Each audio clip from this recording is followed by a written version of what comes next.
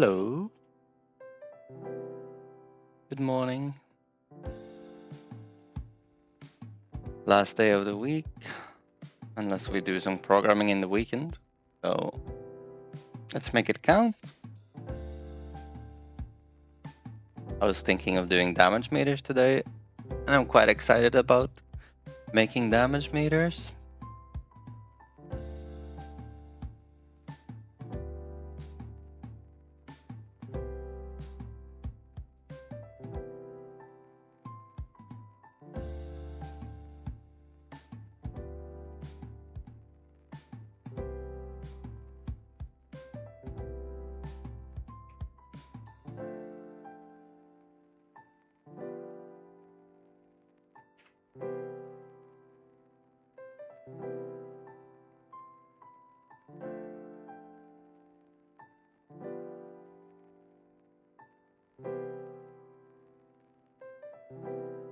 So the idea is that the damage meter should differentiate between which player does the damage, what weapon does the damage. It's gonna show the damage as both damage and damage per second. In order to do this, we should pass player name to the hurt box.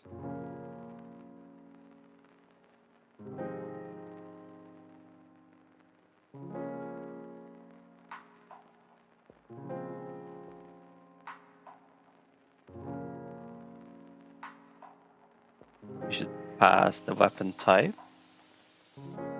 This is enum.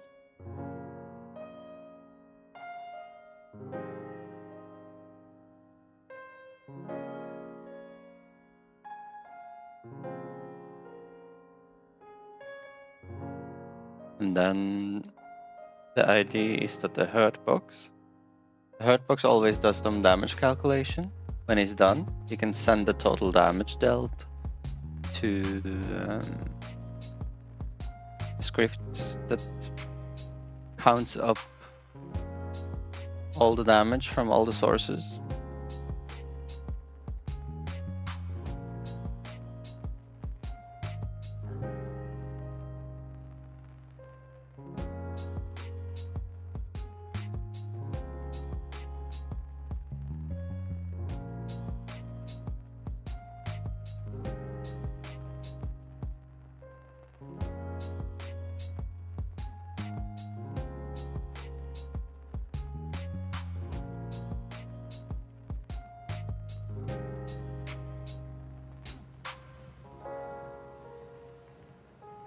Maybe in order to not clutter the screen, we could do total damage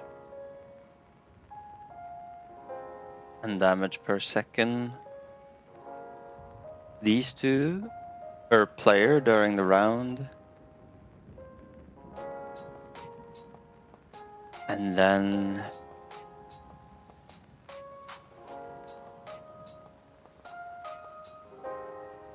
at the end of the round, we could maybe make a screen recap where you could see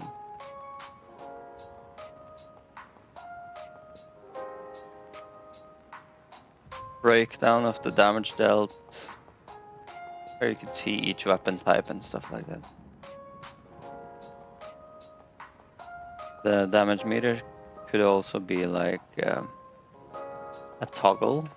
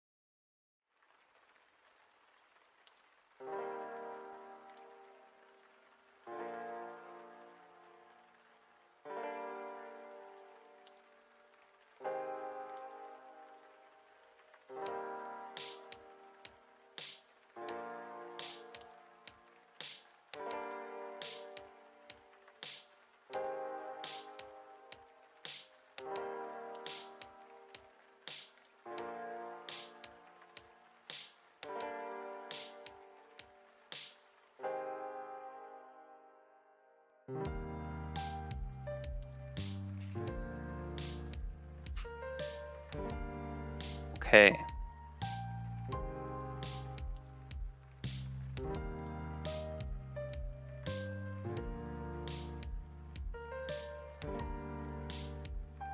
I think that's good.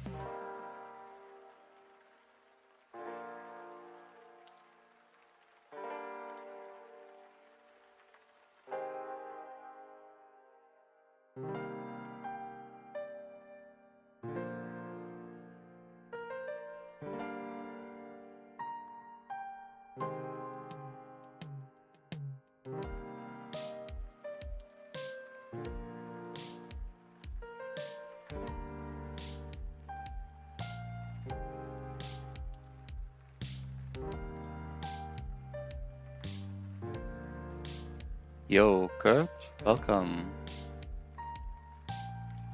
Going well. I was thinking of trying damage meters today.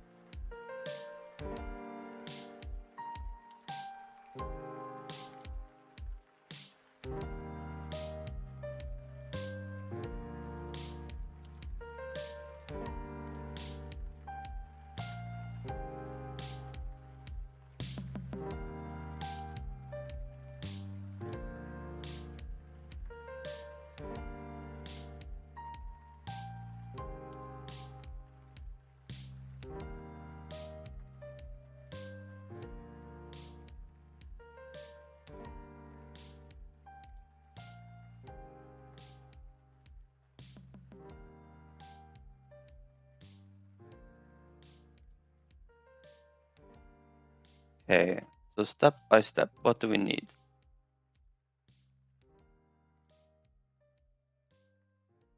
These variables must be sent to the herd box.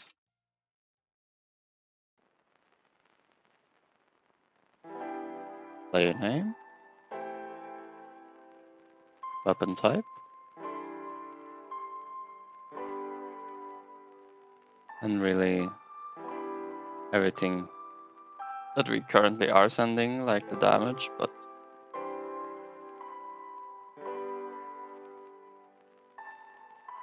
don't have to mention that.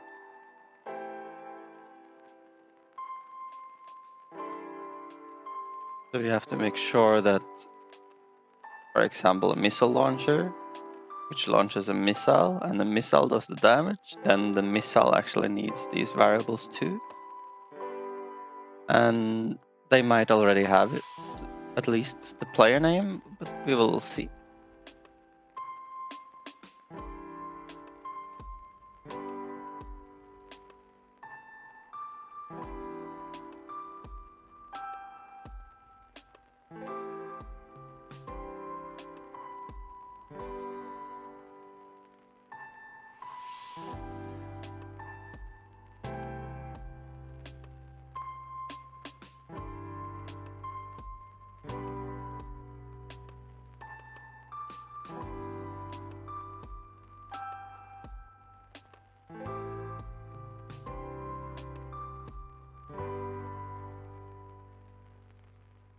We're passing the player object, so we can access that one and do player.name.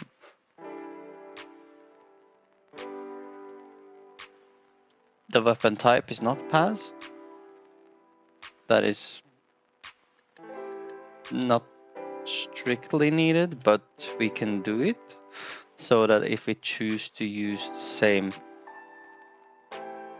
type of missile script down the line for another type of weapon, then we can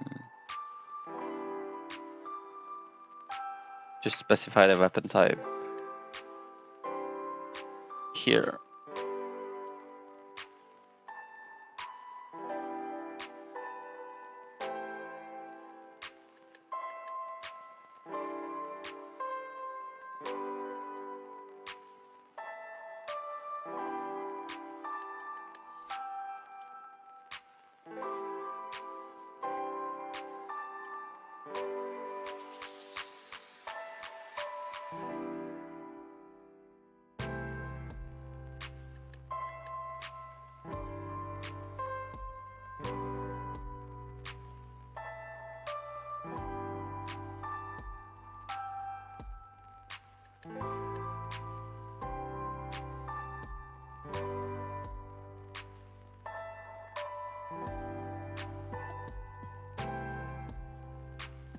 How are you doing this morning, Kurt?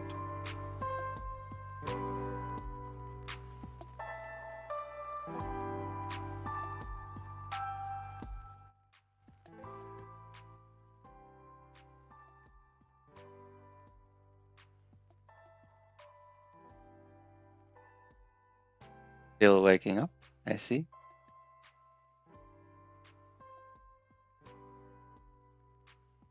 Well, that's a good start.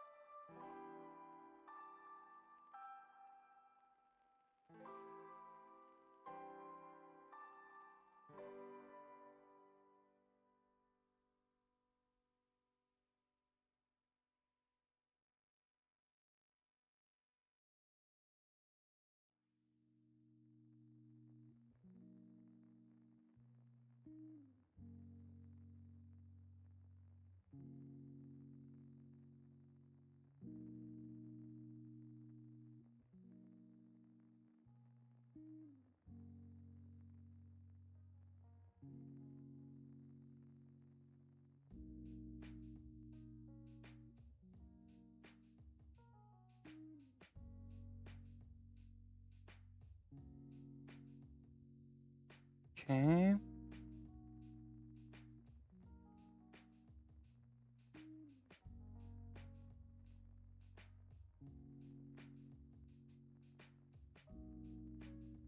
Params is the dictionary.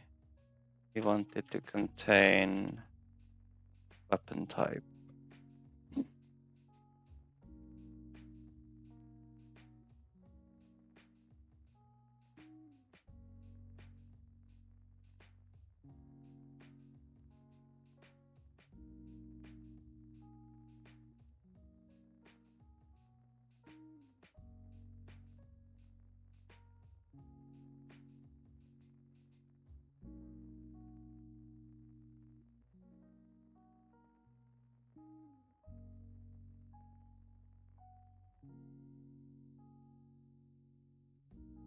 Let me check on the oven real quick.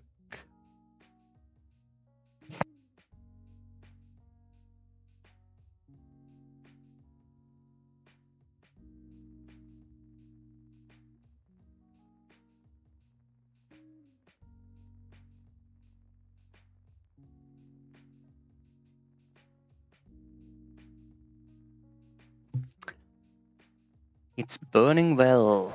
Let's put more wood in like 15 minutes.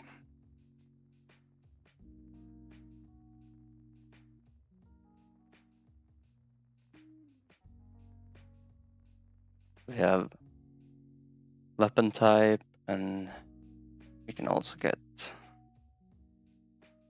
player name as a leave string.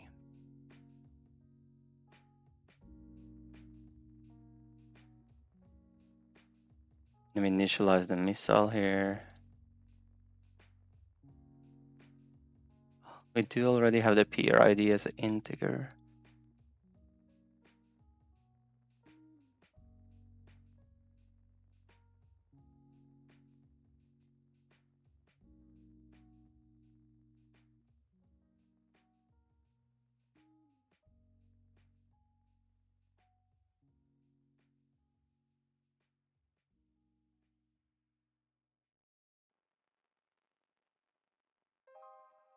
Placeholder until players can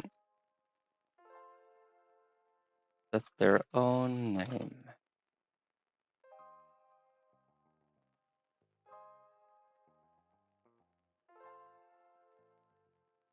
I'm not sure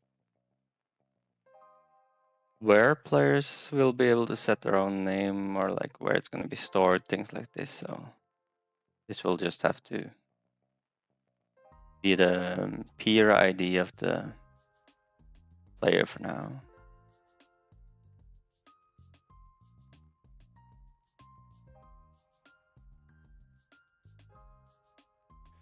Okay, so now we have weapon type and player name on the missile.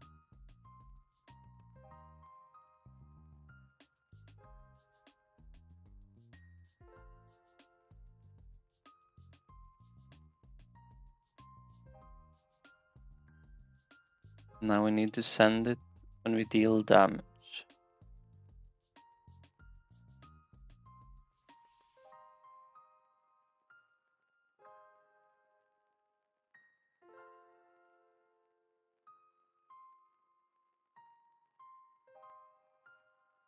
Collision. Here we apply hit damage. When we apply damage, we can pass player name and weapon type, like so.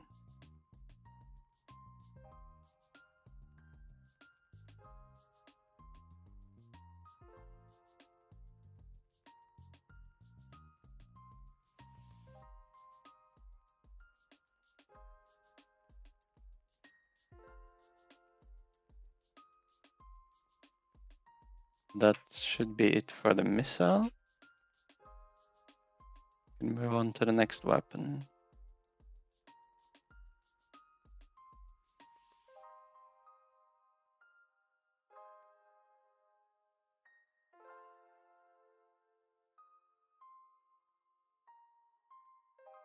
We've been working a lot on the laser gun. We can take a look at this one.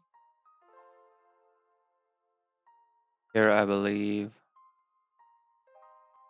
even though the bounce does damage, how it does damage is by triggering the hit script on the laser gun. So let's see.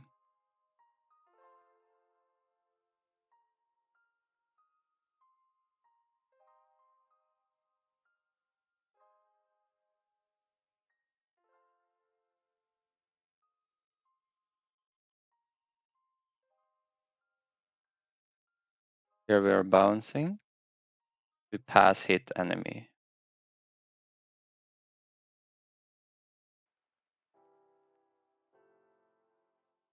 So every time we deal damage, it's this function. And we go back to see here, we do apply hit damage, player name, weapon type. Damage, player name, weapon type.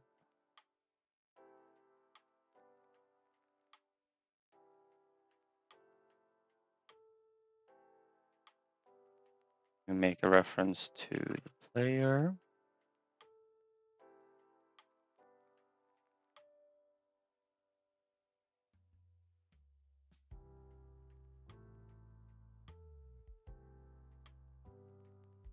That should be a character body. Then we make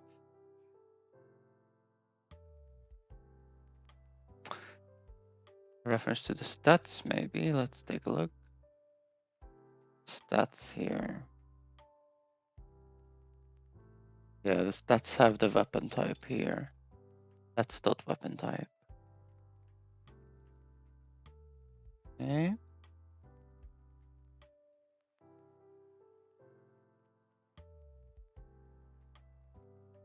So weapon, that's dot weapon type.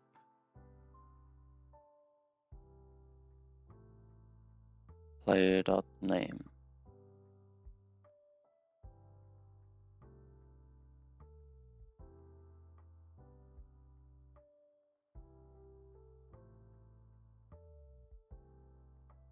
Should be it for the laser.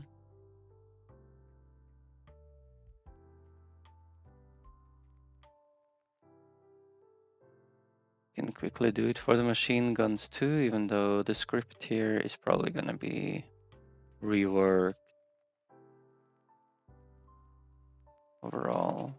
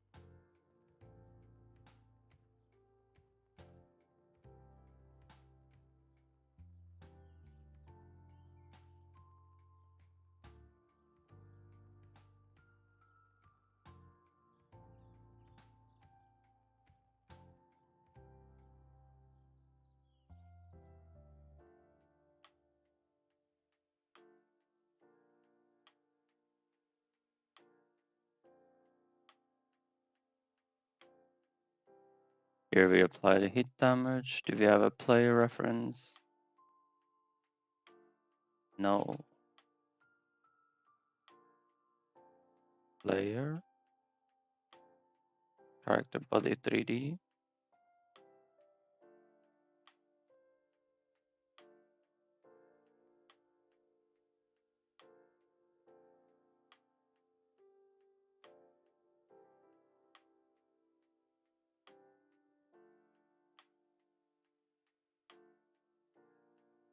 Weapon type.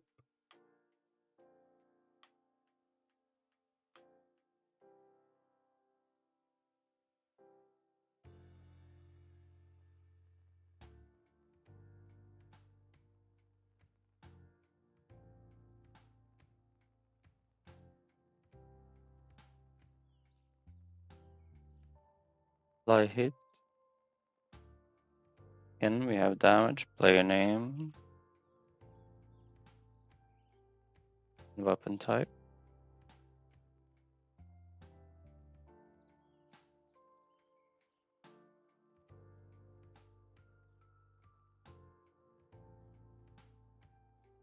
Weapon type.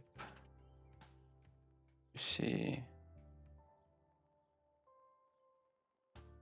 Upgrade weapon type.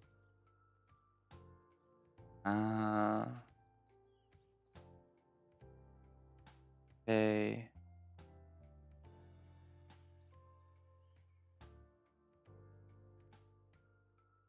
Just declare down here.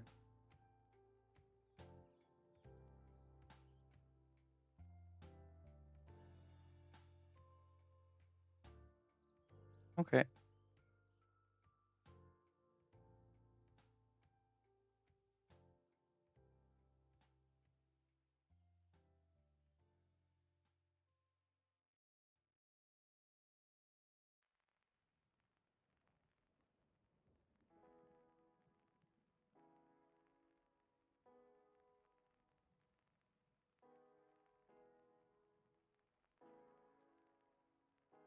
So apply hit.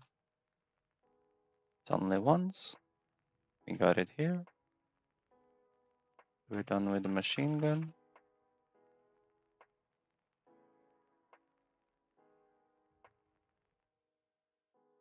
Script should be exactly the same.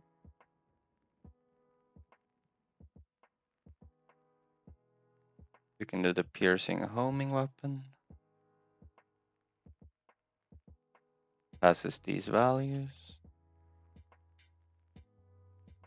We can add weapon type.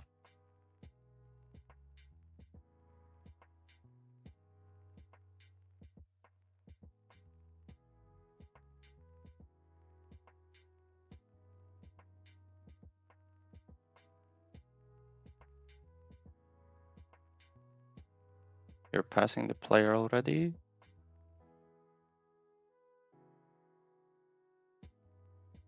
Let's go to piercing homing projectile.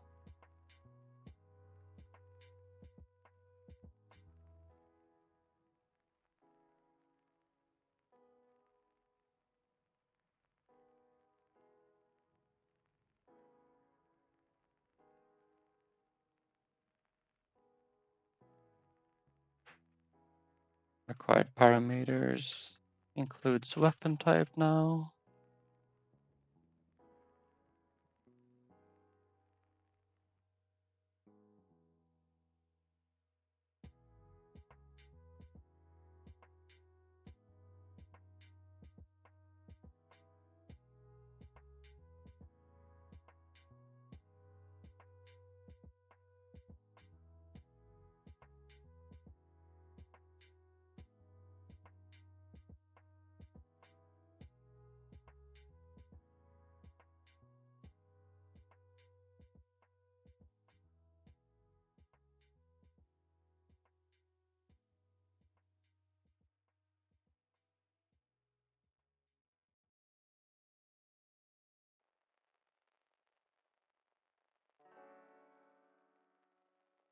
Okay.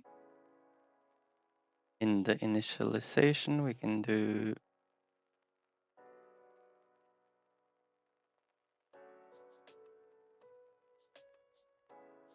here, player name.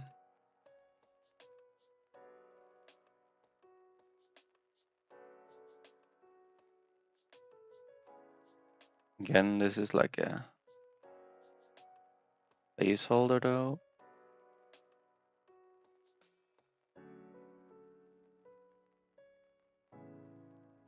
Did we do this correct here?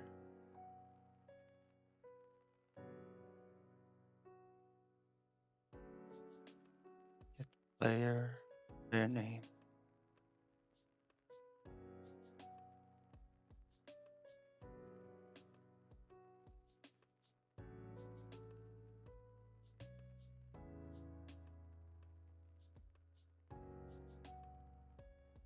I think we forgot the weapon type.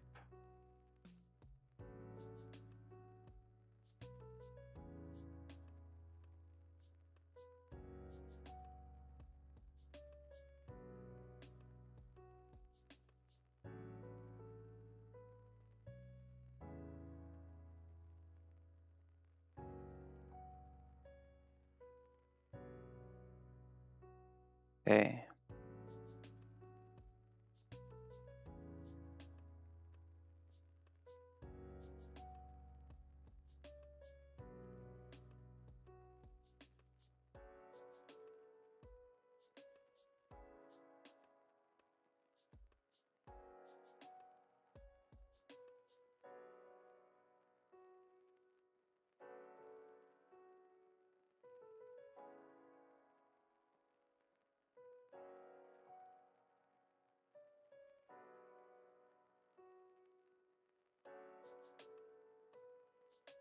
I think that should work. Apply hit. Player name. Weapon type.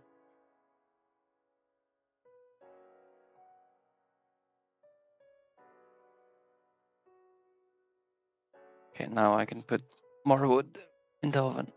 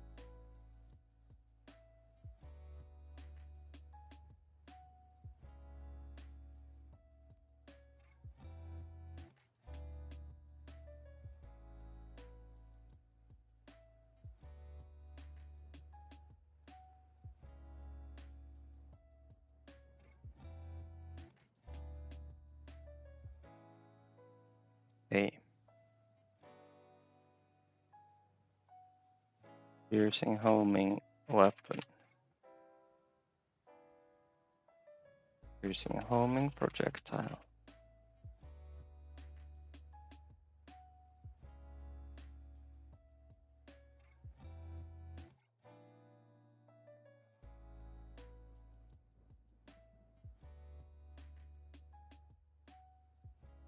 So here is our hurtbox script.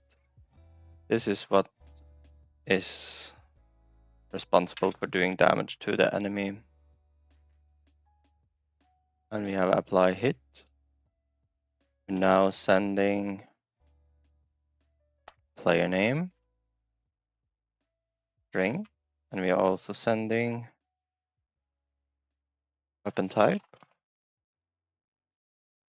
as enum's weapon type.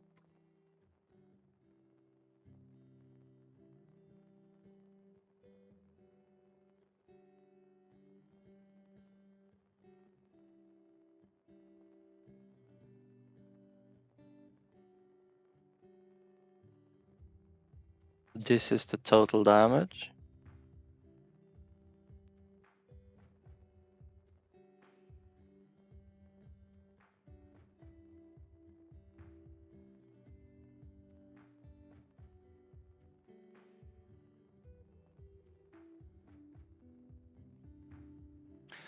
For the DPS damage calculation, I will have to make one decision though.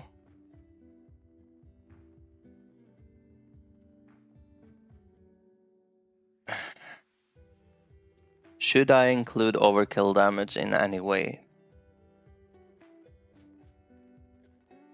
If I just send total damage here to the damage meter, then all the overkill damage will be included in the damage calculation. This will represent weapons that are heavy hitting, like the missile launcher, to be much better than what they are when they're hitting a lot of weak enemies.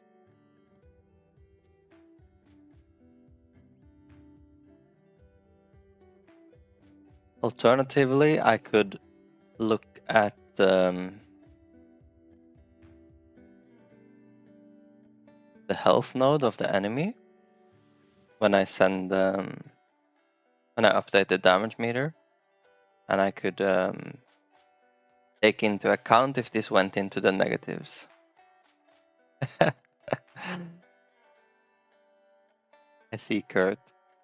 I'm glad you're awake. Took you about 30 minutes. That's not bad. I used approximately 35 minutes to get out of bed, so we're pretty equal there.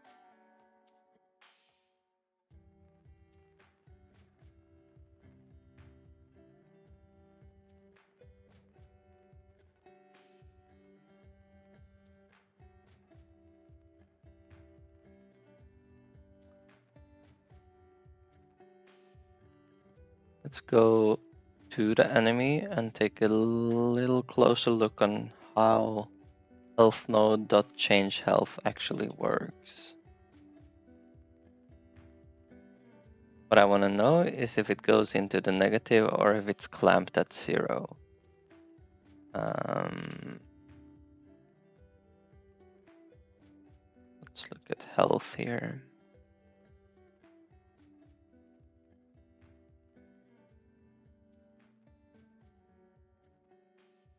I believe it was change health that we called. Could take a look here. Change health. Okay. We adjust the health. We do not clamp it to 0.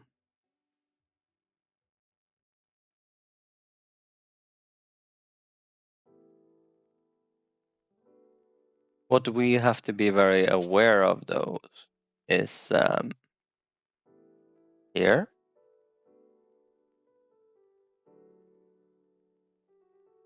If it reaches 0, death is triggered.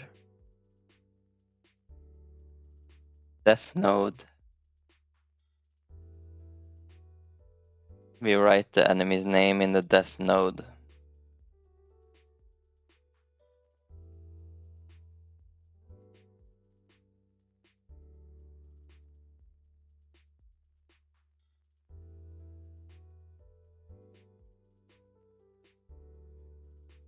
Death node trigger death. Take a look at it.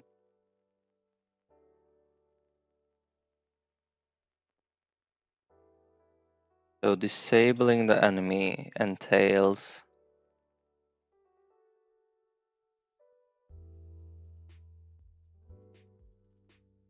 disabling hurt boxes and things like that. Movement, hurt boxes, all of that good stuff.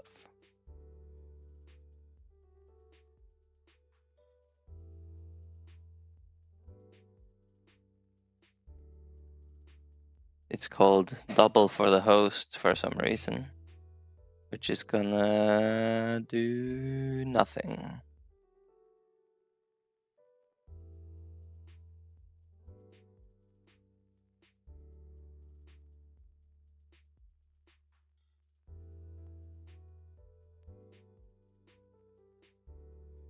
So unless I'm mistaken, this can be deleted. Death animation.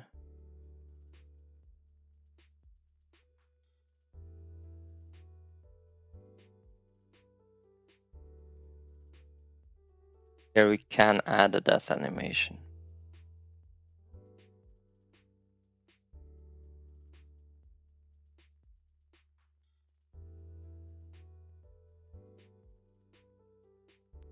Currently, we're just waiting a couple of seconds before we kill the enemy.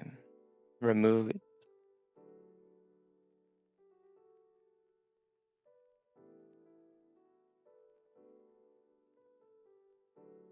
I guess since the hurt boxes is deleted, we could safely do things like or the colliders, we could safely do things like just having it drop to the ground or something as a temporary animation.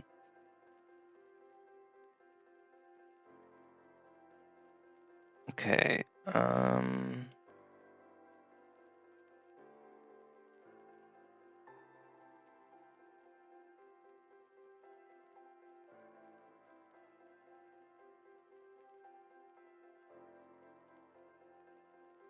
Remove enemy is just a Q3 for now. This is the last thing that happens on death, so then.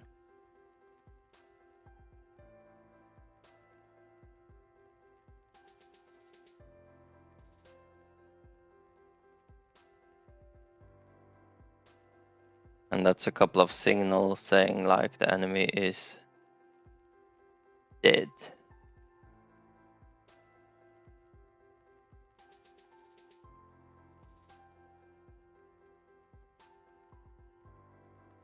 But how is the timing on this death signal actually?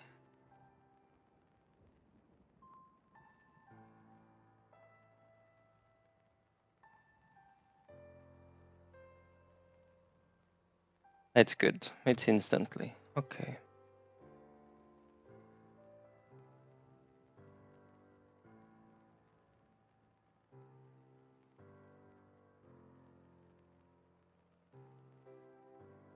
Alright, so what I was after, what was important to me is that Q3 doesn't happen instantly when the enemy dies. Since it doesn't happen instantly, the health node will still be active.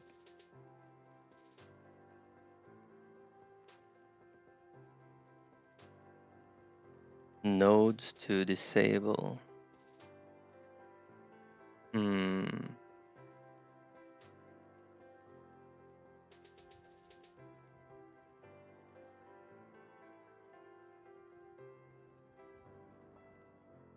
Moving, attacking, and the hurt boxes.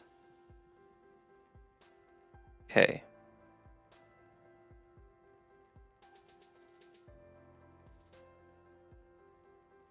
So if we want to, it very much looks like we can use the health node when we calculate any overkill damage.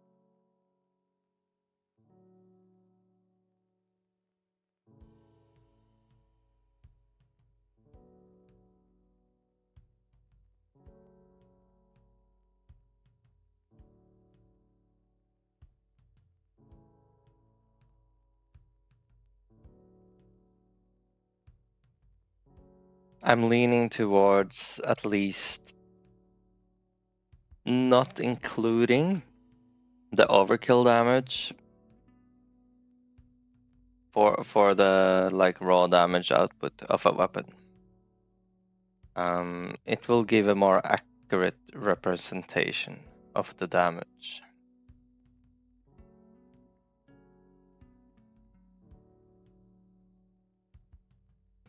Question is if I should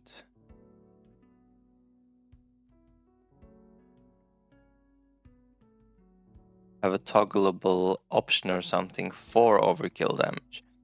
It's gonna be not that much more work, I think, to add it, since we have all the pieces we need.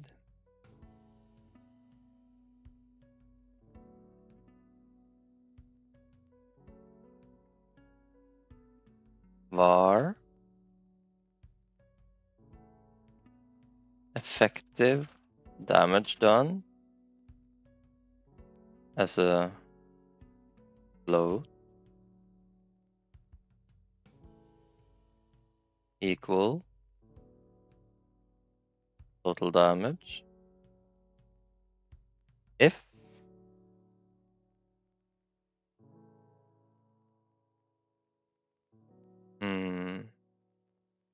no, we don't have to do it here either. We can do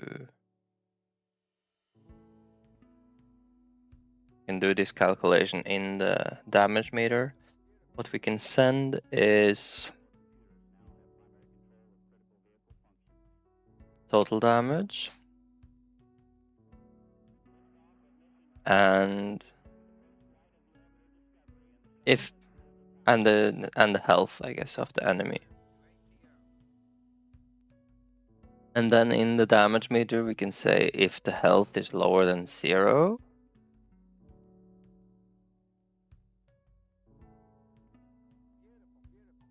that negative health is added to overkill damage and it's removed from like total damage. But we need a damage meter script now. So let's close other tabs. Let's figure out where it would fit in our structure, if you want to call it a structure, whatever we got going on here. Some might argue that there is no structure. Resources, maybe. Connected player tracker, enums, references, signal bus. Manager.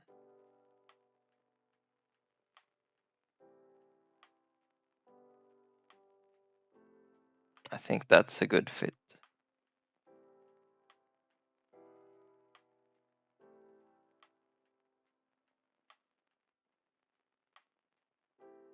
Damage meter.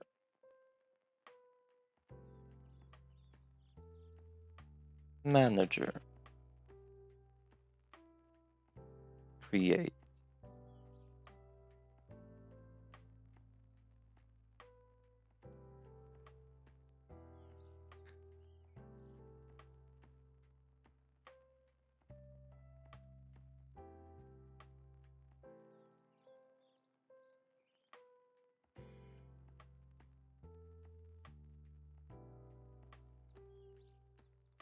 Hmm.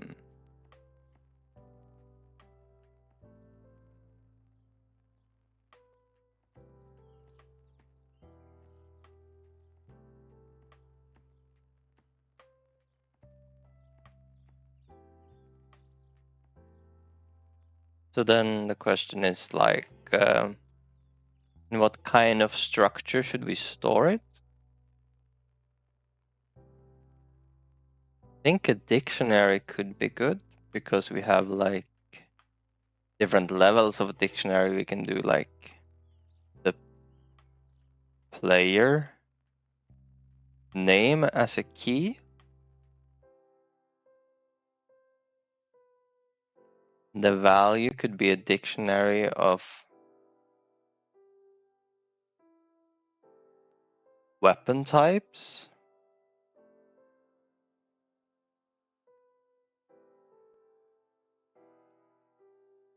And then for each weapon type, the value could be, is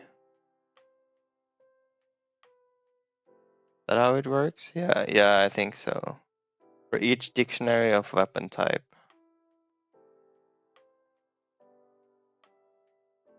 You have key,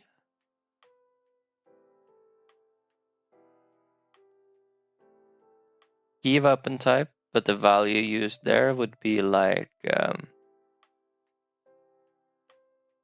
the damage and overkill damage. I think the structure would be something like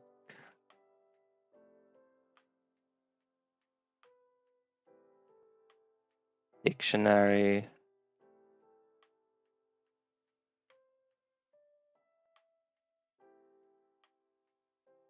key, player name, value,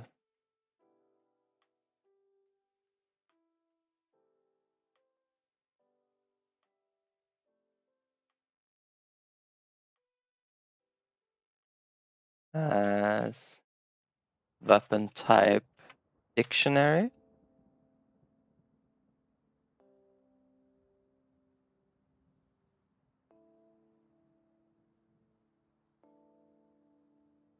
Weapon type dictionary would have key, weapon type, value,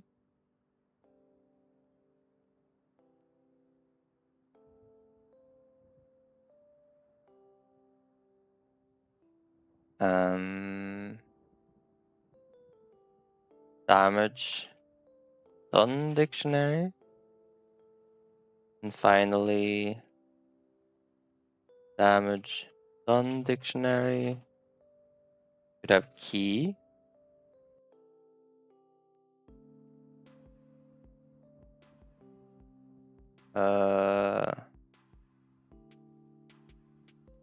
damage type,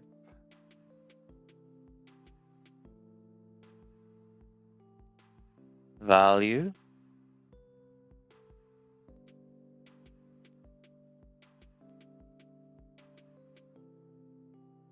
damage done, float. And damage type is either like effective damage or overkill damage.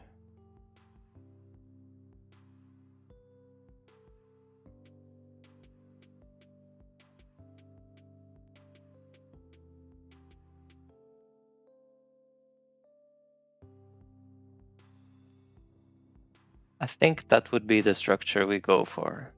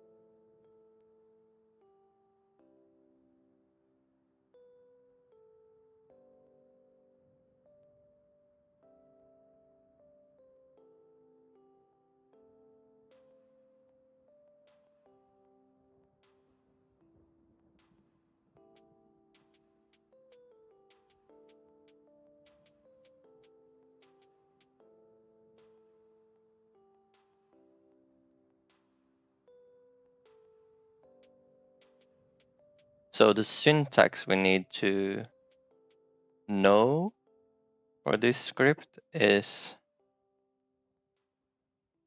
how do we append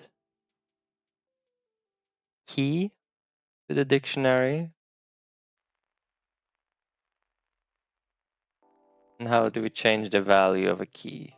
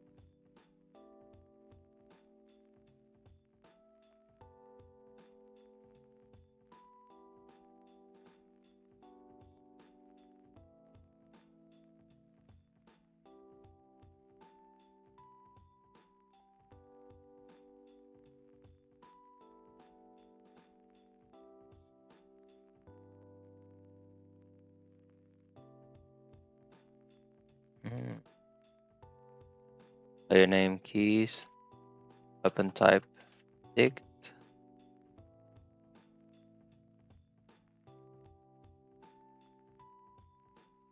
weapon type keys, damage done dict,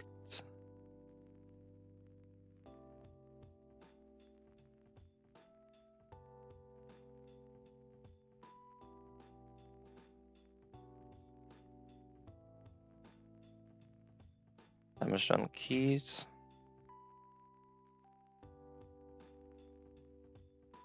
damage done float.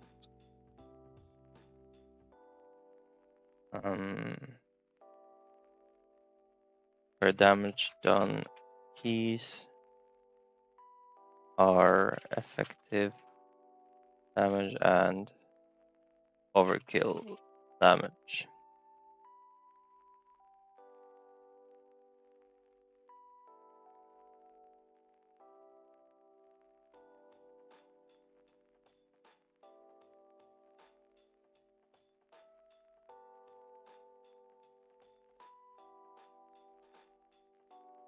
We did use like a couple of dictionaries, but I'm not exactly sure in a while.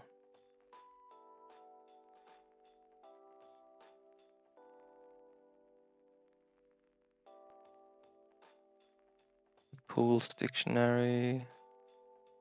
It's built in the beginning.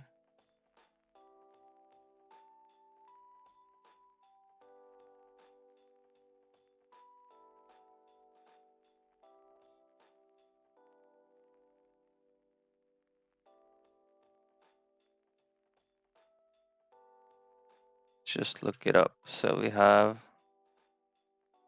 we need to know how to append a new dictionary as value.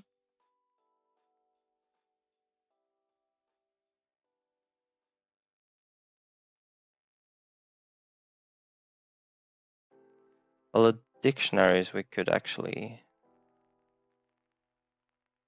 make straight away, I guess.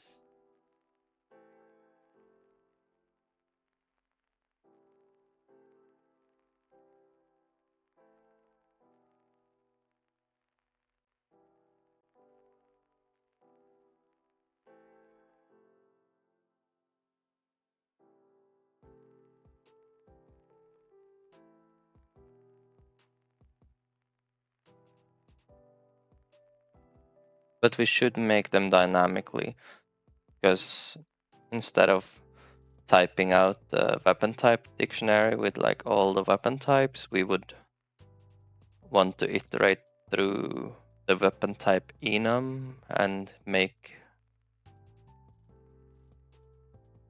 one entry for each.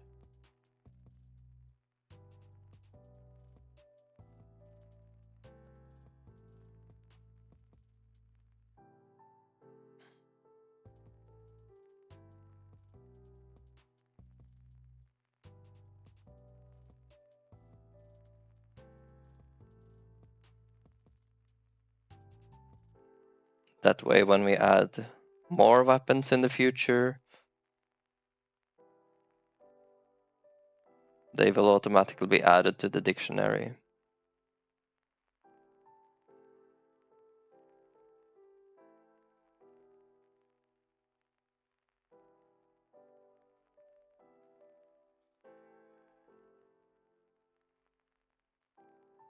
How to add a key to a dictionary.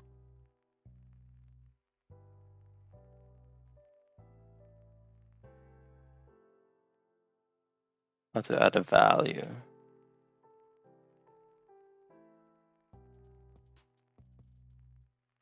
So what can we write in the beginning?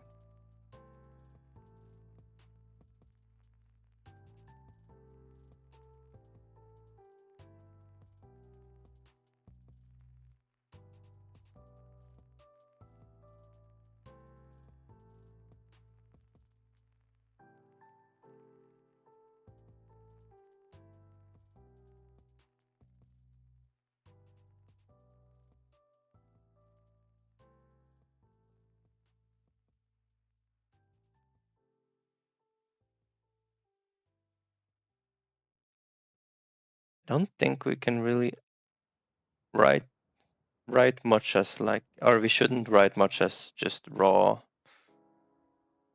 text here. Like we shouldn't declare much here at all. I think everything should be built dynamically. First time player does damage. Then the script should check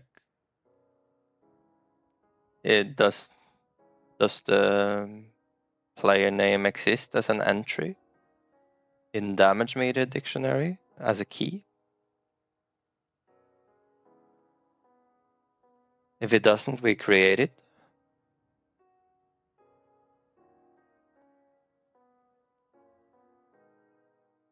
That's step 1. Step 2, does the weapon type exist? Not, we declare it.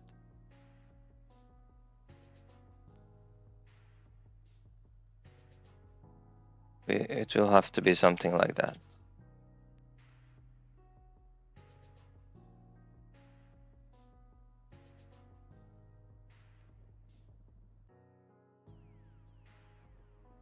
Create / update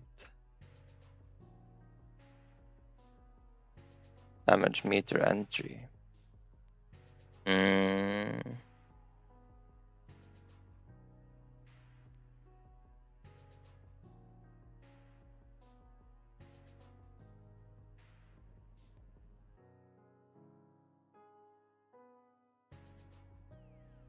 To the function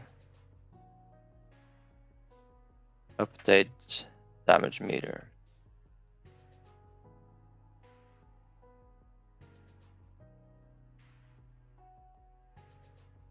It should receive all of these parts that we need. Player name as a string. Weapon type as a enum. Weapon type. And finally, two things more. Damage done, the float. Overkill damage as a float.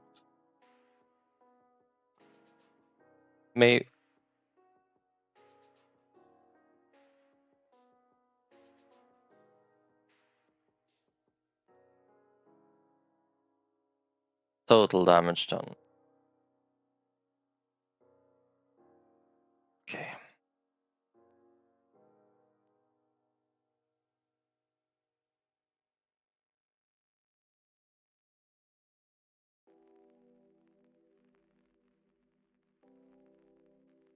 Hmm.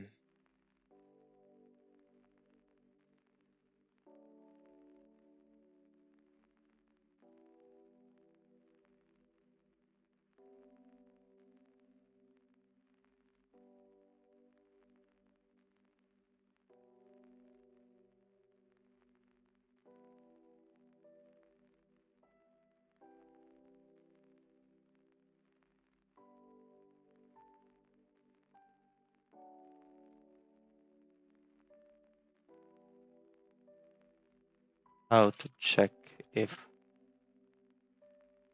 dictionary has key.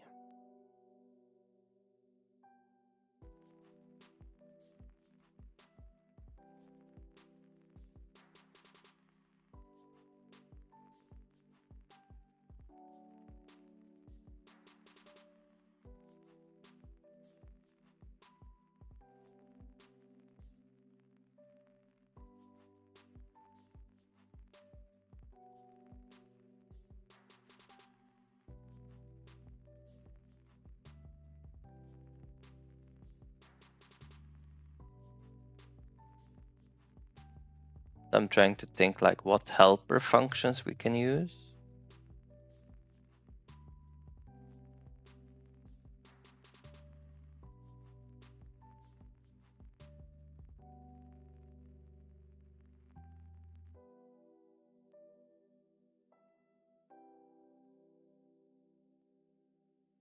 If we have like a helper function that says something like check if the dictionary has key. If it doesn't have the key, add it.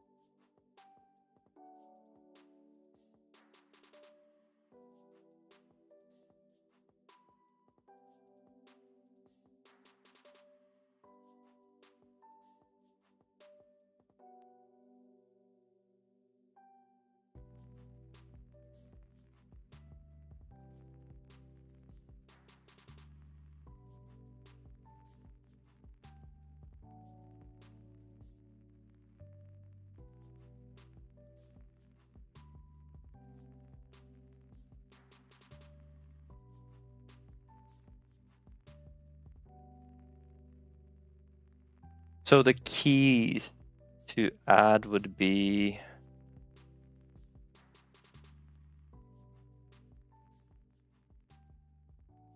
we would need to check player name and weapon type. We just have to remember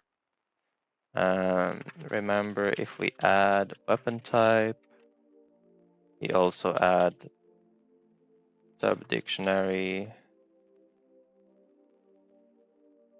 effective damage, overkill damage with keys, effective damage, and overkill damage.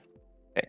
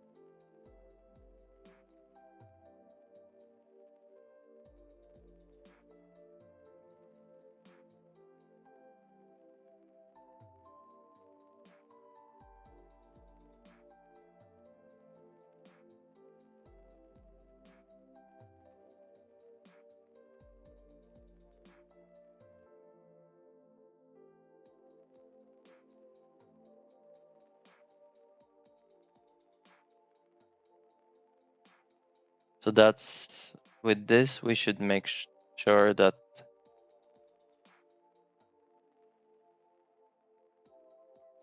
the entries we need to edit exist.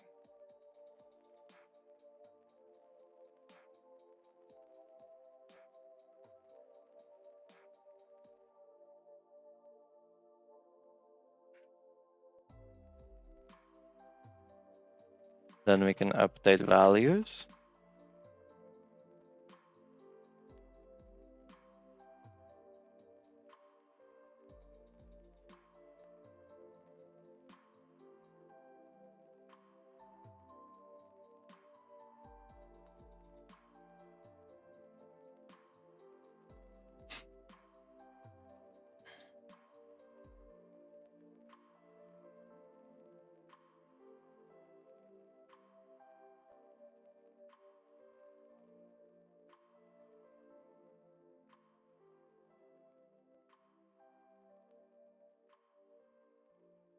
That one is gonna need everything.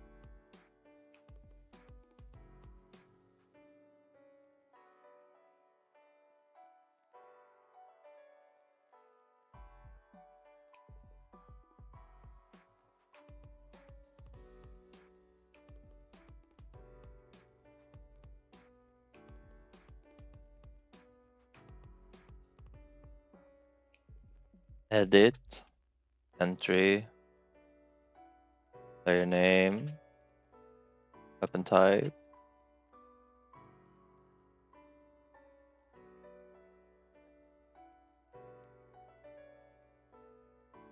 Um,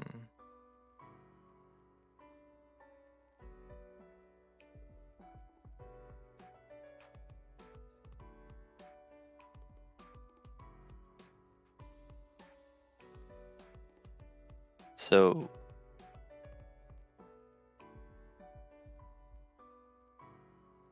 active damage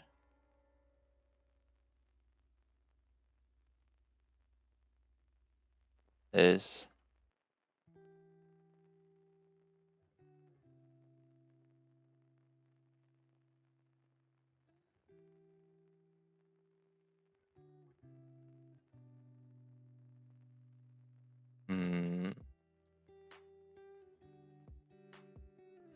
let's see, overkill damage. Let's clamp it, basically.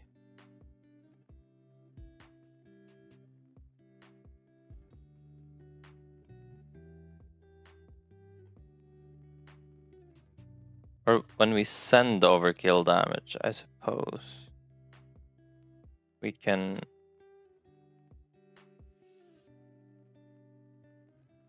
I'm trying to think, like, should I always just send the health of the enemy when we deal the damage, or should we send 0 if there's no overkill damage?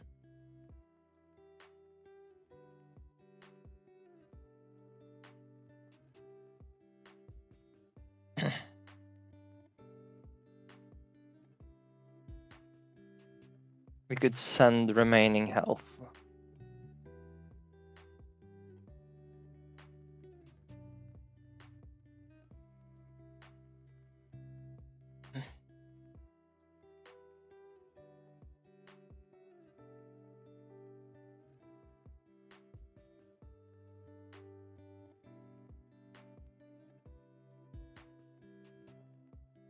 And we can make overkill damage equals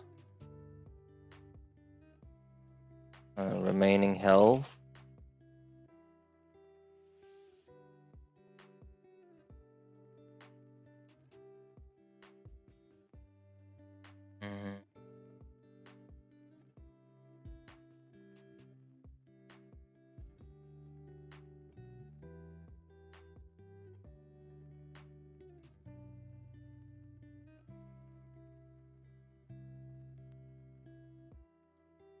Let's say, see, is there an infinite?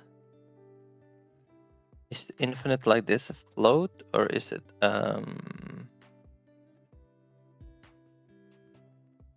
it's a float, okay. We clamp it from minus infinity to 0.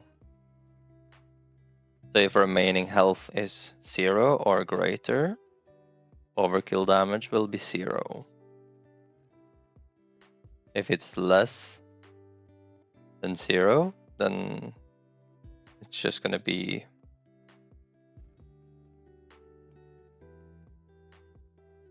whatever remaining health is. If the enemy has minus 100 health, overkill damage will be minus 100.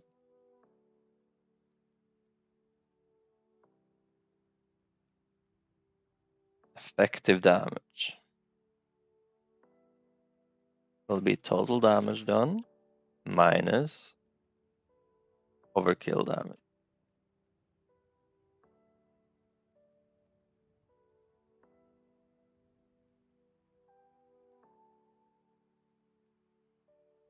Now we got our two things that we want to add to the entry.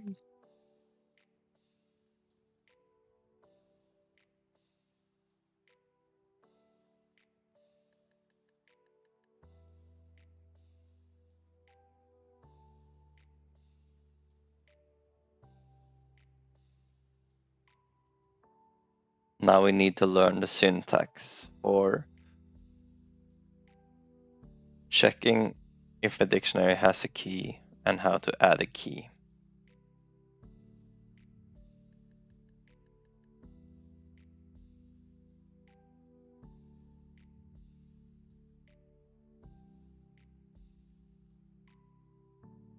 And the value.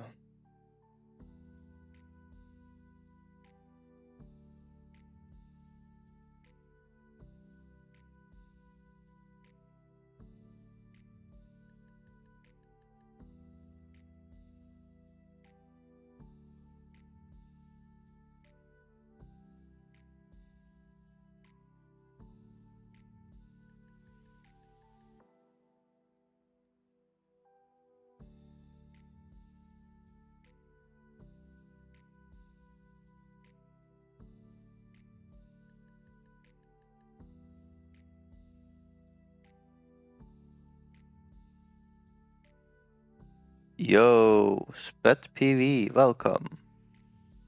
How are you doing?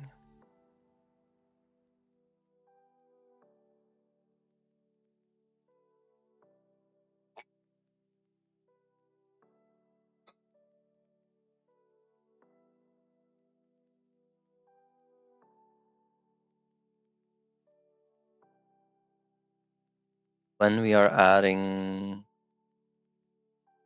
player name for the first time, we should create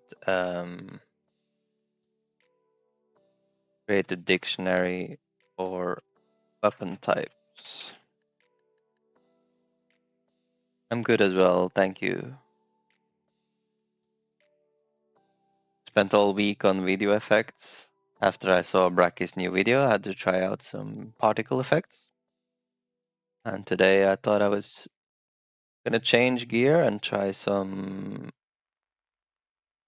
damage meters. But I'm rusty on dictionaries and I have to learn how they work.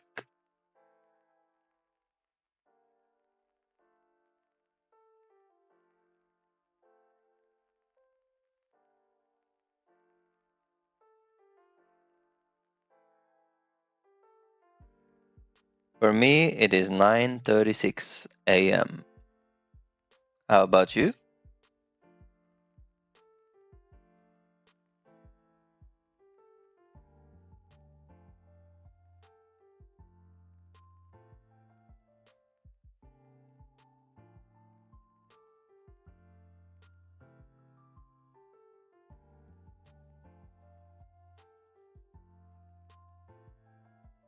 Same time zone. I see.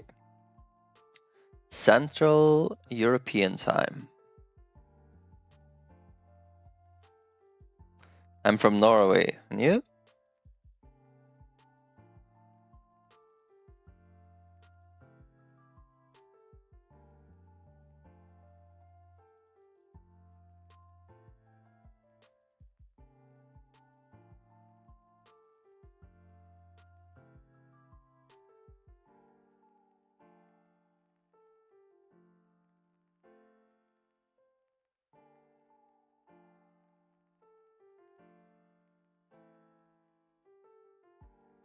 Let's see if we can learn the syntax.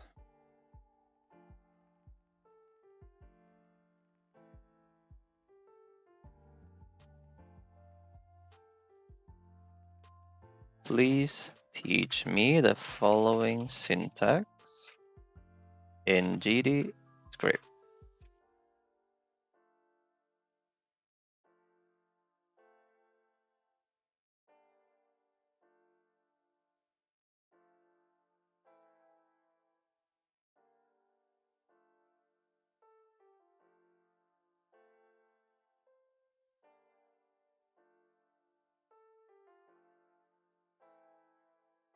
If you have a dictionary like this one, data, we use the keyword has to check if it has the key named health.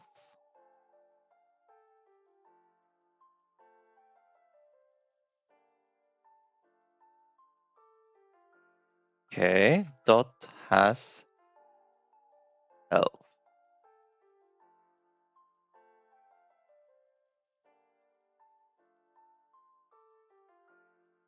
My dictionary dot has value, or key rather.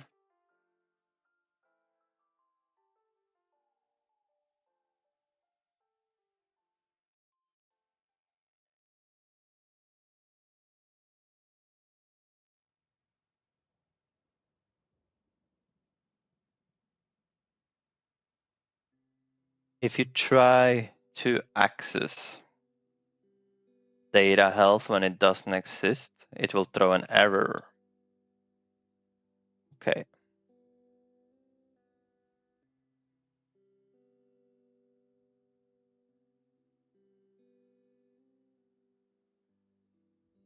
I follow the channel. I have little to no morning streamers. That's why I decided to stream in the mornings. There, I saw there was very little people streaming. And since I'm so small, I thought I might pick up one or two.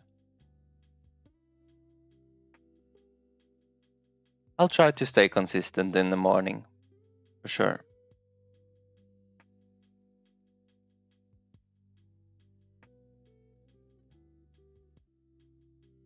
It's -1 where you are, Kurt. How is it here? -7. 9 degrees for you. Wow, that's warm. Middle of winter.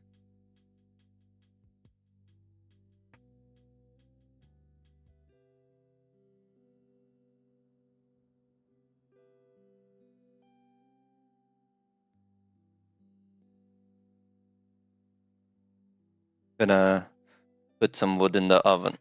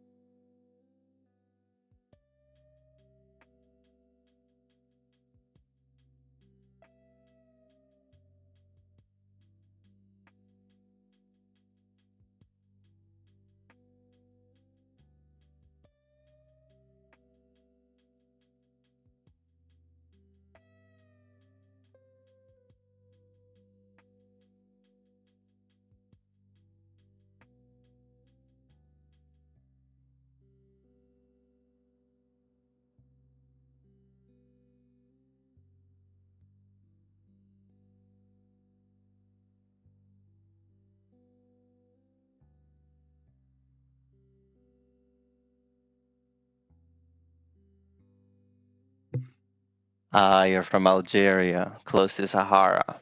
Yeah, then it should be a little warmer than Norway.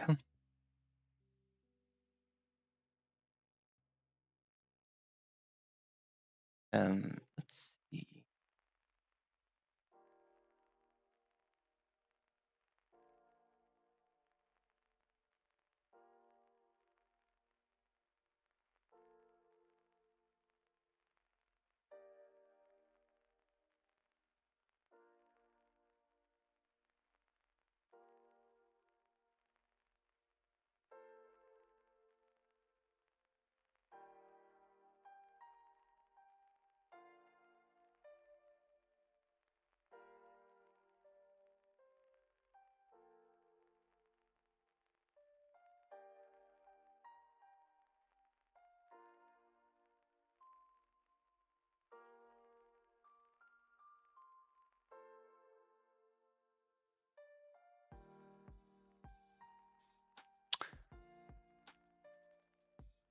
I thought I would get a notification when you followed.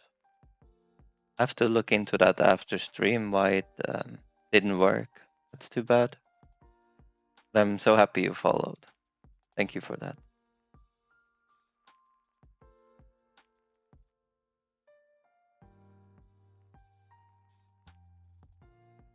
I feel like it's bad manners of me to miss things like that. Most people stream late night, and I'm sick and tired from poor quality sleep schedules, so I'm starting to watch more morning streamers. Ah, smart.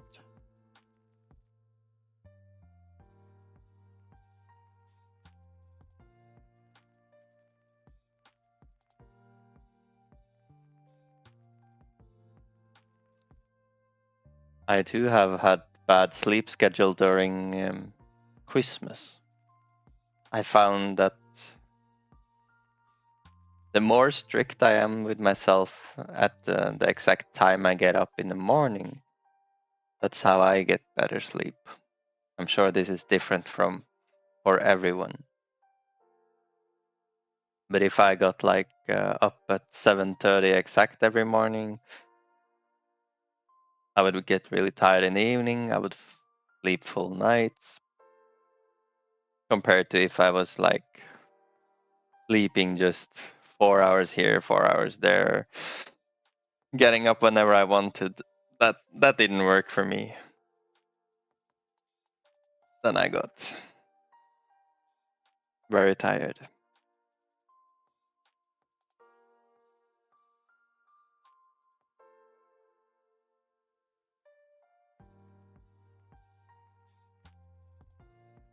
Okay.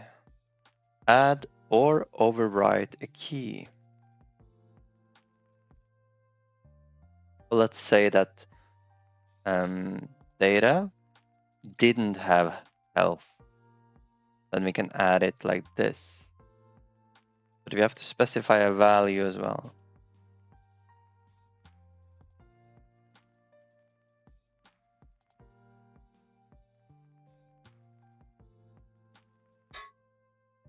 Consistency is key. Yeah, I agree.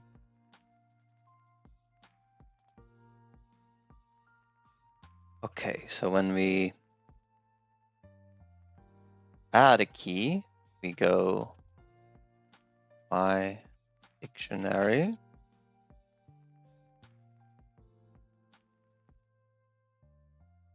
And then key equals value, like that.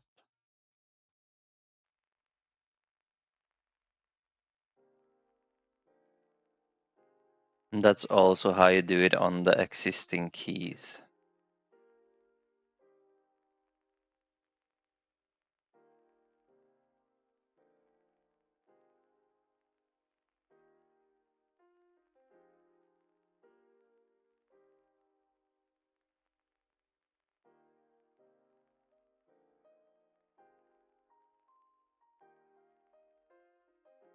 But if this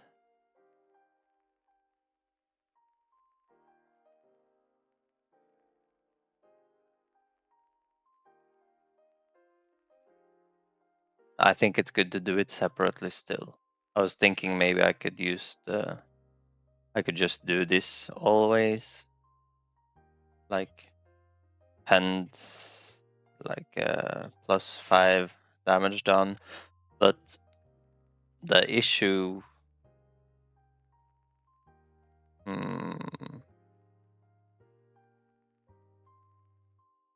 like the first time I add 5 to a value that hasn't been set yet, is it gonna understand it's gonna be a float automatically or stuff like that? I'll boot Linux for today just to get some code started on my project. Cool, man.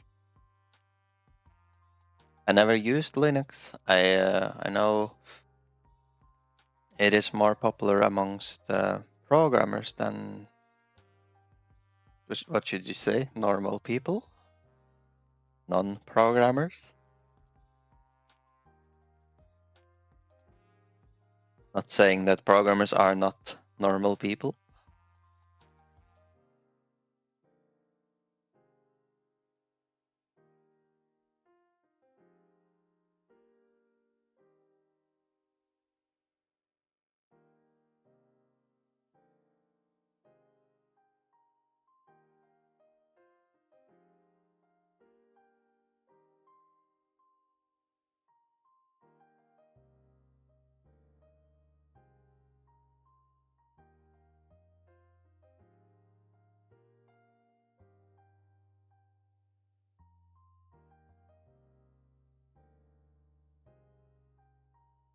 Yes, that's what I wanted as well. I'll do it separately.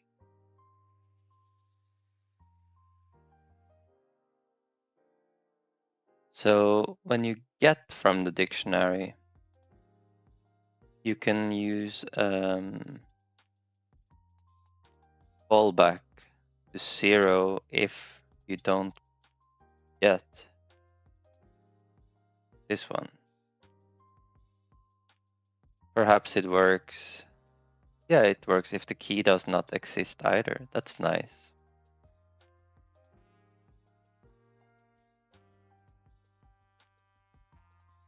You use Linux to watch stuff and code. In Windows, you use for gaming and CAD software. Not sure what CAD stands for. Dual booting is great. I see. Yeah, I guess Linux is not always easy to use with gaming, is it? Then it's good to have both, yeah. Then you can use the advantages of whichever system is the best at something.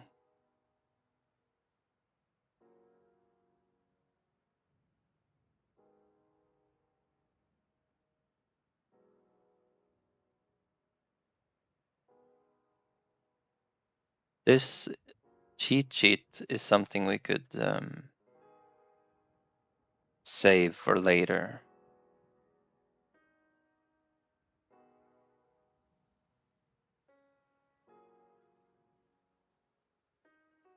We have Godot and the code, add page, dictionaries.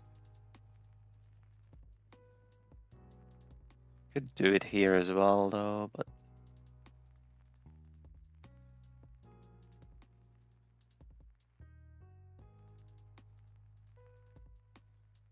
I should organize this page actually. It like, I used to have this in Obsidian. So now when I copied it over, it doesn't have like any links or anything. It doesn't have any overview here.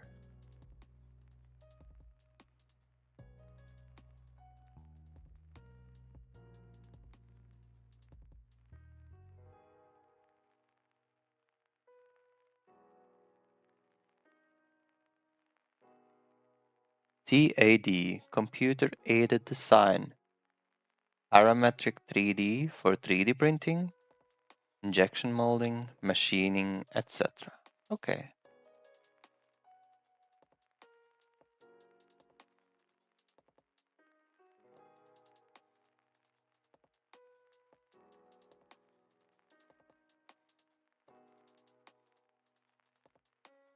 You have a 3D printer at home?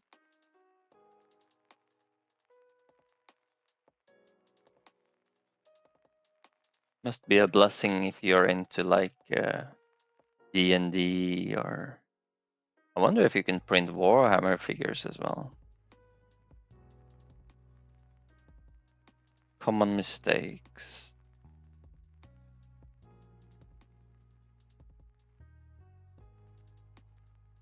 Trying to set the key like this.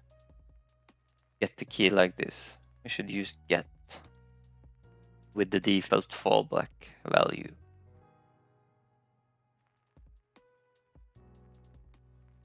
The only thing remaining for me to understand now, I think, is how we access dictionaries within dictionaries within dictionaries. So let's say, for example,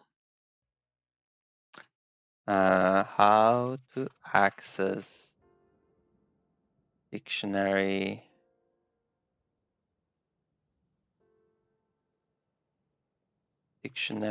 within dictionaries. I could probably figure it out from this though, but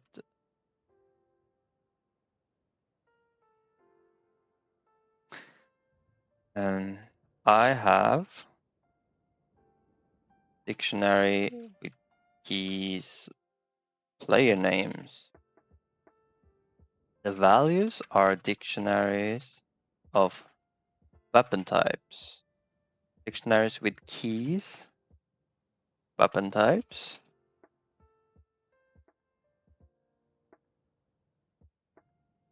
These weapon types. Dictionaries use values.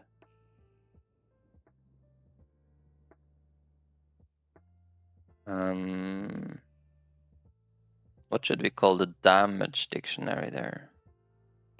I guess that, just like that. Damage dictionaries. Finally, the damage dictionaries.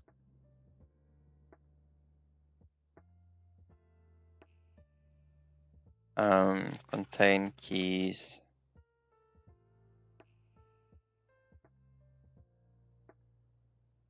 Effective damage and overkill damage as with values float.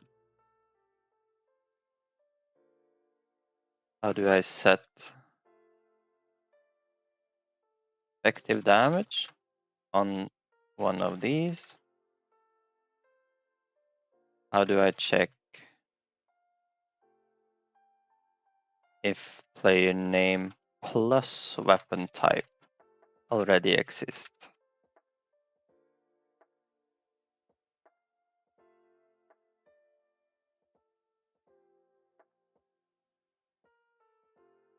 For D&D stuff, you need a resin printer for precision and it's not cheap or easy to use.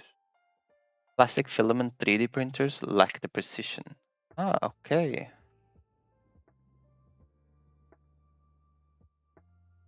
So you can make bad 3D stuff with the filament printer, but to make good stuff, you would need a resin printer. I saw Hero Forge, a website where you can create your own D&D like figures, characters. They were kind of expensive, like 50 euros or something for a miniature, but you could craft the miniature on the page and save the print file. And I don't know if that was like 8 euros or something instead, like 1/6 of the price or something. and then you can just print it with a printer.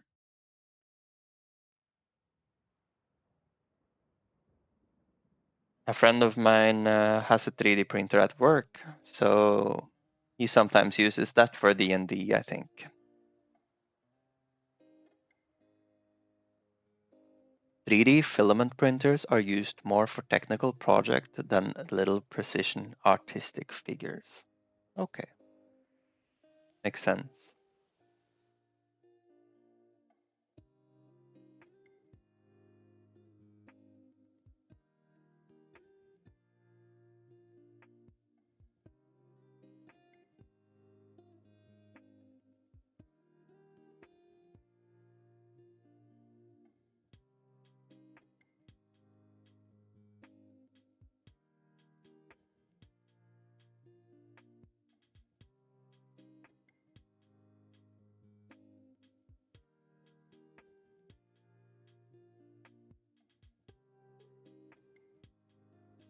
So you do player stats, player name. Now you access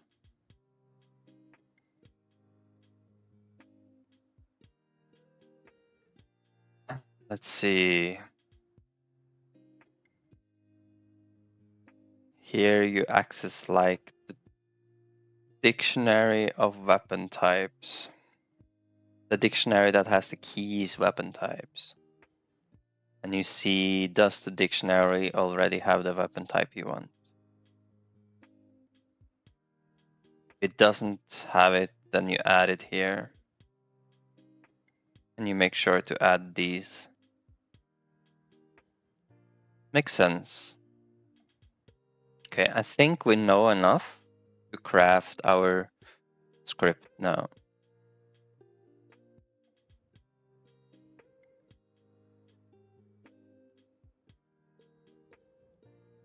Damage meter dictionary. If not damage meter has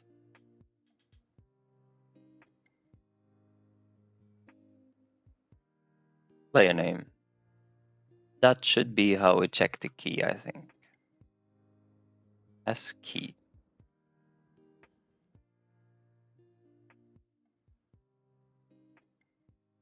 Okay.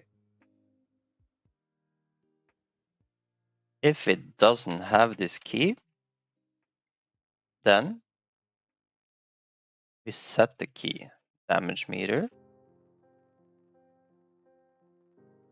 player name, and this is going to be another dictionary.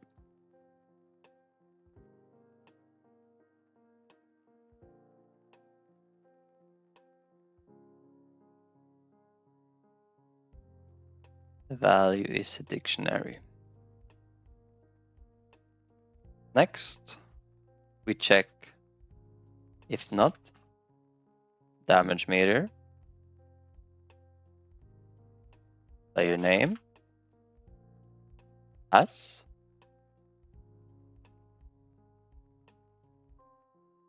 and the keys of the second dictionary here is actually enums. Oh, from the weapon type here. So they're actually like integers.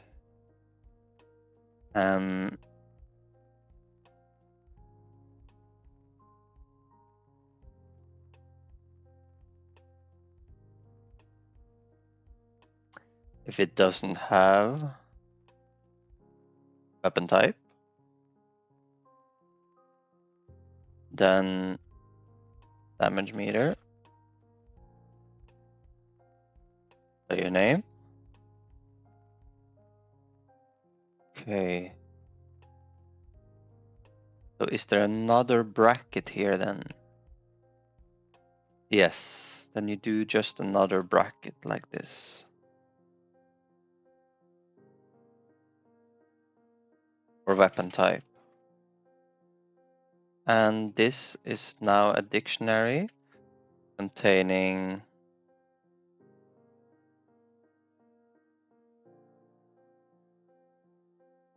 these two, overkill damage and effective damage. Let's do effective damage first. Effective damage. We set it to 0 as baseline. And then overkill damage.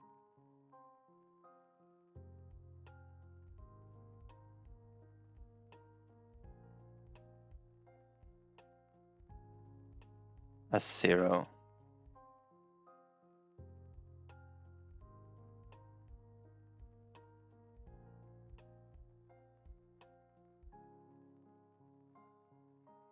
Damage meter not declared in the current scope. Damage meter is this dictionary.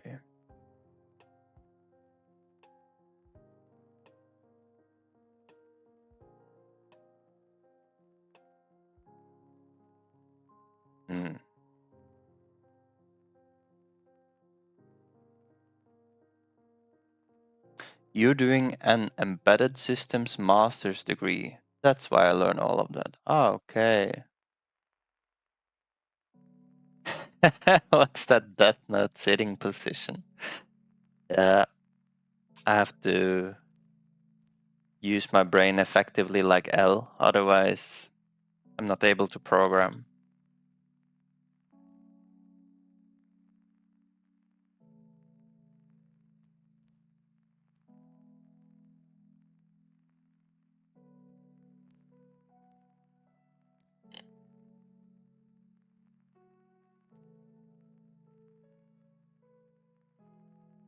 I wonder why it doesn't let me use the damage meter here like this. Like it works right here.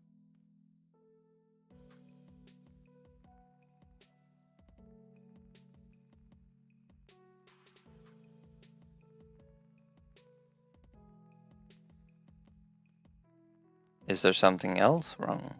Like, would it work if I did it like this?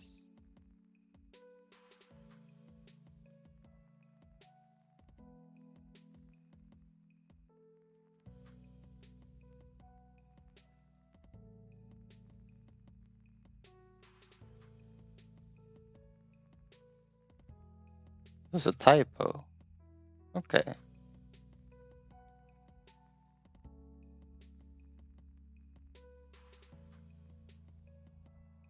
Now we added the keys.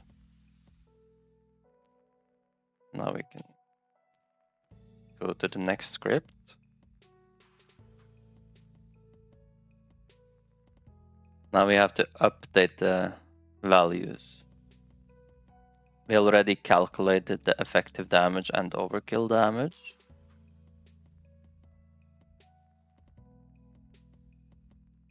First, let's add the effective damage.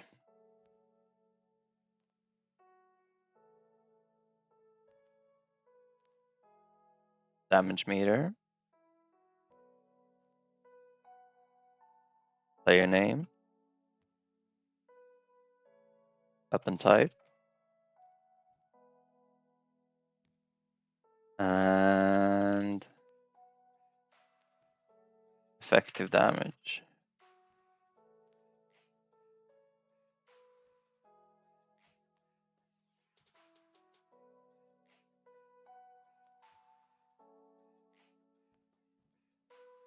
It would maybe be a good idea to make it more readable to put all of this as a variable, like a reference to the weapon type dictionary here.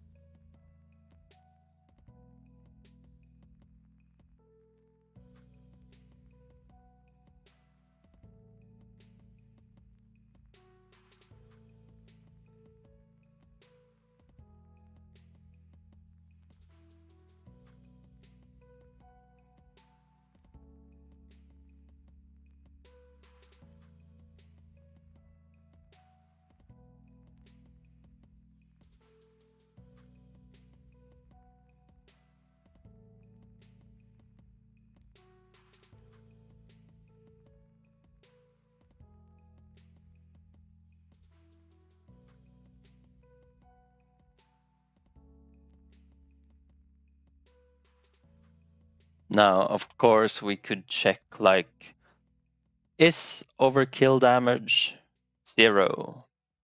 If it's 0, we don't add it, or we only add it if overkill damage is less than 0, something like that.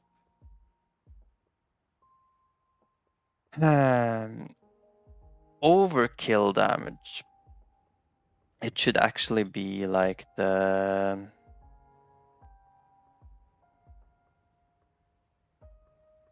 You should maybe flip it around, like minus remaining health, 0 to infinity.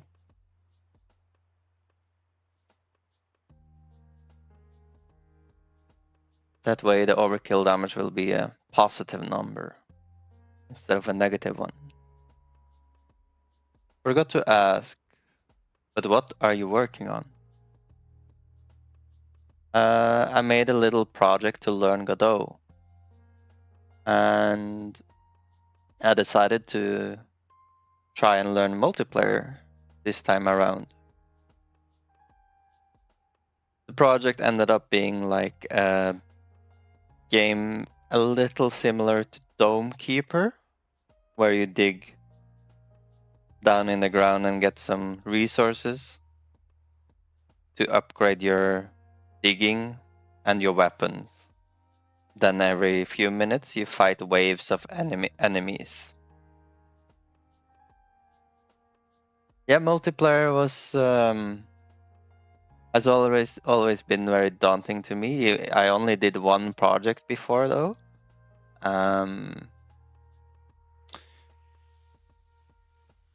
So I don't have much experience in anything really, but I thought I might just jump into multiplayer and try it.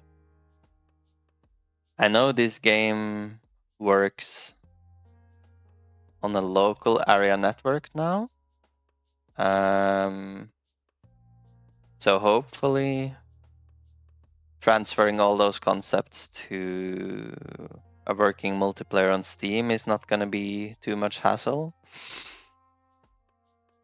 Dome Keeper is a fun little game. Yeah, it is. Maybe it was a tiny bit slow for me, but I did enjoy it still a lot. I know a friend of mine got addicted to the game.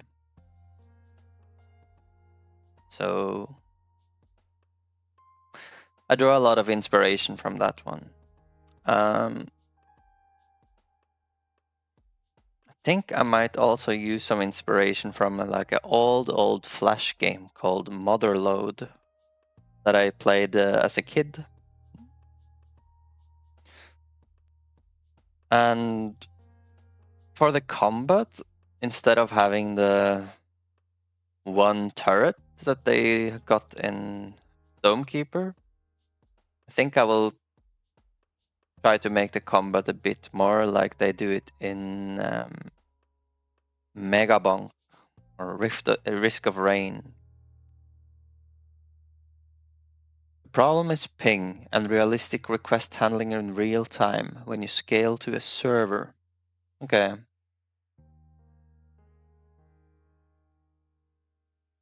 Request handling in real time.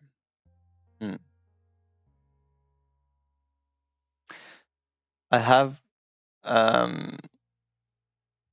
one thing going for this game in regards of ping and things like this. If this is like a cooperative game,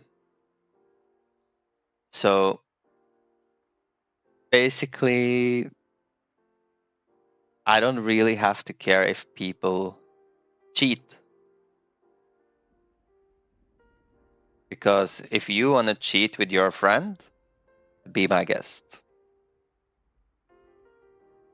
And since I don't really care if people cheat, unless perhaps if I make a leaderboard sometime, but oh well. If I don't care if people cheat, then I can do things like calculate the movement on the client side. without worrying too much about the client being like the king, like being the authority.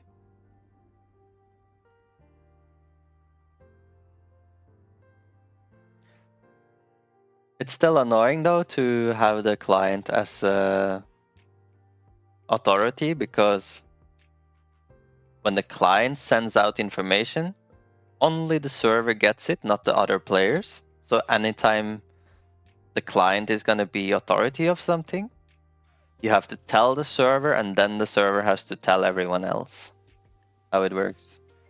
In a LAN, all requests are received successfully 99.99% of the time, but on server request can fail and ping varies, and you have to handle timing issues between players.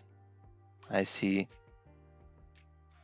I suppose these there are different requests you send, right? So I suppose the requests that you send, which are marked as a reliable, should always get to the other players. So you can like reliably update, for example, variable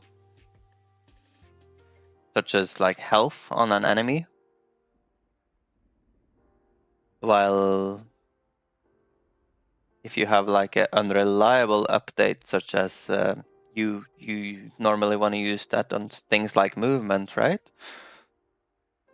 Then I'm guessing you will notice a big difference on ping and stuff like that.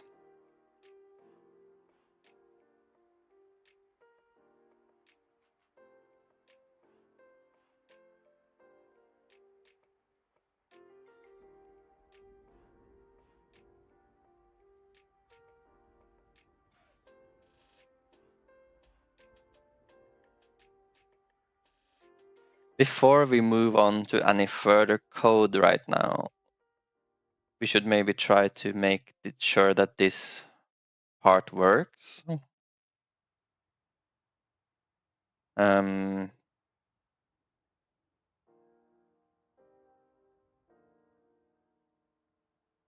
we should make this auto load,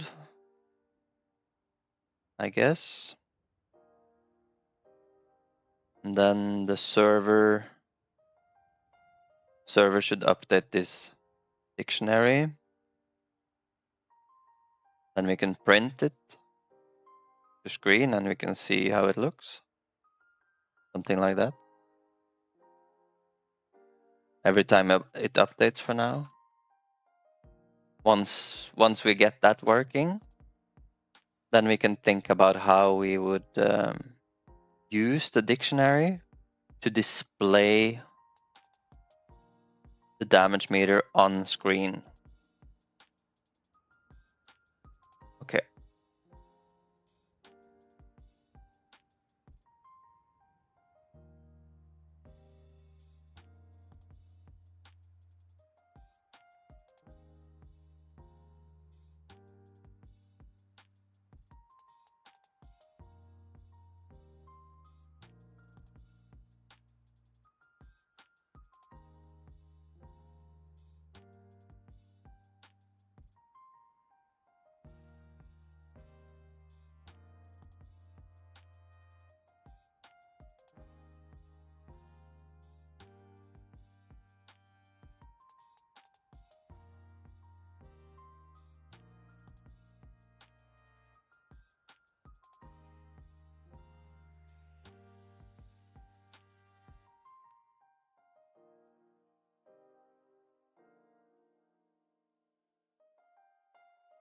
Here we have damage meter manager.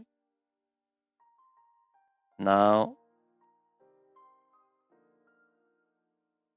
go to our Hurtbox script and we can update damage meter with this information. The player name we got, weapon type we got, total damage done, that's total damage, and remaining health. Remaining enemy health. Health node. I'm guessing it's called health. Double check it. Current health.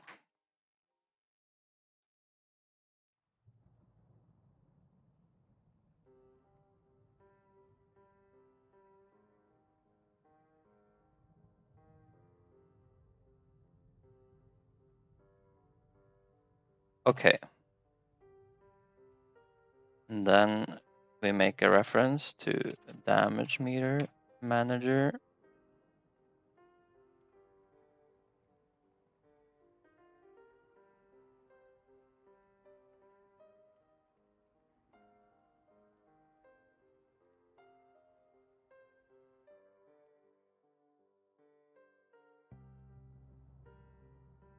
And that should be it, I think.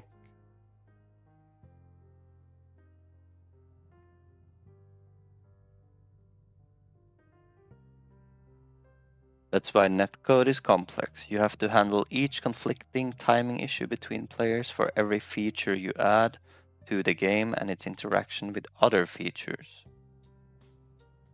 When you see the netcode in fast PvP MMO games, it's basically black magic. Okay, I see.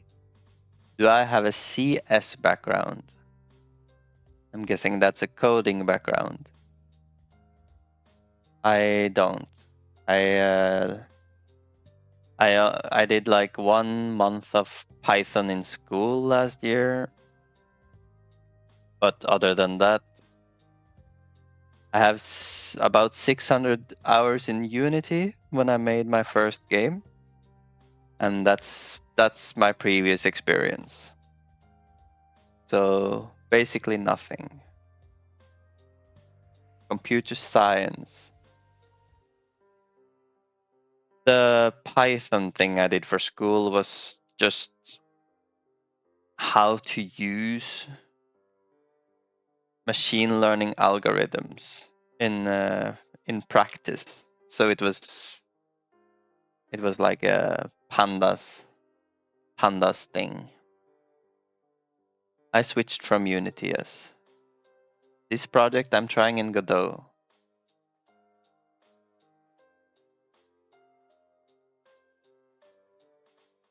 Unity was a very good program. I did like Unity. And Godot is good as well. In my opinion, they're similar. I'm sure people will disagree on that, but they feel the same to me, except small differences here and there. So maybe it's because I'm so new to game dev that I haven't gotten time to like get real roots in an engine.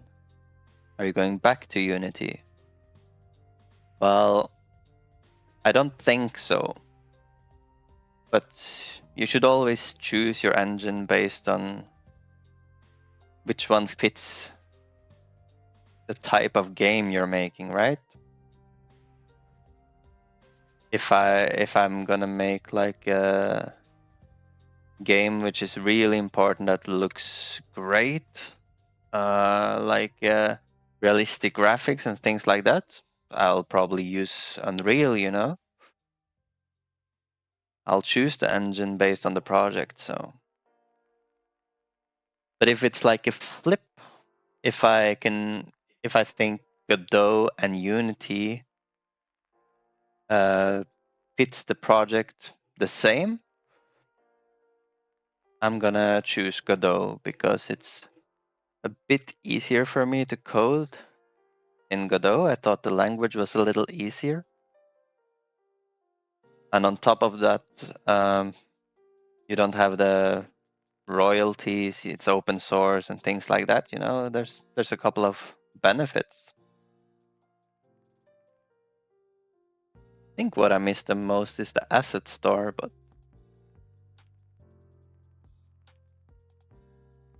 I wonder if Godot is gonna get more assets online eventually.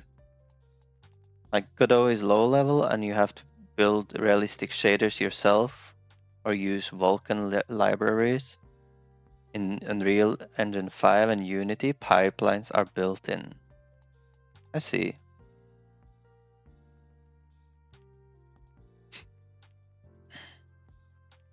I just have to pray that by the time I release my game, Brackeys will have tutorials on everything I need to make the game pretty. He already has some tutorials on lighting and stuff like this in Godot, which makes the game look very different. So I should allocate a week soon, maybe not yet, but in a few weeks to make the lighting in the game.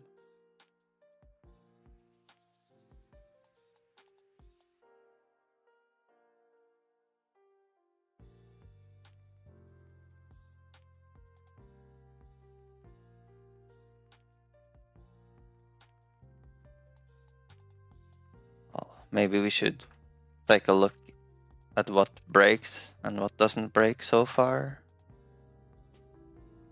Is colliding breaks?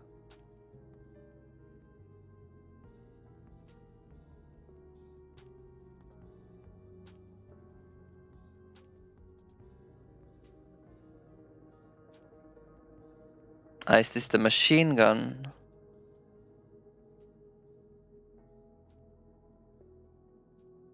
I haven't had the machine gun active in a while. That might be some work to get set up. Okay, all the references are reset. I see.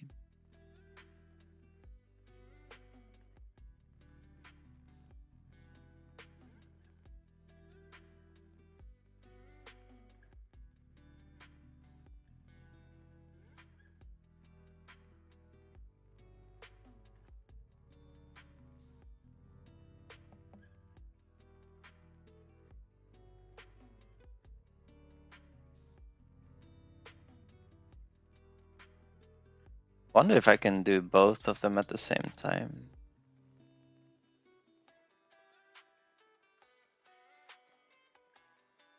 Let's see, which one didn't I do at Raycast? Raycast aiming weapon. That's gonna work. Yes, it updates both of them at once. Okay.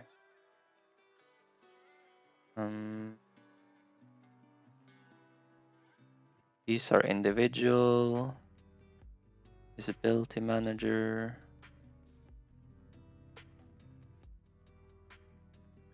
Mining.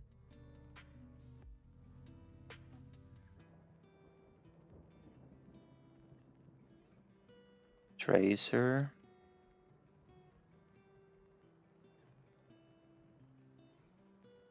Impact.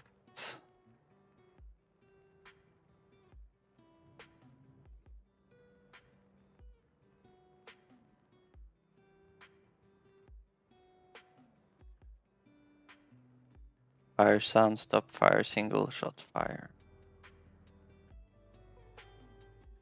Okay.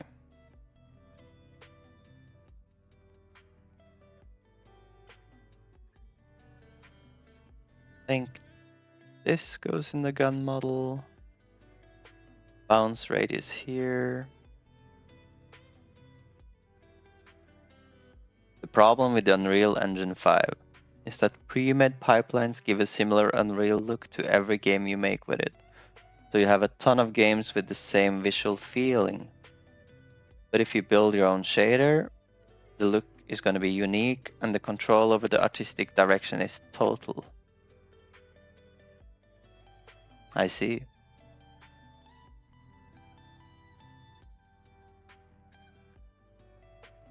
I guess there will be a certain feel no matter how you make your game if you use the standard pipeline, yeah.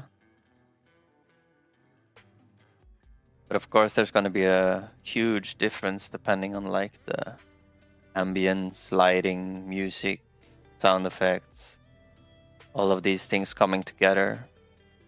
even though you can still feel it's unreal. Fire sound. And single shot.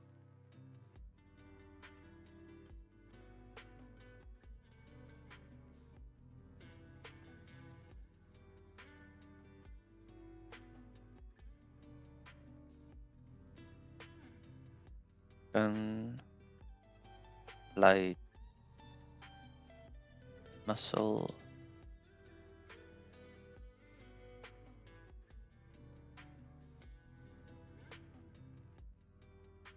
Ah. This one doesn't even have a bounce radius yet.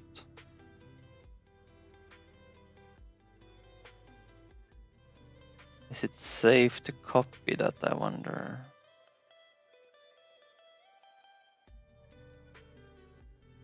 I probably shouldn't.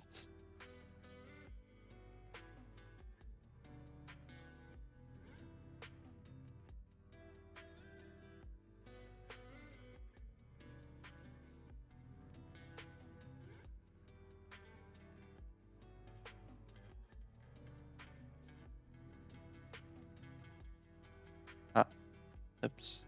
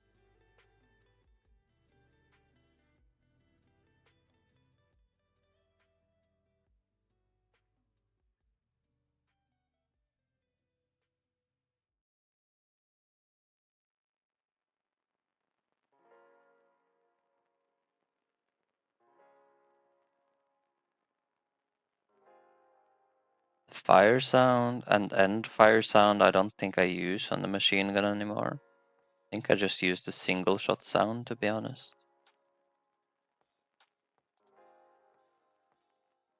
Okay, let's look at the next errors.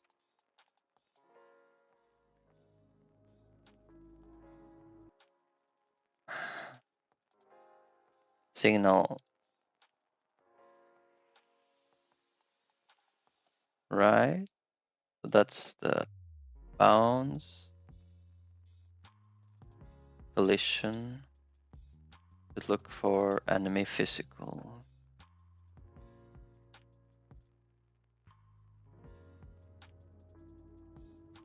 Spawn in a couple of enemies.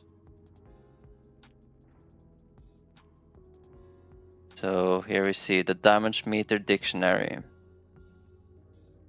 Player name is 1, that is the host peer ID. 1, that is the missile launcher.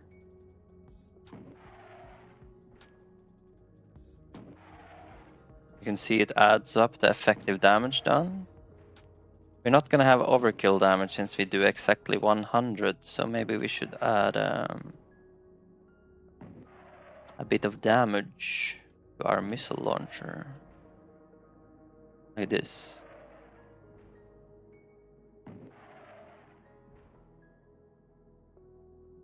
And then spawn in enemies.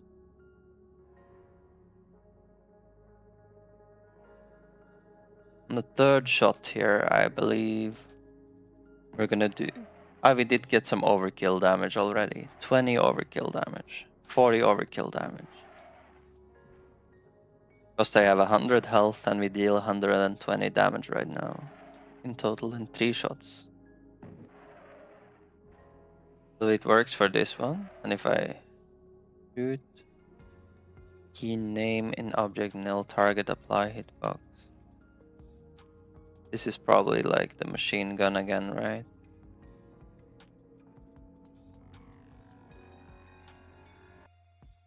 Let's see. Here.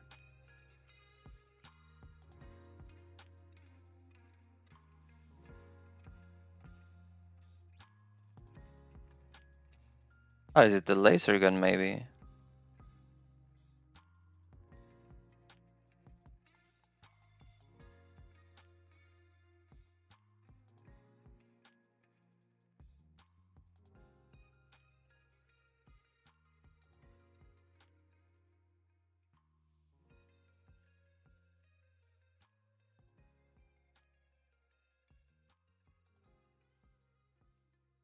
The tracer call expects 3 arguments now. It's an argument for energy, I think I added to the tracer.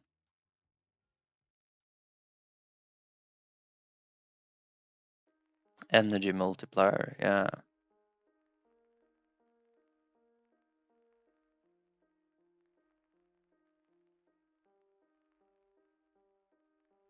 So in the bullet tracer, mission is not used, so we can just set it to whatever.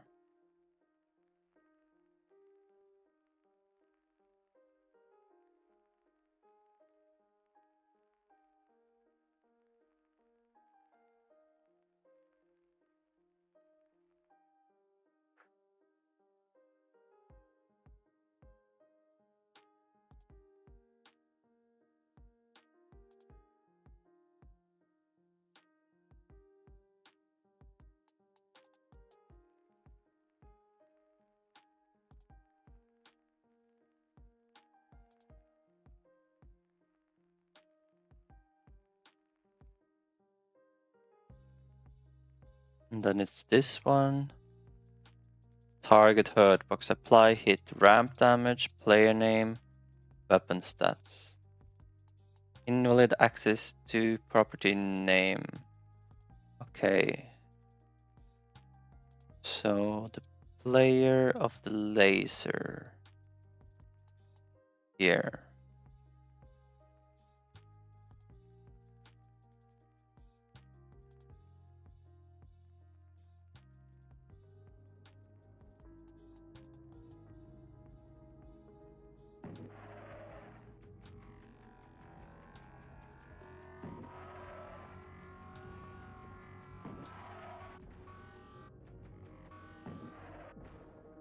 Let's see.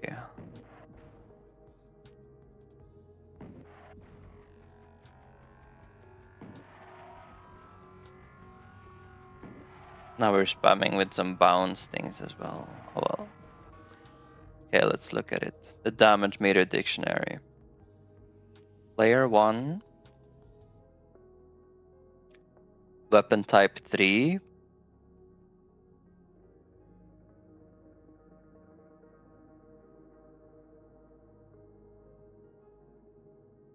Effective damage. So that has to be the laser because it's like a very floaty number, 17.95333.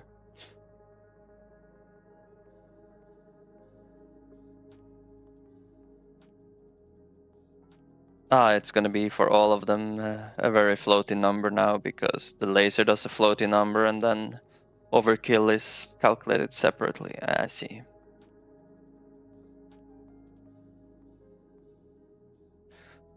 But we have weapon type 0, which I think is machine gun. We have weapon type 1, which is missile launcher. And then we have weapon type 3, which is the laser here.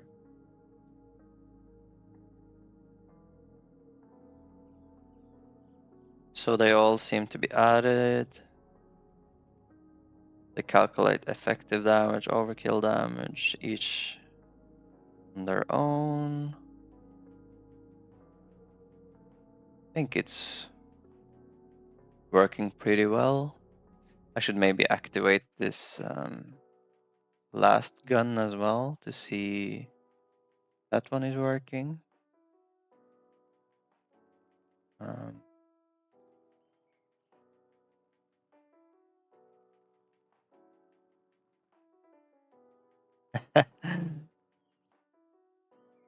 Oh, you're a real fan of Unreal, Stolen ID. I didn't know.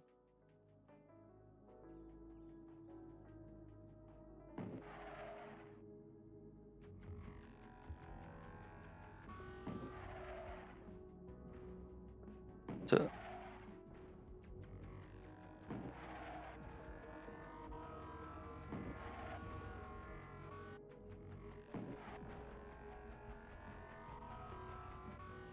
So what we're looking for now is the last weapon, right? Number 2.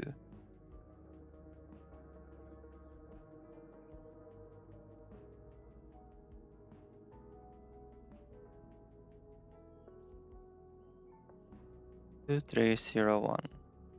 All the weapons are being updated correctly to the thingy. Okay, let's try it with another player now.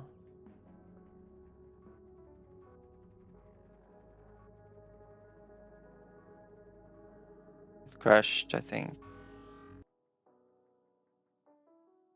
Or didn't it crash? Wait a moment. Host, connect, on.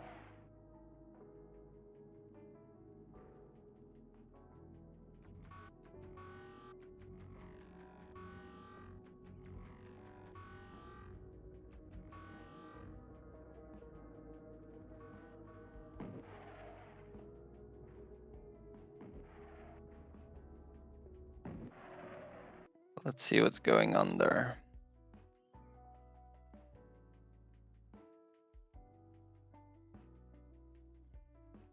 Synchronizer.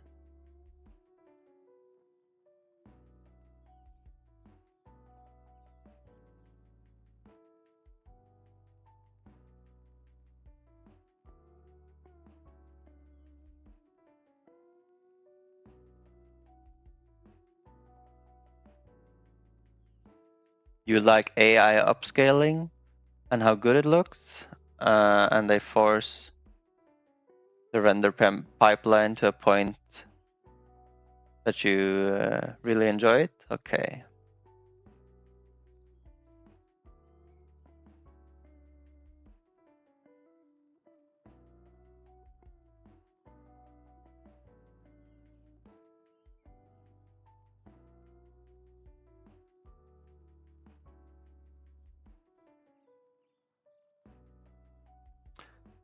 I haven't really paid much attention to the type of graphics that comes out of Unreal these days, but I thought it was pretty good. Like, are they not able to make good-looking games in Unreal anymore? I thought it was like until you notice the ghosting in faster moving games. Okay. Because I thought Unreal was like kind of, if you don't care that much about performance and then you want your game to look very good, you can use Unreal.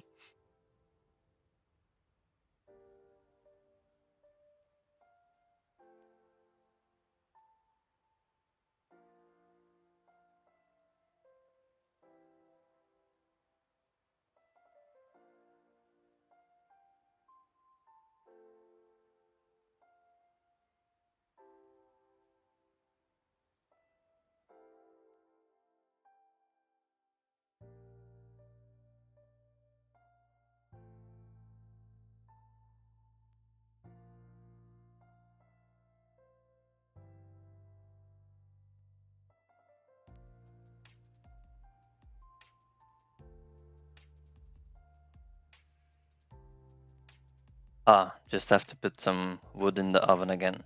Be right back.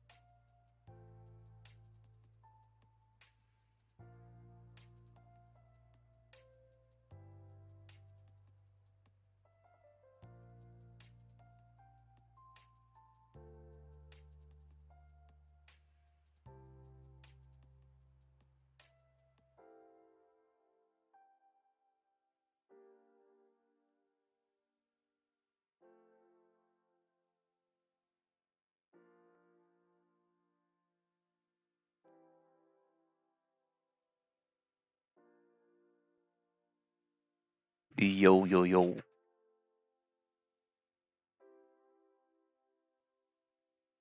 I wonder if they're gonna end up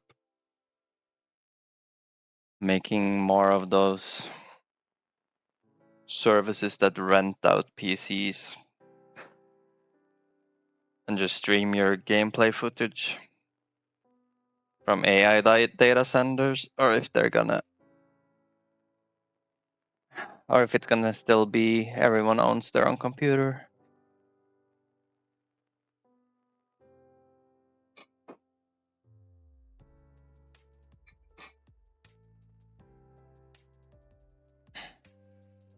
Yeah, people want to own their own stuff. The internet is not good enough for mass adaptation, mass adoption.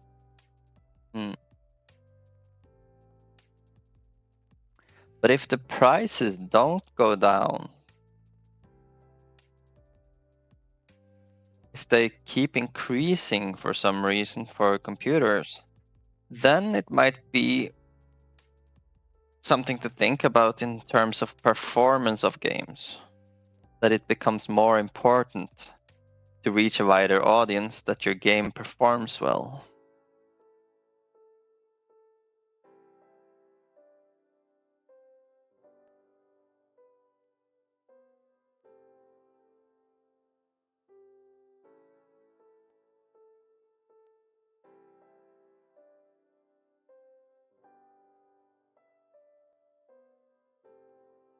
Wonder what I did with the enemies to suddenly stop working. I didn't add or change much. Mostly added some change to the hurt box, I think. Let's just try without this and see if it makes any difference. So we do it like this, like that. And here it's missing, right? Yeah. This is...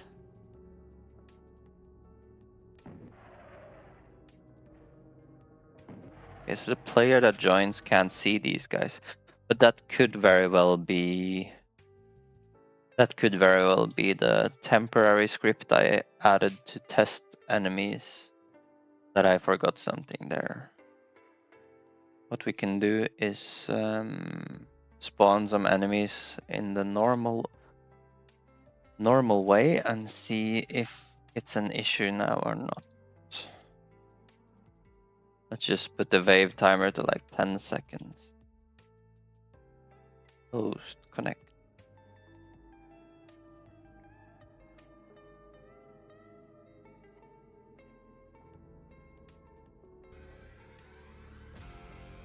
Okay. These work. So it's just that I forgot to spawn the test enemies correctly. I should probably fix that.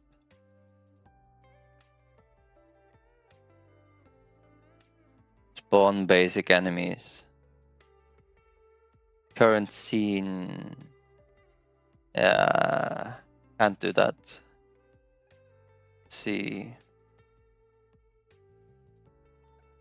We should reference like a root node of a multiplayer spawner instead. Spawner root.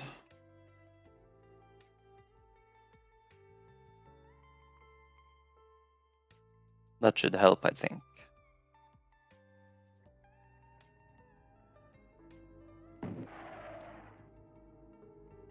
Yeah.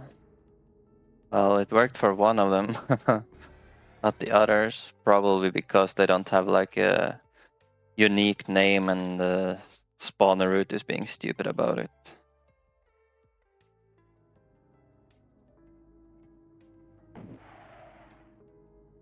Yeah, now it works. Okay, nice.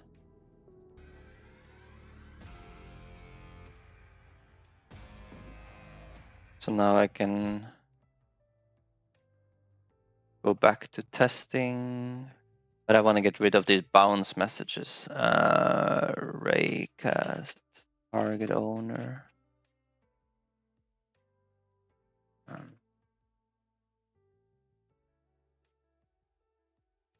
These things. It's on the bounce script, so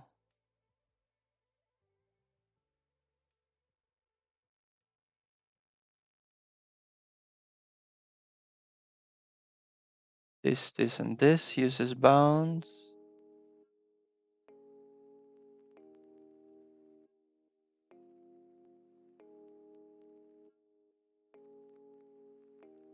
Debug of these.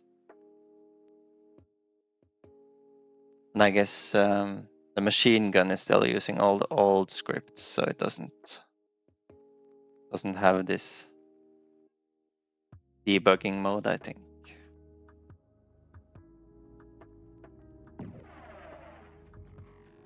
Okay, there we go. Now the chat is not being spammed as much. We're still spamming firing, and is firing changed there? Let's see.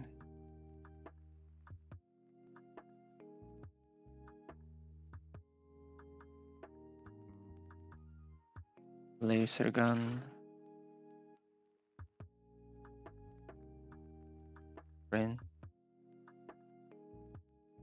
Is firing changed?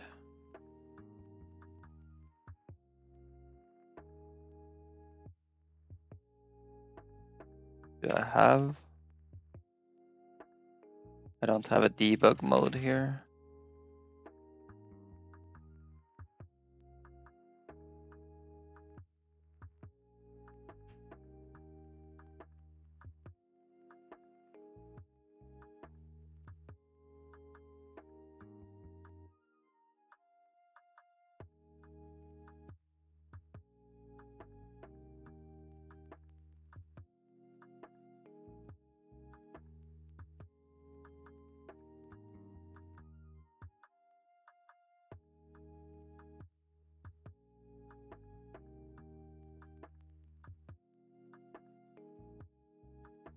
And then it was also like a spam of explosion size. See, where do I spam that thing?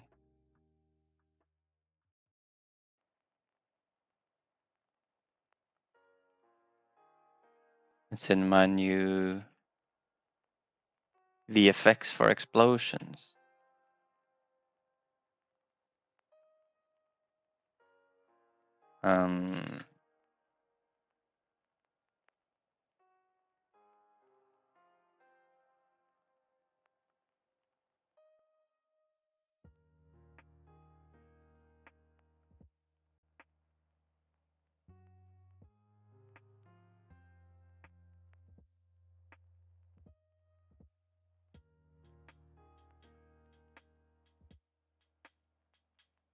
You get that hardware becomes more expensive and games get more expensive.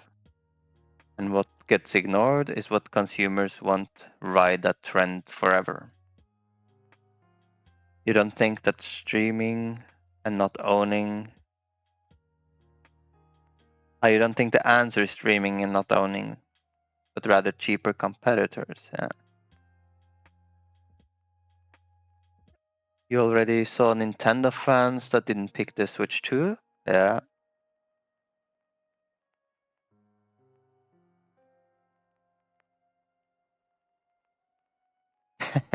You bought it and only bought 2 games for it. Yeah.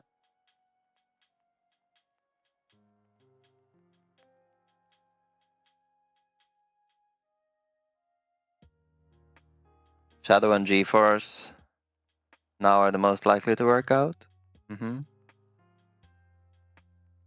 I think what's gonna decide some of the prices, right, is how successful AI is gonna be going forward. Because if you are a graphic card company and AI is very successful, then AI is gonna buy more graphic cards for a higher price. The more AI is successful, the more they're gonna buy and spend on graphic cards. And if they earn a ton more per graphic card than like consumers are willing to spend on graphic cards, then they're gonna keep rising in price, right? They're basically gonna rise in price until consumers don't want to buy them for games, as long as AI is really, really successful. So far, AI hasn't been that successful, so we will see if it picks up or not. It's like a hype bubble, but if it doesn't show like real results more, then it might burst, so we'll see. You think it opened up the market for new consumer products? Question is, who is gonna like want to make graphic cards for consumers instead of AI, as long as AI still has graphic cards in demand?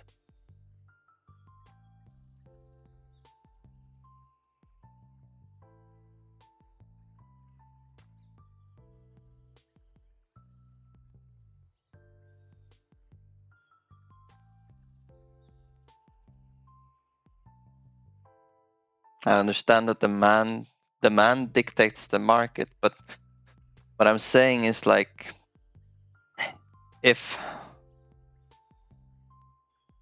AI data centers demand all the production we currently have, then either production has to increase, or they have to be willing to pay only what consumers are willing to pay. One out of two, right? Consumers are not always asking for AI features, indeed.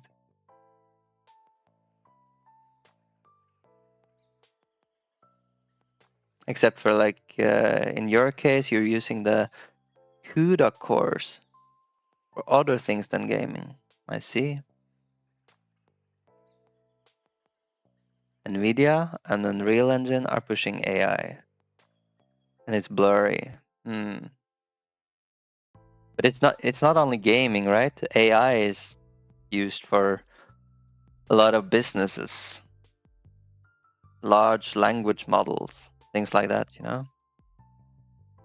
And they use graphic cards as well. They use GPUs, not only for gaming.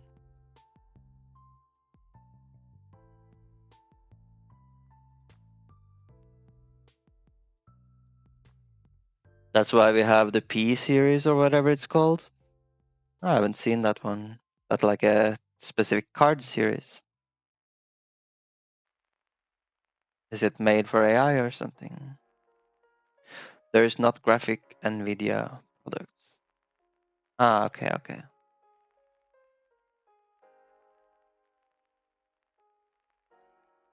Ah, okay. So those are better. Those are the type of cards they want then. Anyways, I'm gonna stop ranting about AI until I get a bit further on this.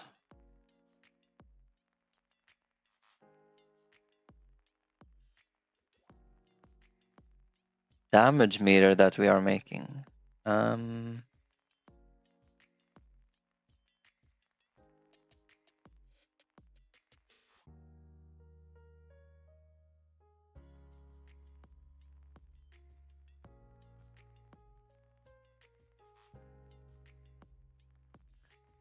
So let's turn this back on, because we saw that everything worked without it.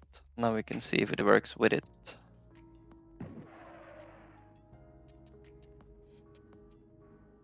Okay. Pause. Let's see. How does the dictionary look now? This is player 1. That's the host.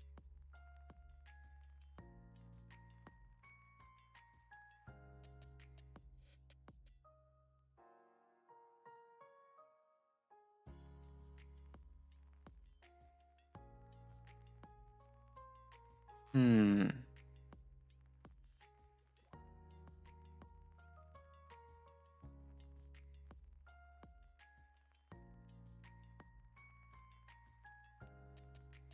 Weapon 2, weapon 1. And here we have an entry for the other player with weapon 2, weapon 3, and weapon 0, and weapon 1. Okay.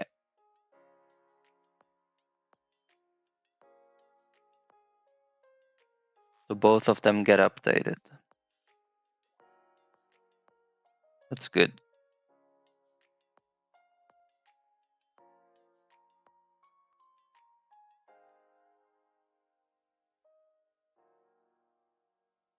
There was an error while the game was paused.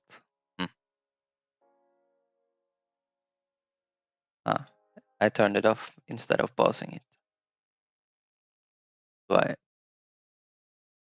turned off the server while the other guy was connected. I think we got what we need to try and display the damage meter on screen. So we have to design a little bit on how and what we want to show on screen.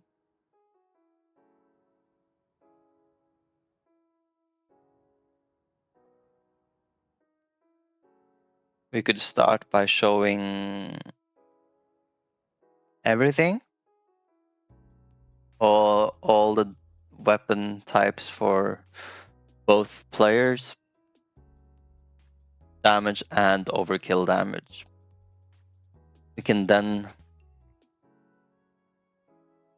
narrow it down.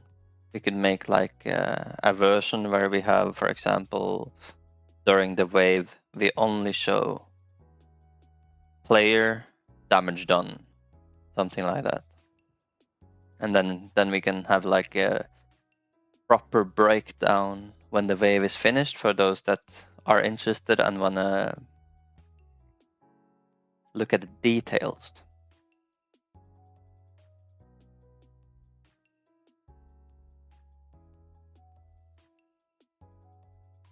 The compute shader support could be better in Godot. I see. I haven't used shaders much, but I did get a little help from ChatGPT to write a small shader just to add some color gradient to my blocks when I get deeper in the mine. And that one worked okay. But when I say I wrote the shader, that's like 2 lines of code. I'm sure the shaders you're thinking about is a bit more. You just looked up. The data center variants go from 40 GB to 192 GB VRAM. Hey, Mercenary Mage. 8 viewers. Awesome. Hello. How was your stream, man? That's no problem. I'll check out your stream later then. Thank you for coming by. Hello, everyone. We are working on a damage meter today for our game. We just got a dictionary set up which stores which player deals damage and what weapon type dealt the damage. We split between effective damage and overkill damage. That's how far we've gotten. Now we're gonna start thinking about how we can visualize the results on screen.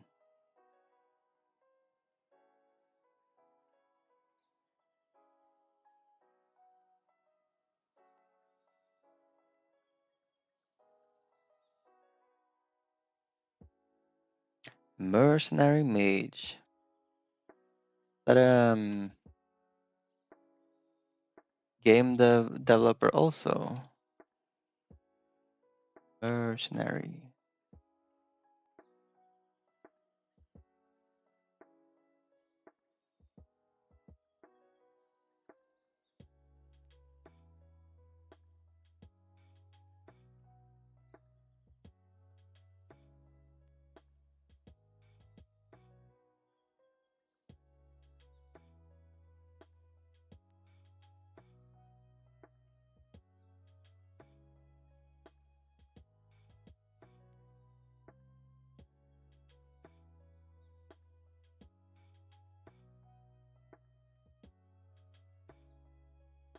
This is the guy. Mercenary Mage. Is she C sharp? Is it Unity?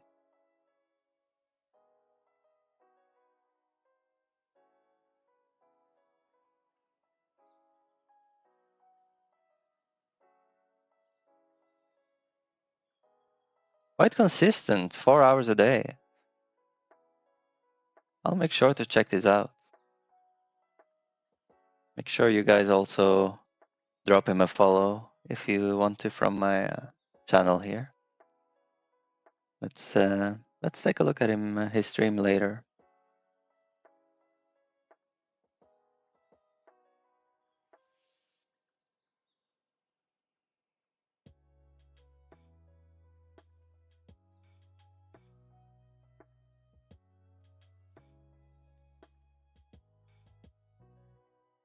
Wow,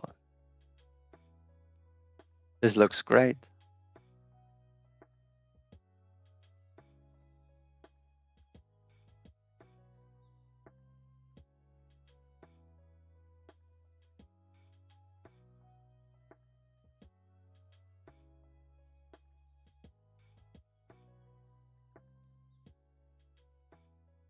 Gotta check him out. I'll make sure to do that later.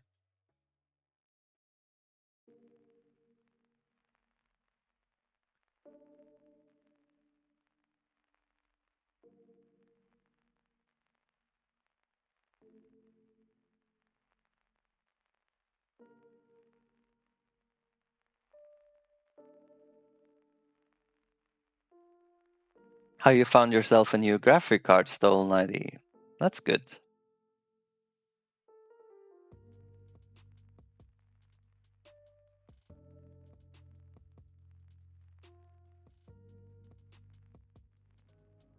So let's see.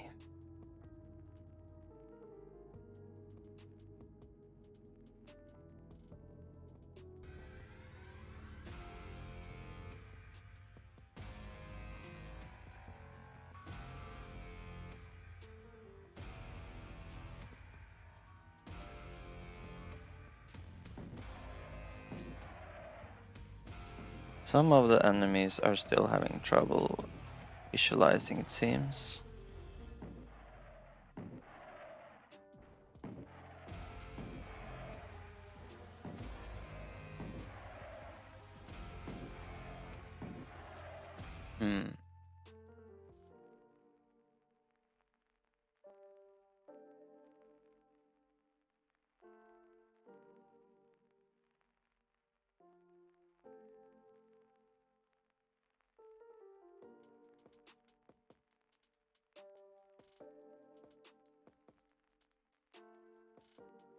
But it seems to be like when I'm mixing in spawning the test enemies and the normal wave spawning. I'm not sure if I'm gonna touch that.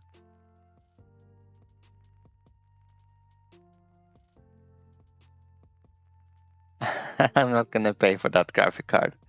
No, thank you. That's a bit out of my price range.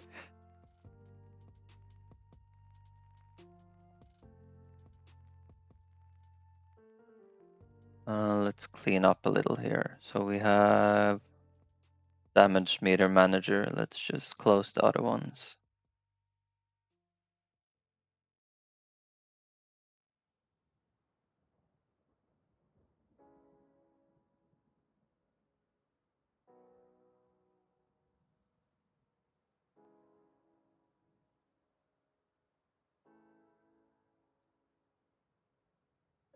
So the damage meter is saved as a dictionary here. We could access this dictionary from anywhere since it's an auto load, and try to display it on the UI. You can just synchronize the UI from the server to everyone else.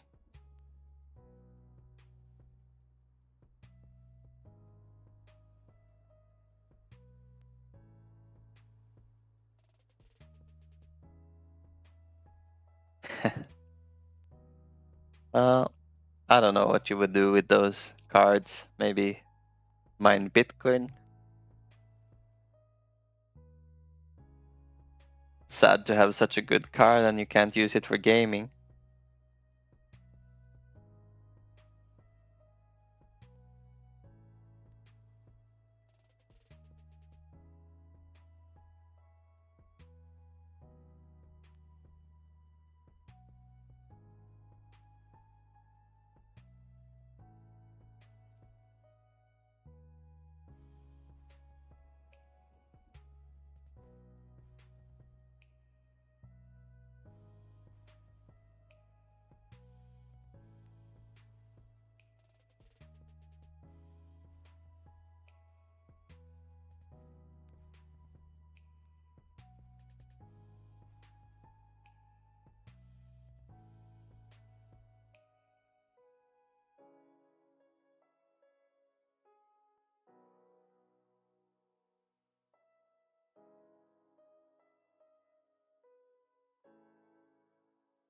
Just invest like $1 million more in like solar panels and you're good to go, man. Don't worry about it. But then wouldn't you rather just sell the power? Let's see. Where would the damage meters be placed usually? Like, it would be bottom right, I guess.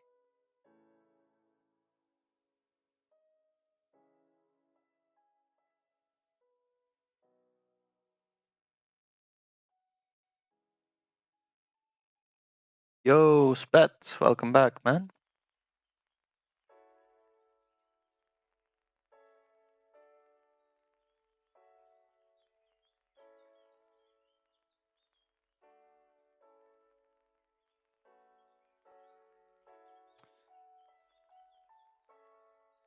We could move this one.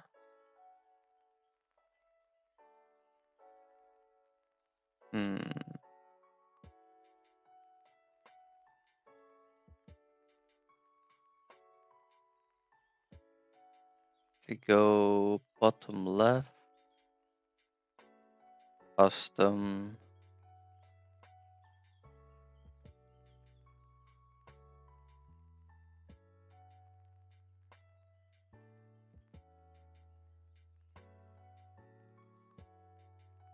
See what kind of offsets are we using?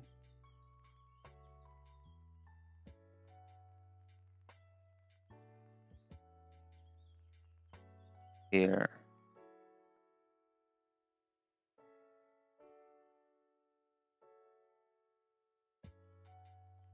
Anchor point, 1 offset. Here, anchor offsets. Okay, anchor offsets.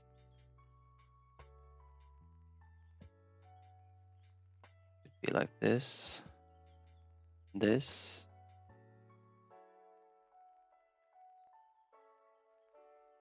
Weird, it doesn't go up when I change the bottom one. Top.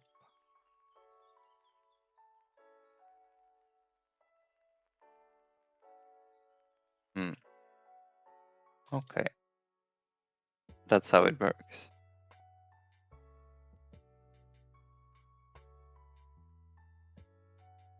Damage meter.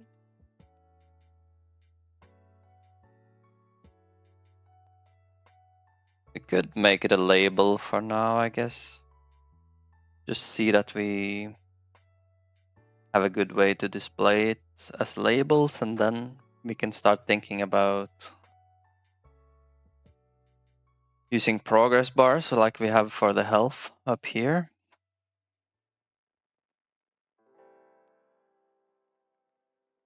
Where we would basically allocate, let's say, a section here for the progress bars, and then whatever the largest damage that has been dealt, let's say 1,500 damage is dealt by player 1 and 500 damage is dealt by player 2. We look through all the damages. The largest damage is set to the range of these progress bars. So they're in a range of 0 to 1,500. And that would mean that player 2 would have filled 1/3 of that bar.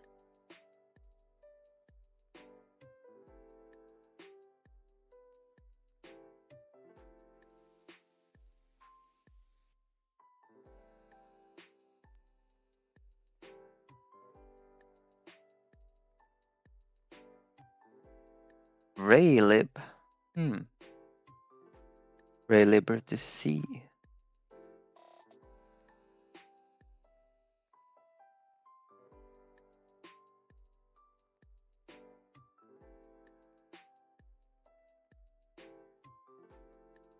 I heard rumors of this assembly coding. It's very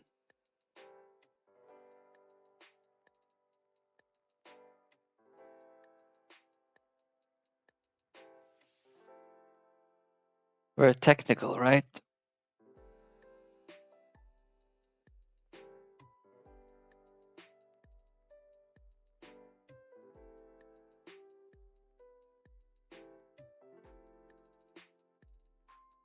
It's literally CPU instructions.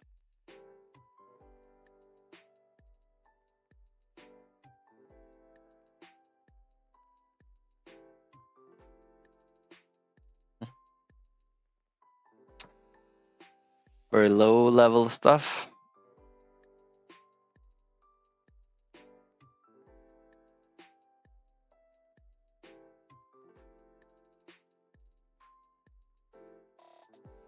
Should I make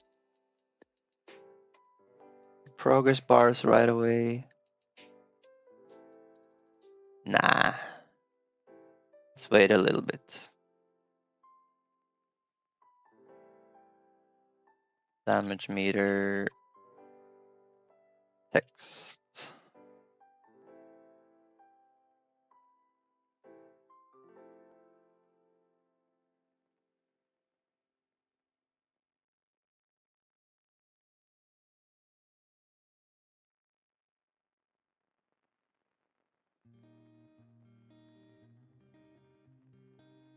You're like a father instructing his kid. Yeah, I guess I'm getting a lot of guidance.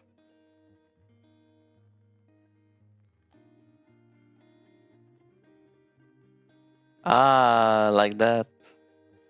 When you're an assembly dev, you're a father instructing the kid. The dev instructing the CPU. Makes sense.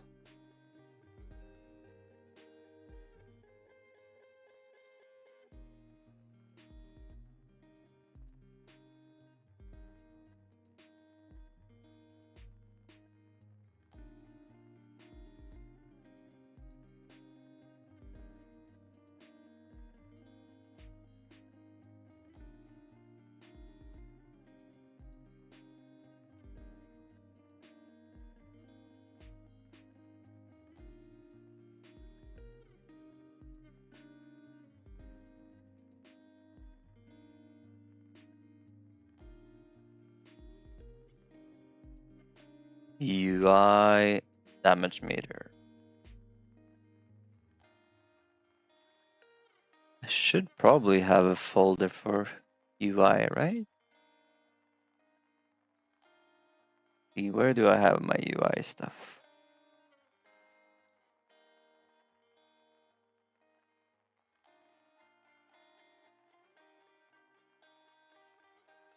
can use this folder, I guess.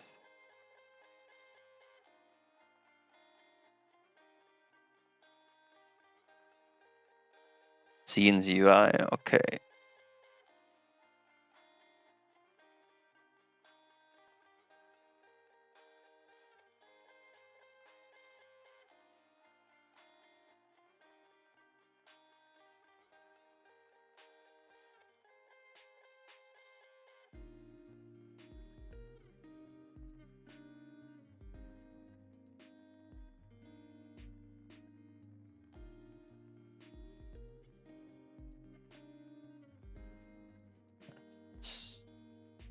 Let's take a couple of notes on the task here.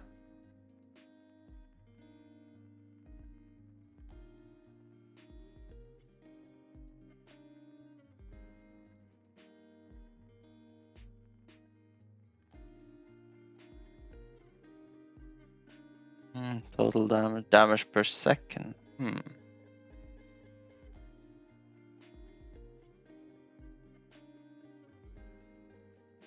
These two we have.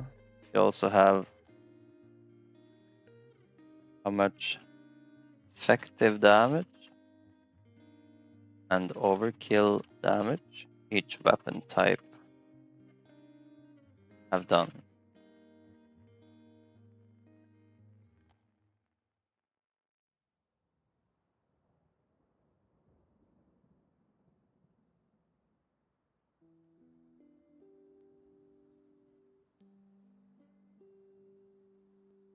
Okay, this we are done with.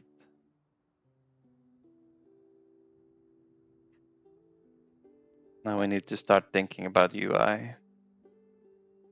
UI.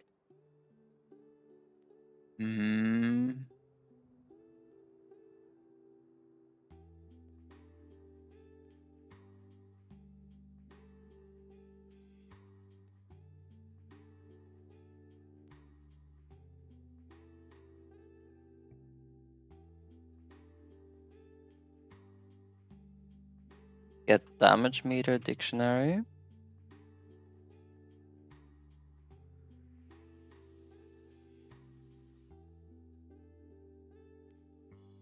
Make one entry for each player.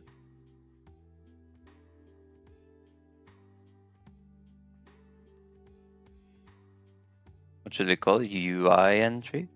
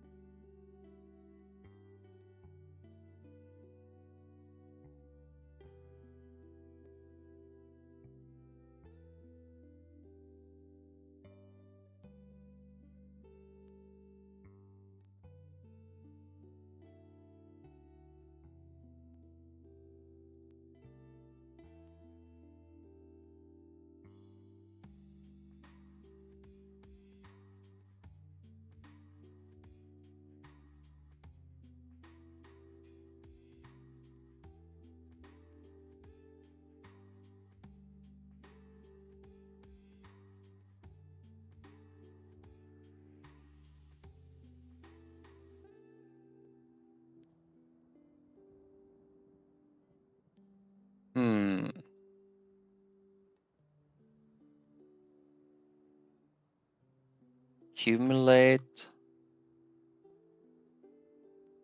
effective damage from all weapons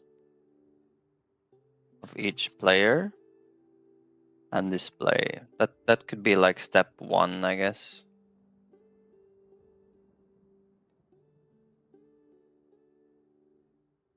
Or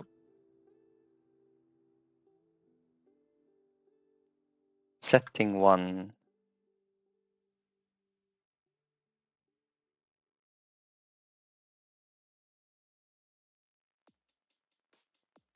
Setting 2. Make one UI entry for each player and split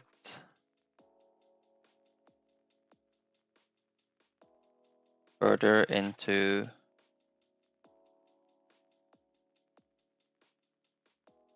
another entry for each weapon type.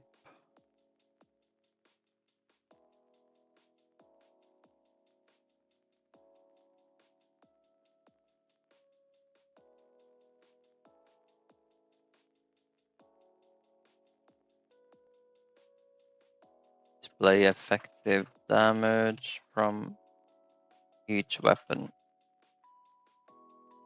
Each player weapon combo on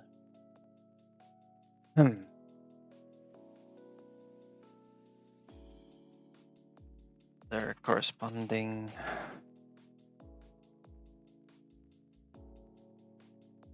lines, something like that. So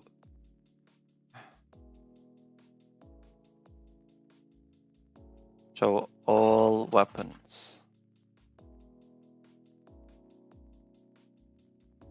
Show only players. Effective damage. All weapons. Effective damage.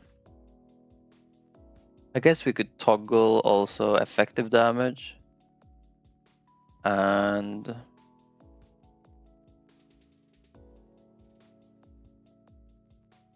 overkill damage, so we can make toggles.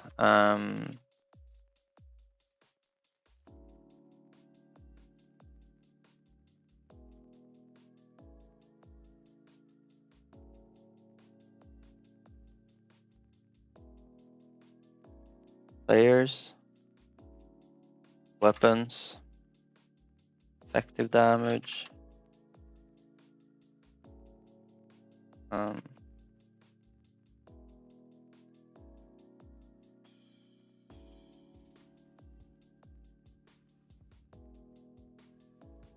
Overkill damage.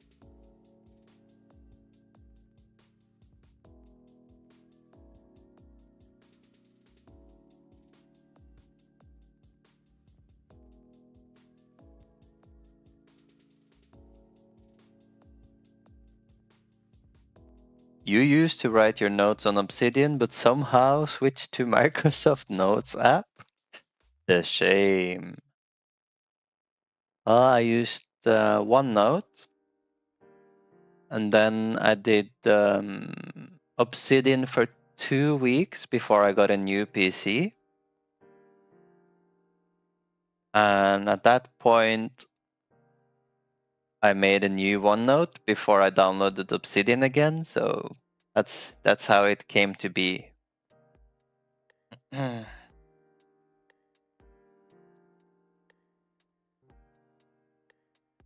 That's how it happened. I'm gonna make some coffee actually. It's been 3.5 hours. So I'm just gonna take a mini break. But I'm starting to get an idea of how we can start the UI.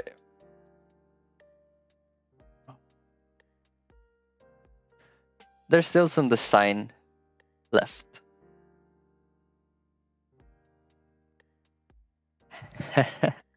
Download Obsidian and use it instead. Maybe I should. The one I didn't mind Obsidian much. It was quite good for navigation, tasks, and things like that. I think the only thing that was a little bit off for me was how when you added like an image file, it got like its own separate thingy instead of just being implemented in the only in the text file, I guess. Like since it's text files, you can't just plop in an image. It will be its own file. That was a bit weird. Other than that, everything was really good. Be right back.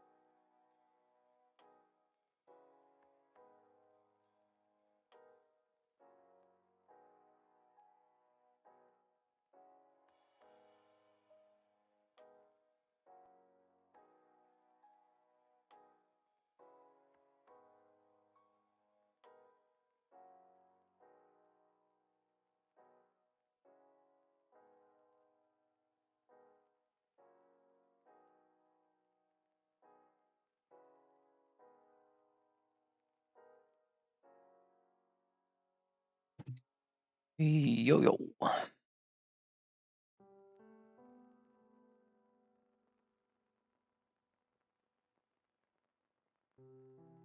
Talking about your busy work days, I see.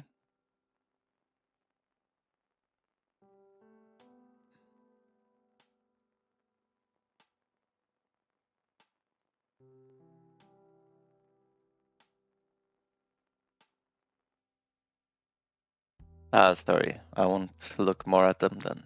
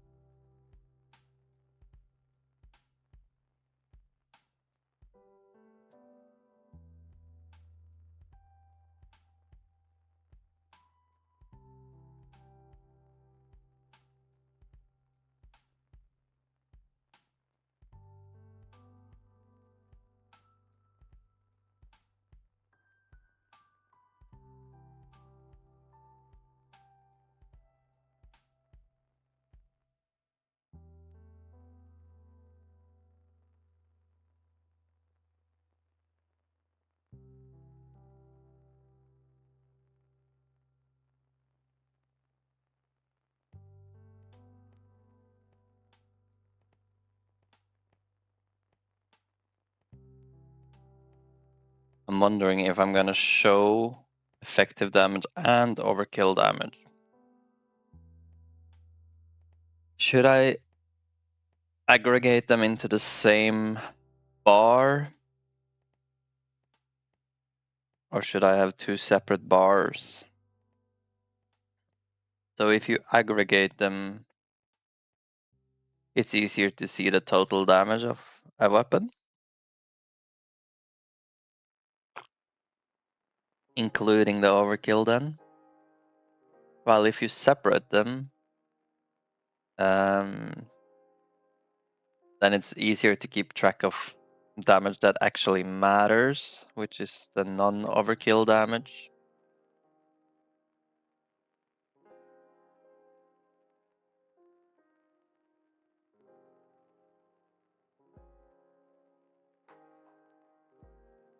Hmm.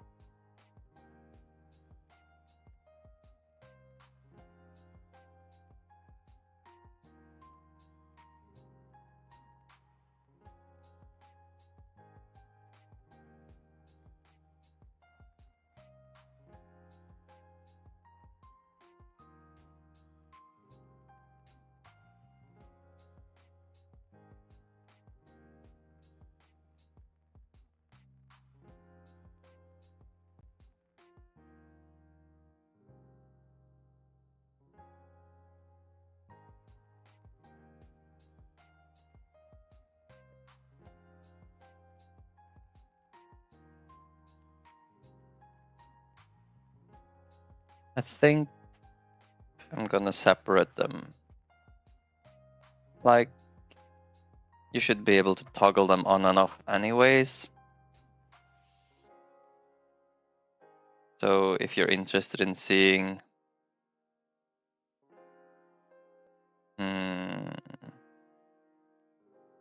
the overkill damage,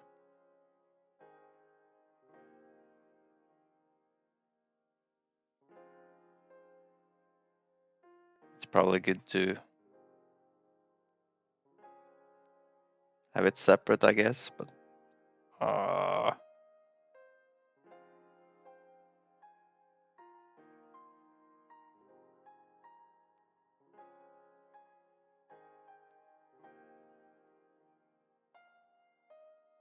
I can always add features, you know. I don't need to make it complete right away. So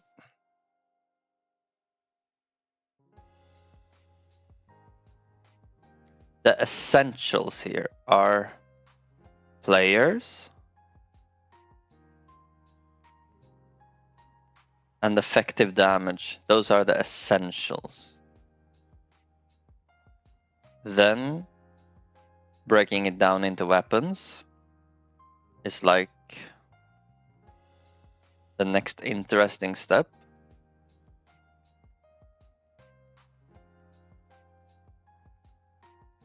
And finally, thinking about how we would go overkill damage is basically step 4, priority 4.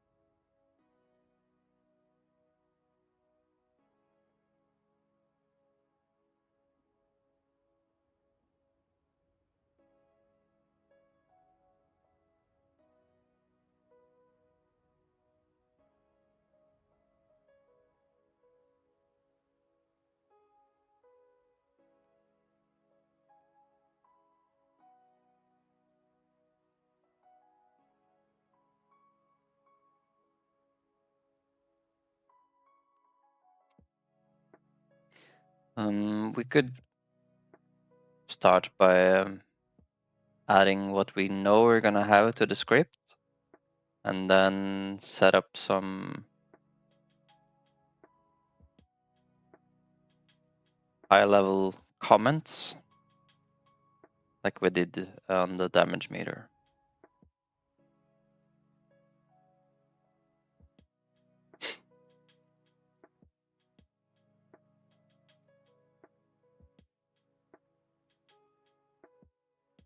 We can start here.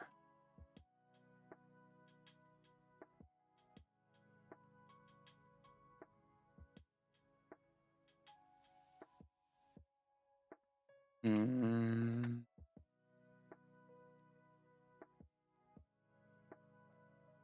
4 variables.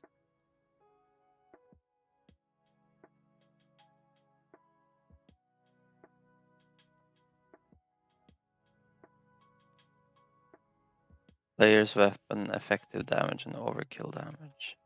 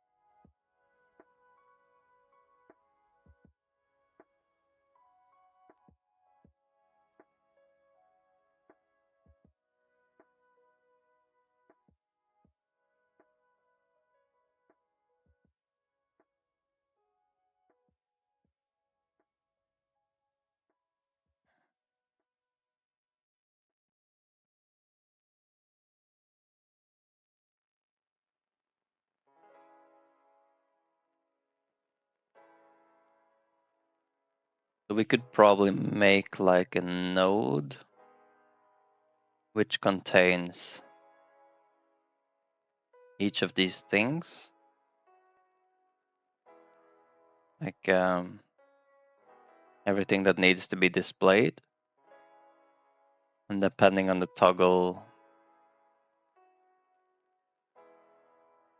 We can decide how many of it to spawn.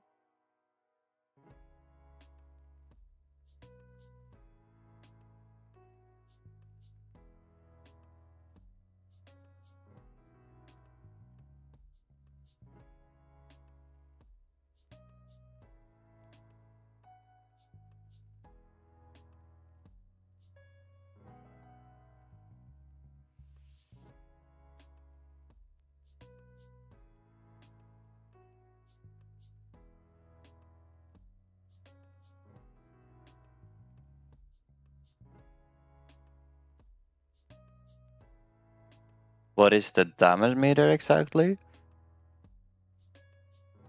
I'm just gonna make an option for people to display on screen how much damage they dealt during a wave per.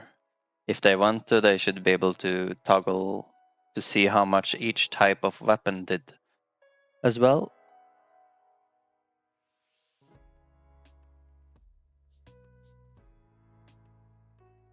And I have what I need to separate effective damage and overkill damage if I want to.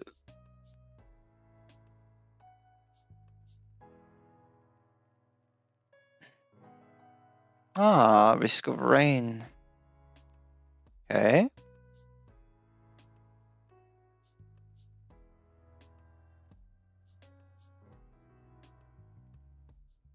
Let's see.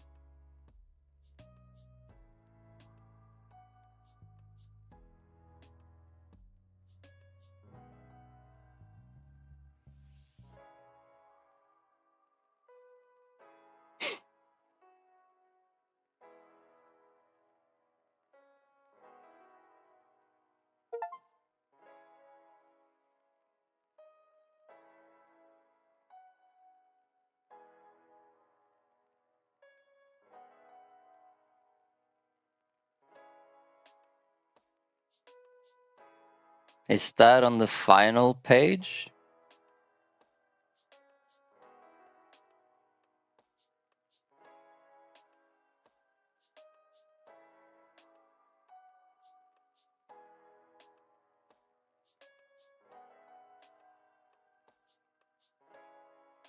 In generals, you want to use signals. True. Maybe I should have used signal.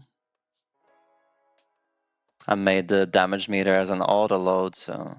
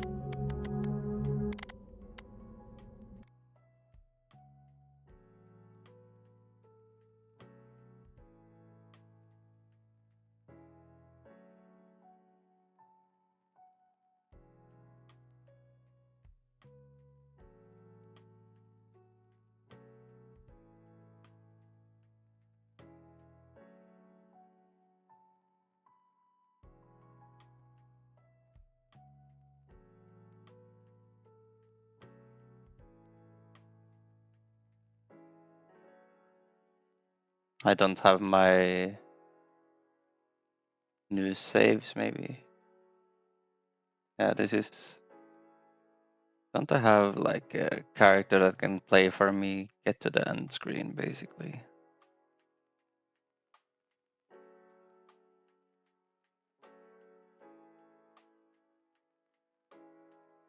This guy. Play the game for me, please.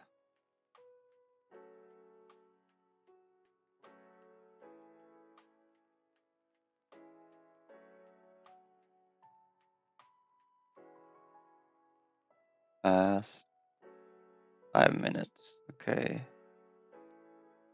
Yes, yes.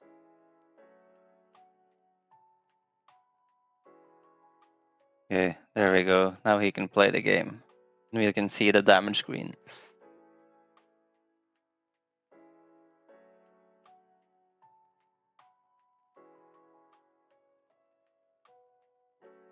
Well, Ball Pit played a lot of Ball Pit. I basically unlocked the Rebel guy and I let him play the game for me.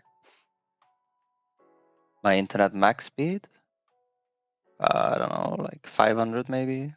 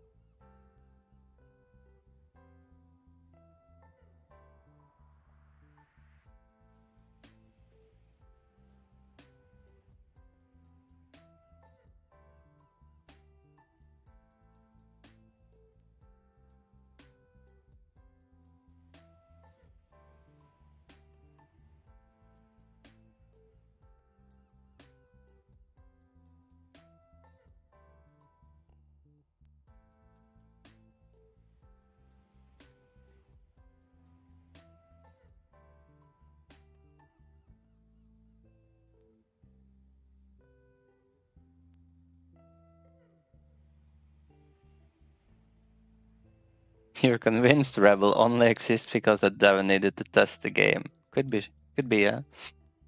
Ball Pit is like Megabang Balatro, etc. A lot of feedback, ADHD simulators.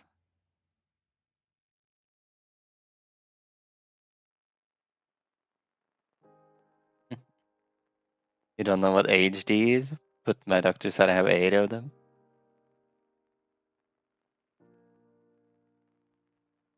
Yeah, me too, I think. Not done yet. Slowpoke.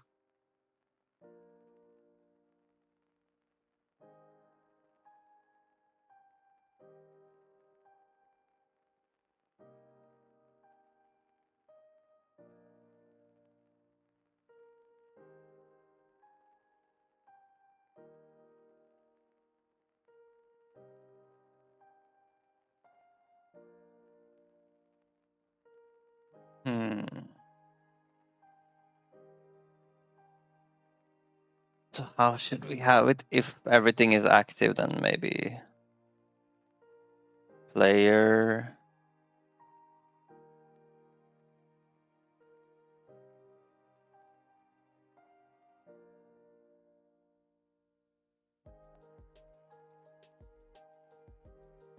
Weapon 2. Player 2. Weapon 1.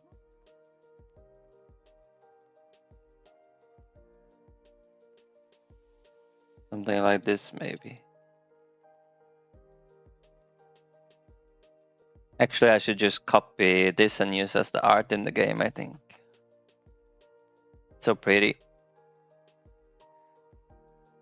And then if there's only the players, then we would just have player 1, player 2.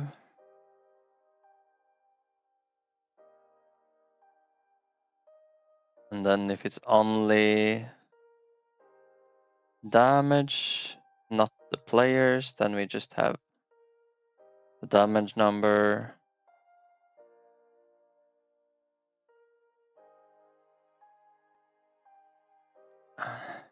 Then we should also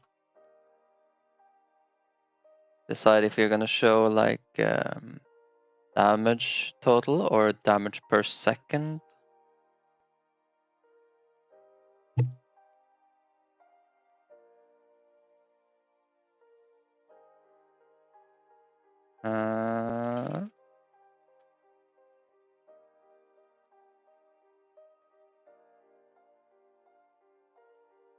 If we're gonna show damage per second, we have to access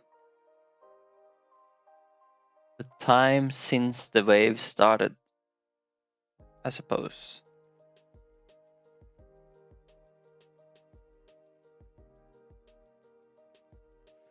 We could send a signal when the wave starts and then keep track of it in here, or start the timer here.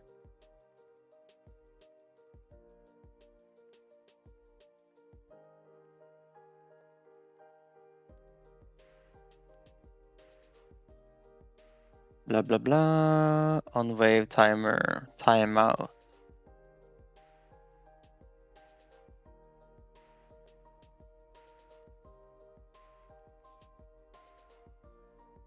Like, what signals are we using here? Enemy died. That's it. Okay. So we could.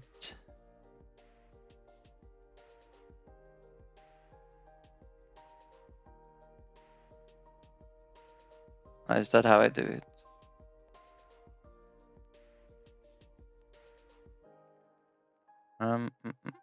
We could. Here, wave timer timeout. Could throw out a signal.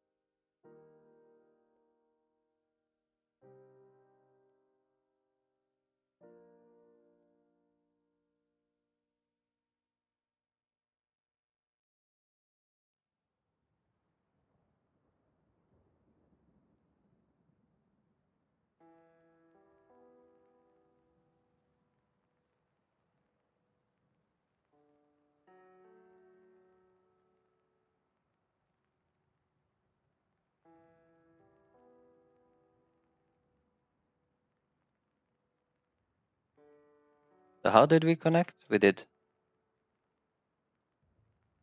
dot damage meter connect like that. Signal bus, wave starting, connect.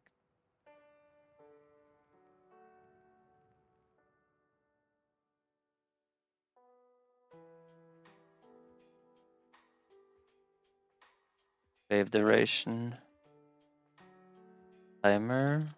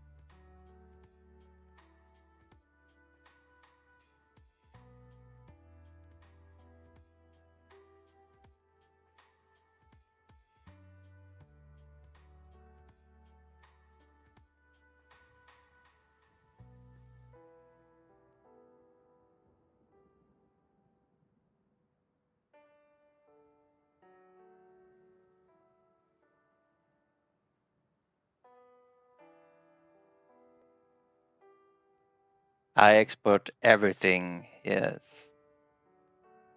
Clicky on the side. I must click on the side. Here.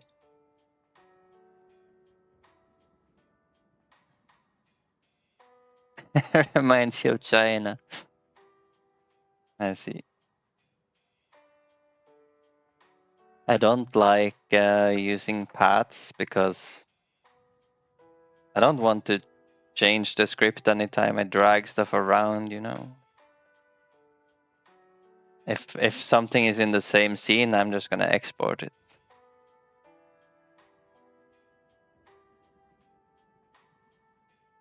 Now if I move it, it doesn't matter much. It will still keep the reference. So.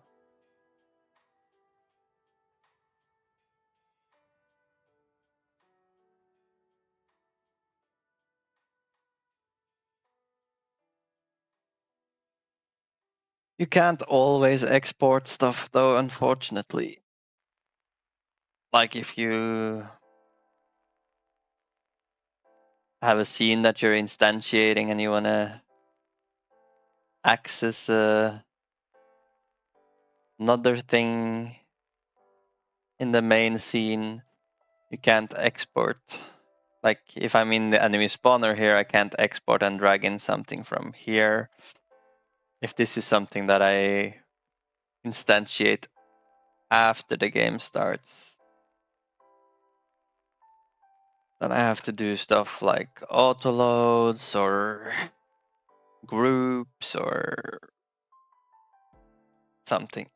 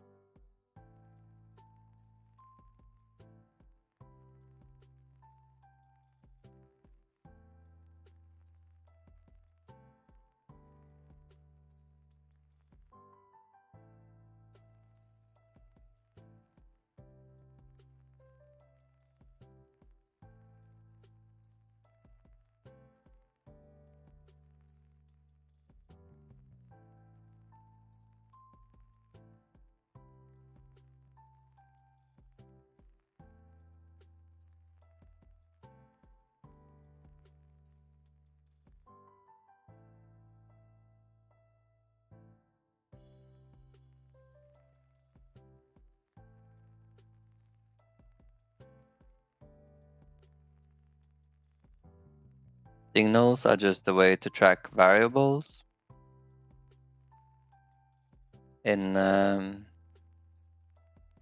it depends like what the purpose of the signal is, right?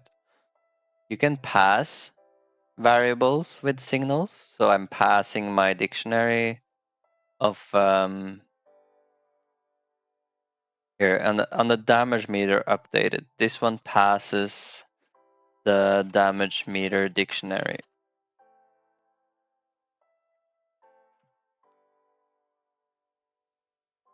So I will receive the damage meter here. But of course you can signal for stuff to trigger, like when the wave starts, I want the timers to start here so that I can keep track of the damage per second during the active wave. Event handling could be. Not sure what it's called in Unity, for example. Don't remember. Isn't it signals there as well?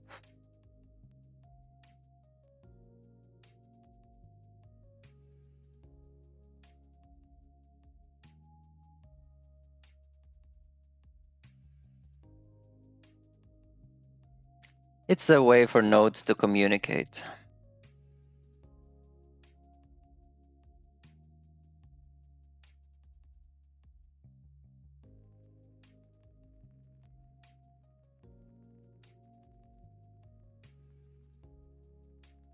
And I guess events, yeah, events triggering. By the way, you are streaming all day? It depends. I try to stream like a few hours, maybe seven or 8. Depends on the day, right? Really. Sometimes start too late. Sometimes I stream 10 hours. It depends. But optimally, I would stream 8 to 4 or something, right?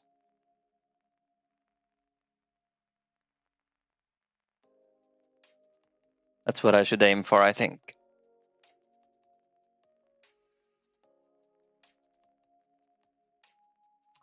Yeah, okay, cool. I have things to do. Be back soon. I like co-working. Ah, that's cool. Yeah, it's nice to have some company, right? I'll see you soon then.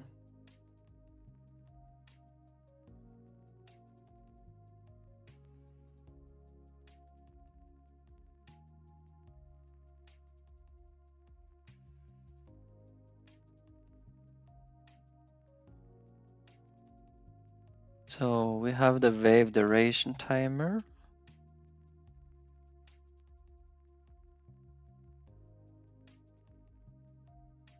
I wonder if it's possible to do something like that. Nah. Okay.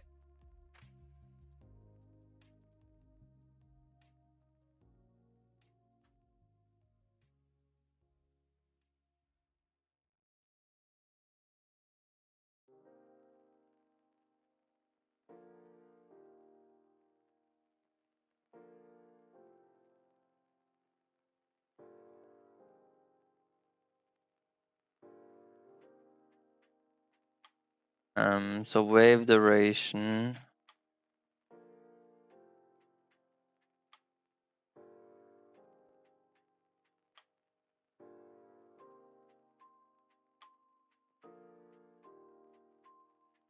How do you set the timer? The specific point. Do you do like start 0 maybe?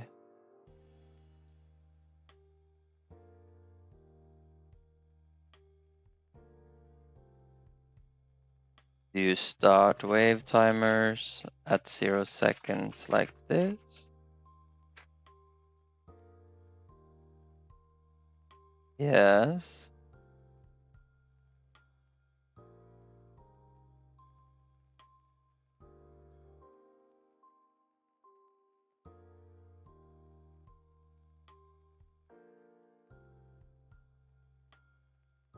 Start timer with 0 seconds remaining. No, that's not what I want.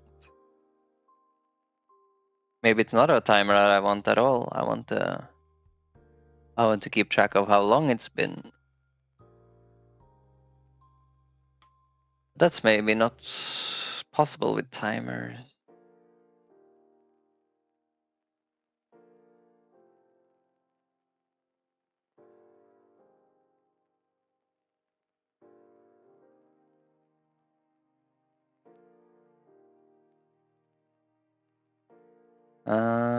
Let's see. We skip the timer then.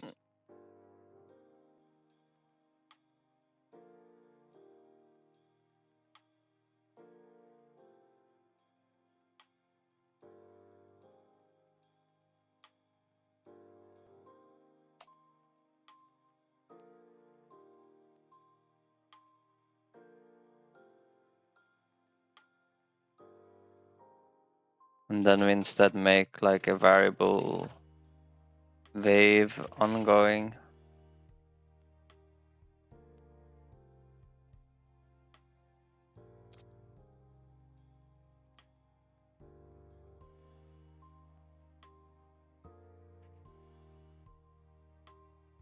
Okay.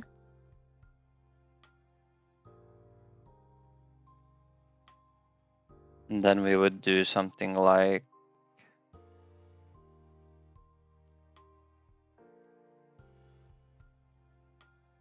process.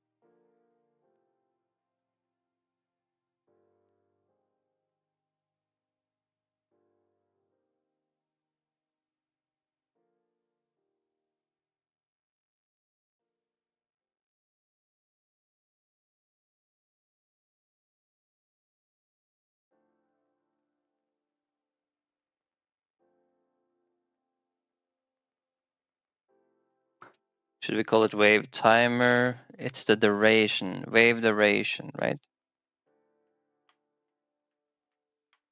It's a float.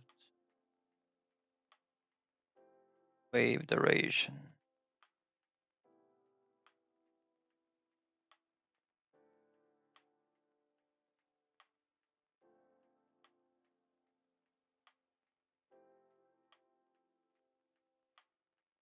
Something like that, I guess.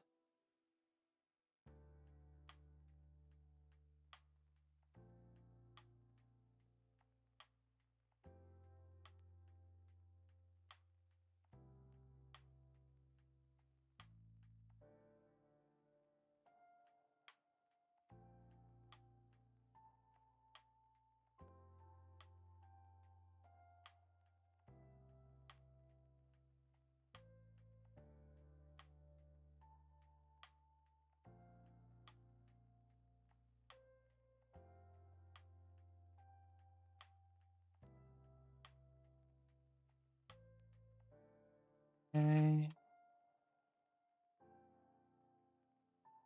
Right.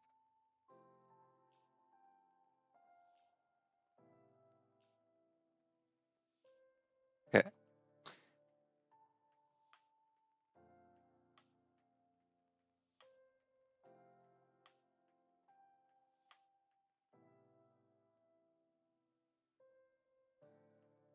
So display the damage meter.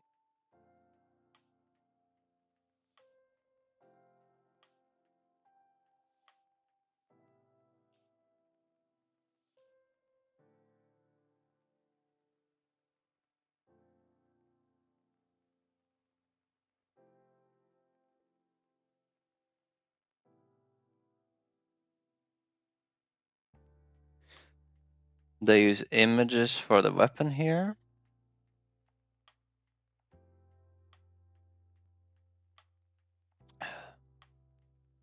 Yo, Rahul XF, welcome.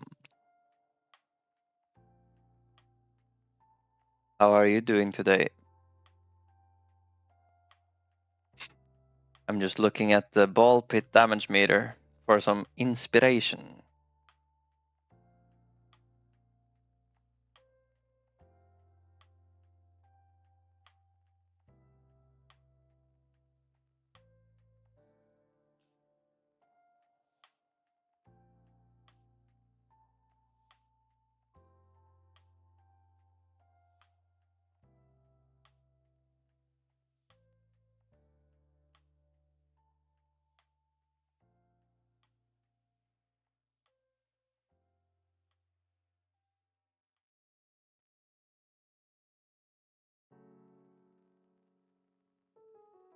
So they display both damage and DPS.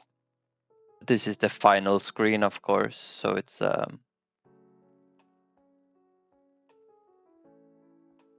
easier to display more information at once. I think during the wave, at least, we should only display either damage or DPS.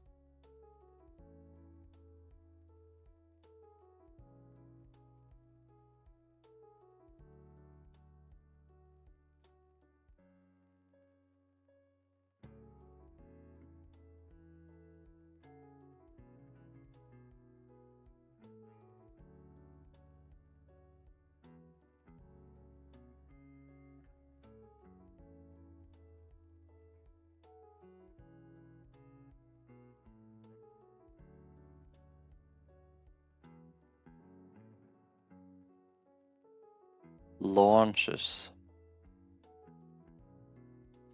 Okay.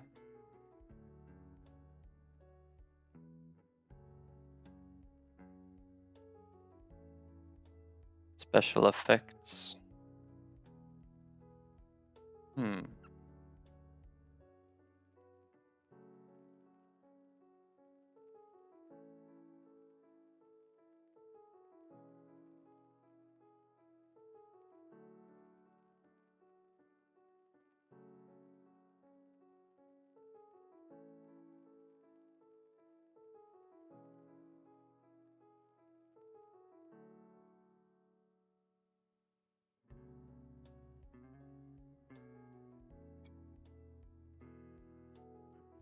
Like later expansions could do things like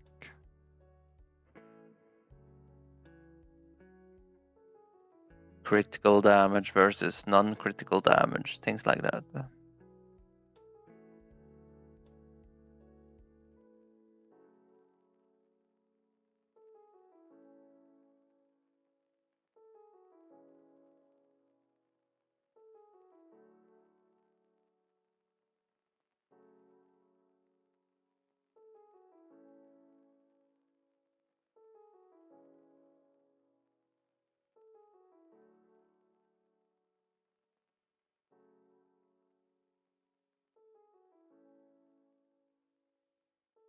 One thing that strikes me with this kind of damage meter, though,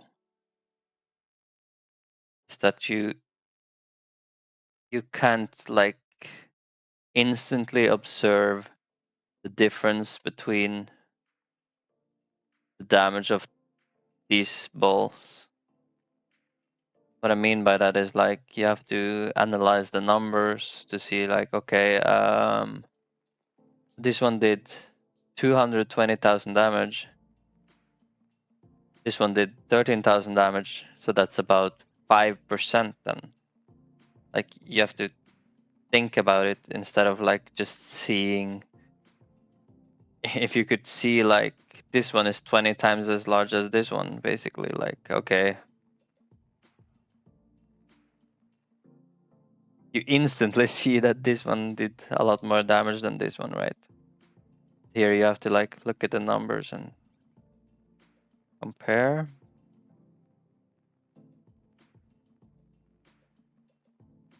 And of course, we would like to probably sort.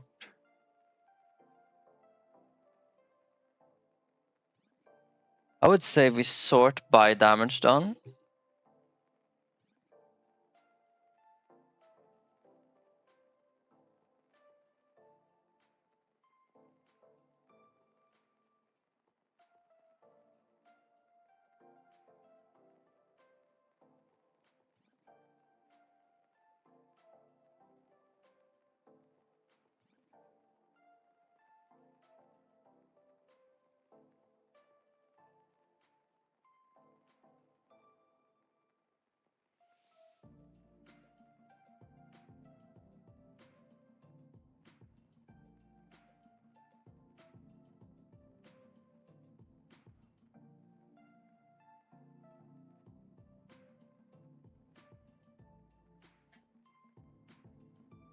That should be doable, right? To move the nodes around based on damage done.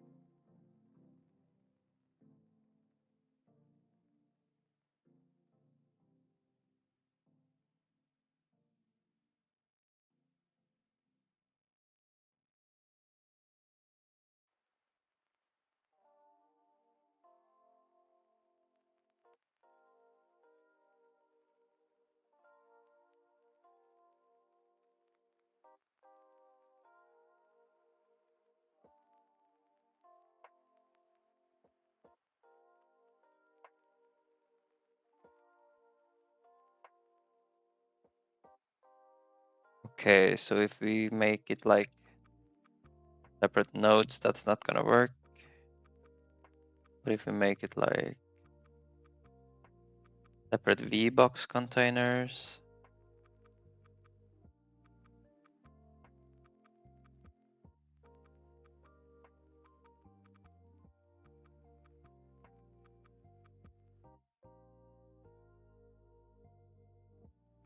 that will work.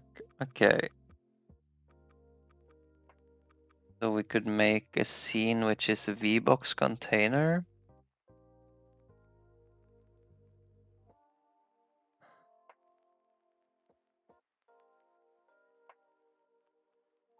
Then we want to spawn in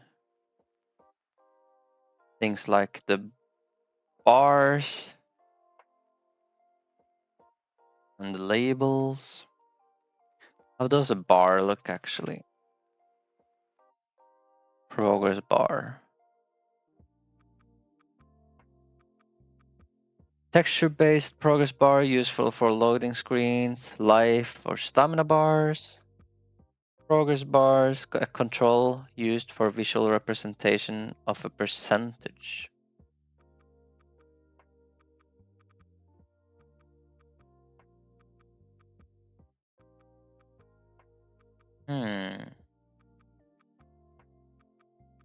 Both can work, I guess.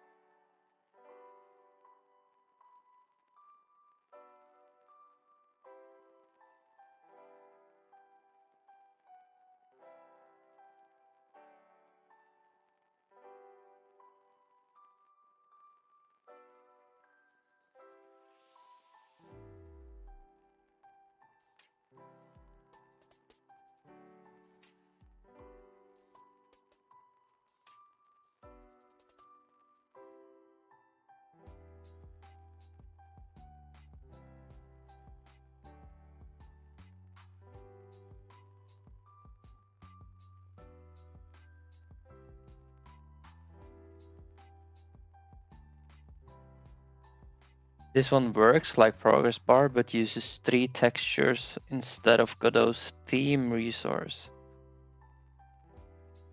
So it can be used for horizontal, vertical, and radial progress bars. Okay.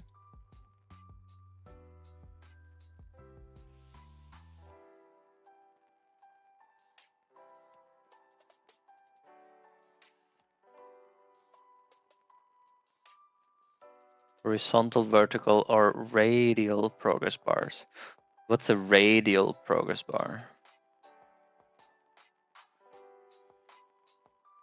Okay, like a circle.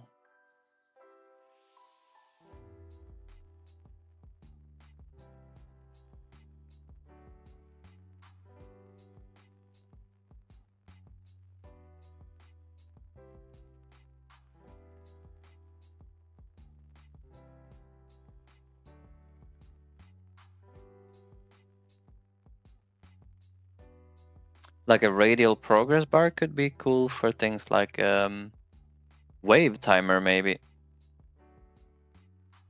Or if we wanted to display something like the ramp of the laser.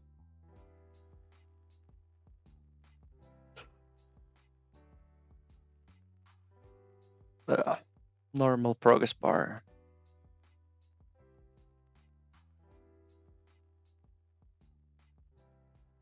I think it's a progress bar I use here as well, yeah.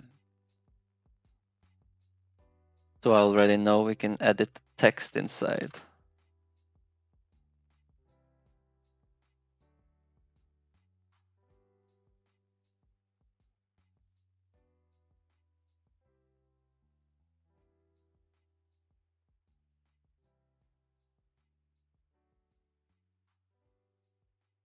It's shown as a percentage though. Min value, max value. So let's say we have 1500 max value. And the current value is like 500. So what would happen then is that we tweak the max value based on the weapon or player that did the most damage currently. Let's say that the most damaging weapon did 2230 damage, right? But the weapon that is being displayed right here did 735 damage. Then it will show like this.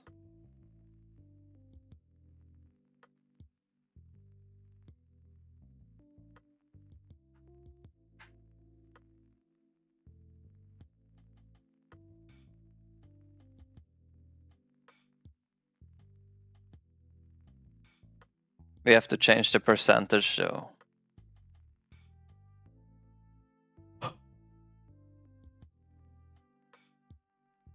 We should probably either display DPS or damage, depending on what the player wants to see.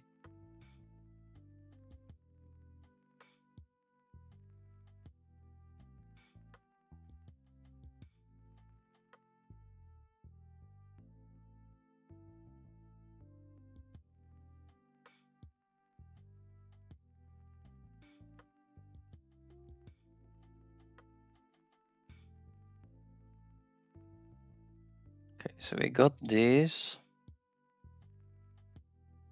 This is fine, but let's make a node template. The progress bar. Max value. Update when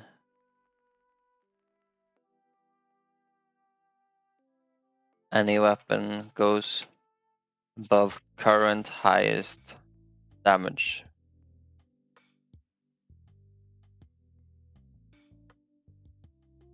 Any entry. Because entries can be like players if the weapon thing is not toggled as well. So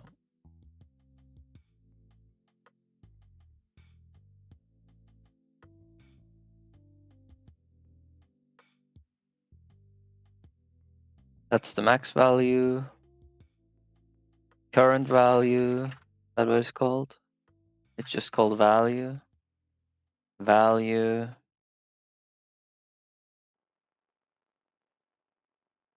The exact damage of the current entry. Damage or damage per second. The current entry. Or damage per second.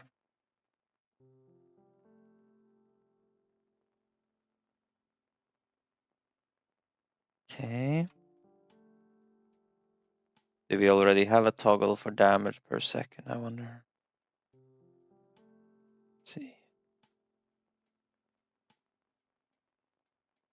Yes, we do.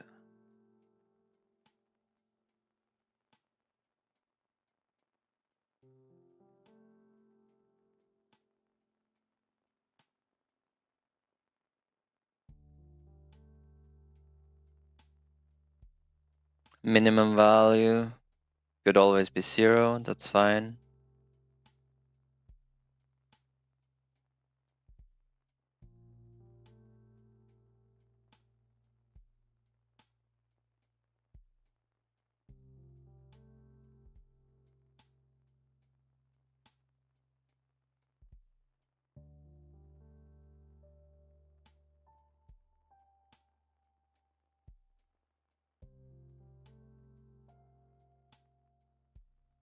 So that's the progress bar. We also need text. Let's see how we update the text of the boss actually.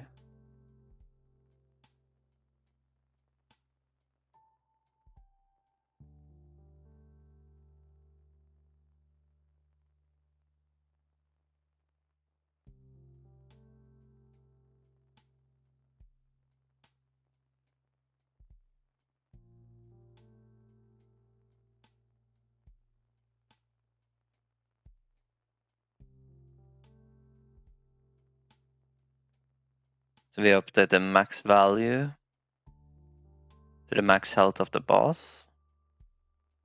And here we added the text.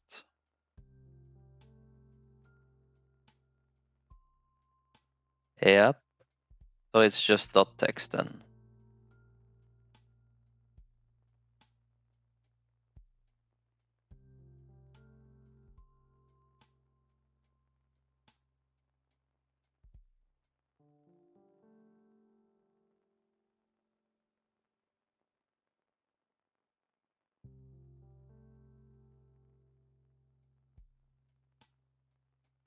Damage or damage per second. Okay.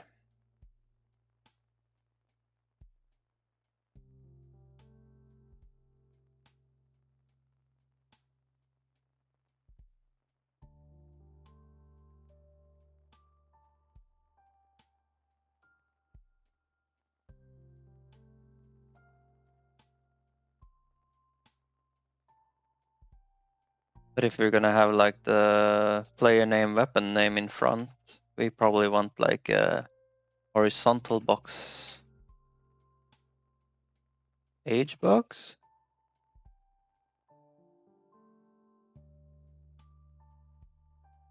That way we can do something like player 1.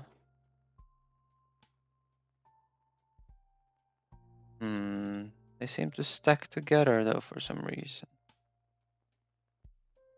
Or is it just because the progress bar is so tiny?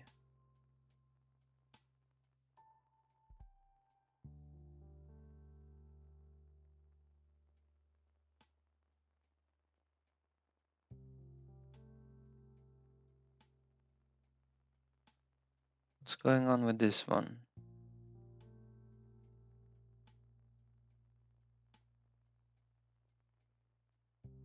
They overlap. Okay. Why do they overlap?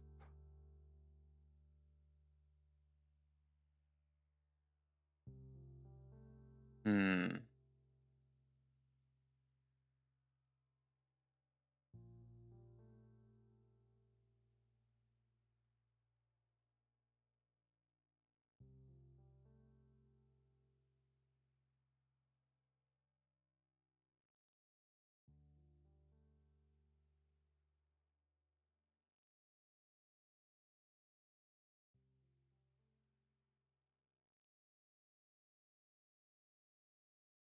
No.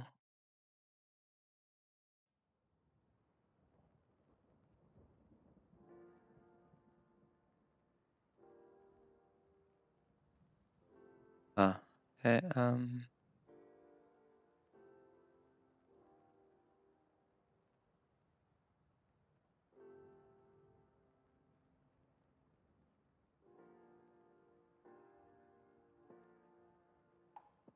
Is it the settings here maybe? Layout.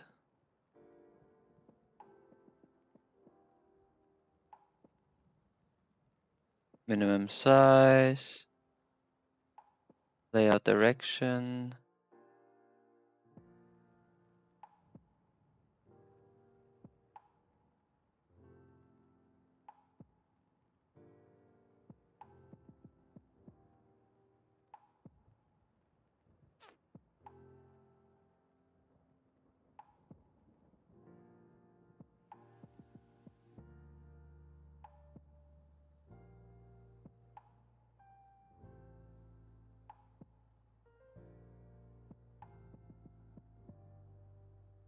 I always find these UIs very confusing. But I'm sure it's because I don't work with them much.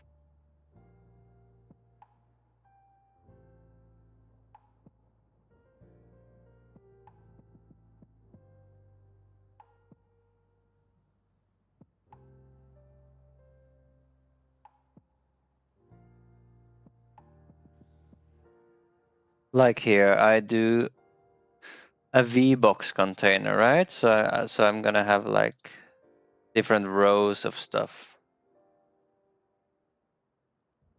Now this row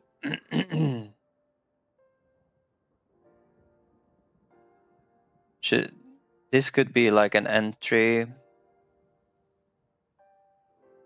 This is another VBox container, right? With the horizontal box container inside. Now these two stack. Like they're on top of each other. They don't. The progress bar usually looks like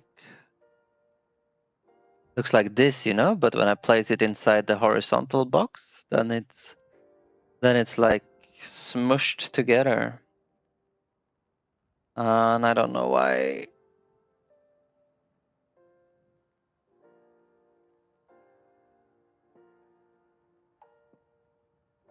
Margin. Okay.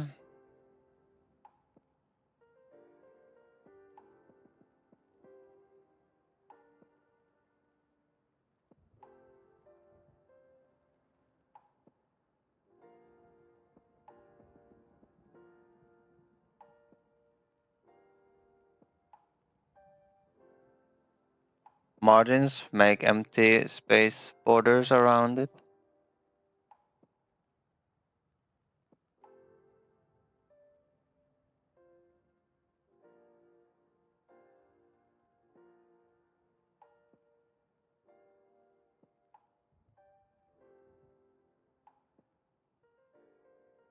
Should I have like a separate one for each of them then, or what?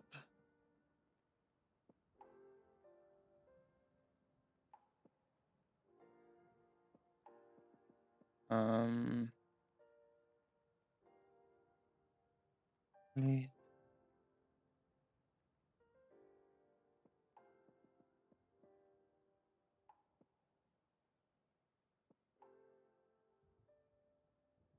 this progress bar is still being squished.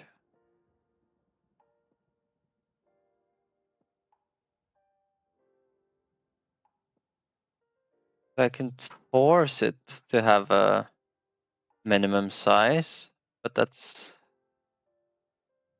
a bit silly as well. It's a solution, but it's silly.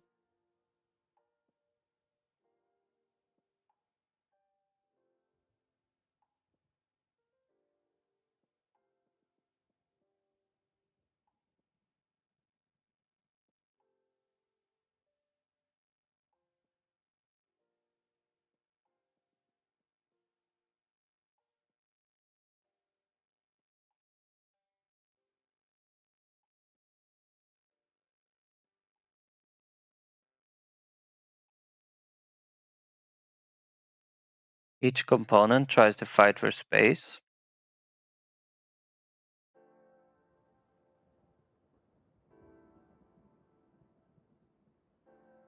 But should the setup be like, should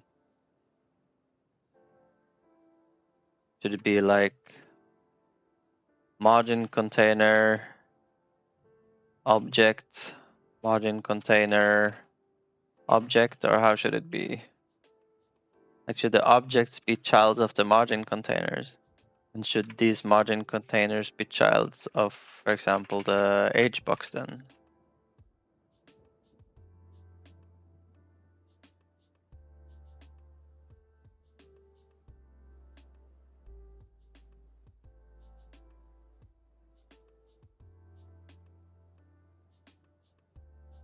But it seems like it wasn't really working out either, to be honest.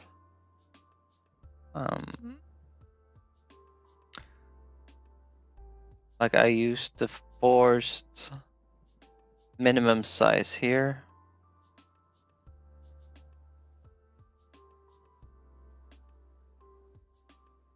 If I don't use this forced minimum size, the progress bar acts up.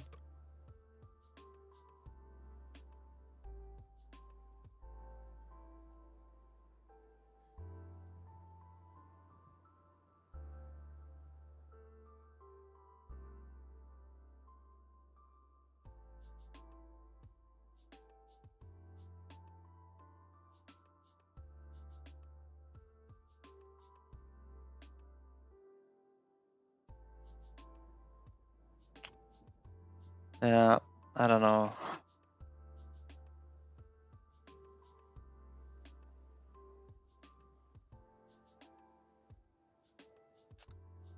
I guess it's just gonna be fiddling with it until it works somehow.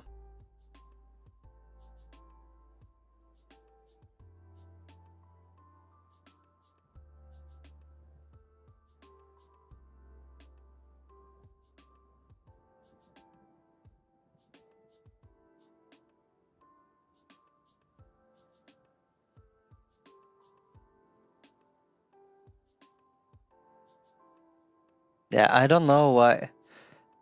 I don't know why UI is so hard, man. Should be easy, but it's not. It is what it is.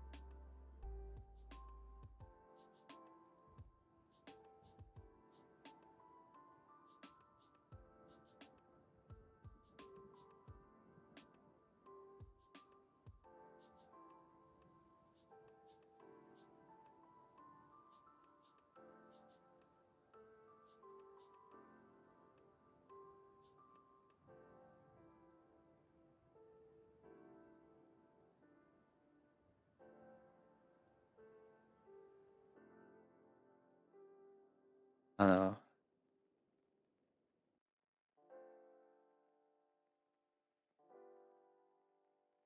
Wanted another age box.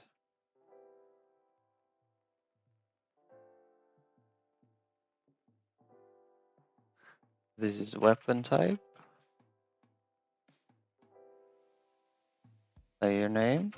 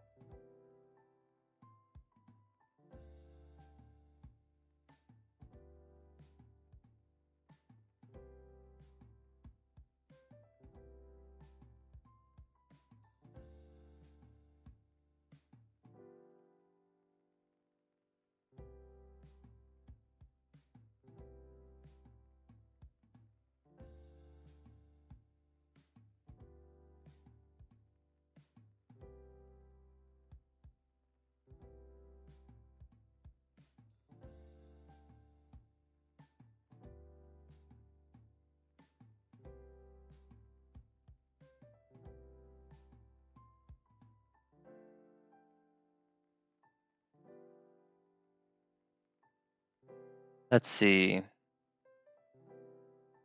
A V box with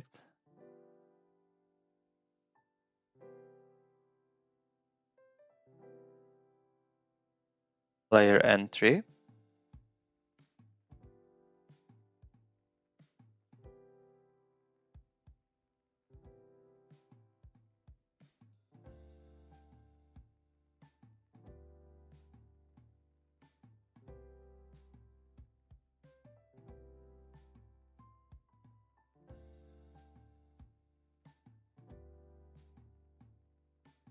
Let me see.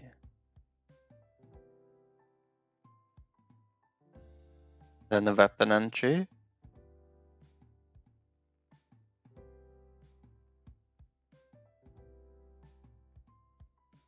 And then you would copy this multiple times.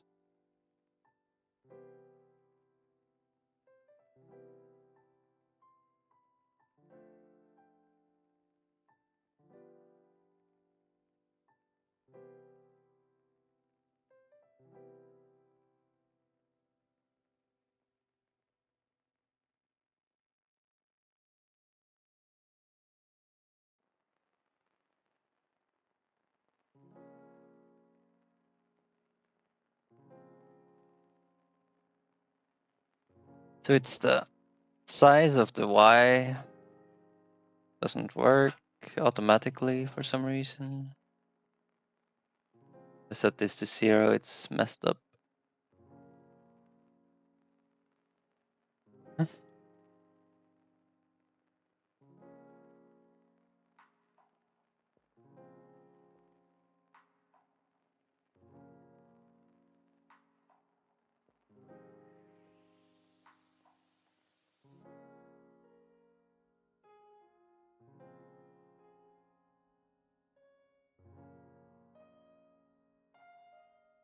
Yeah, this is gonna be, I'm trying to make a node right now that I can copy pasta, but I guess it will be basically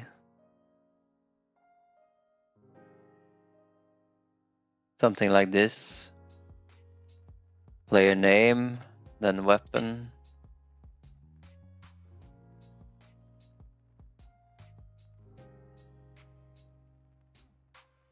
That's...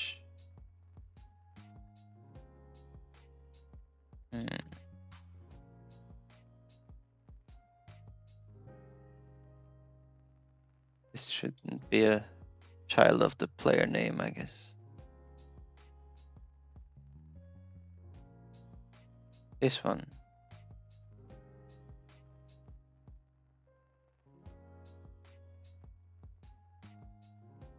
Okay.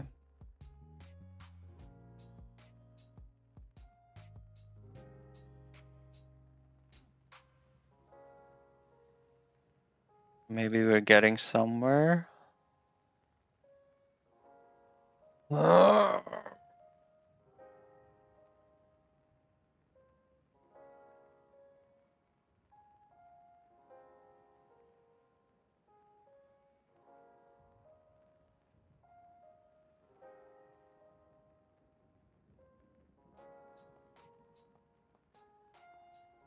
So we got damage meter as a V box. That's the top. Damage meter.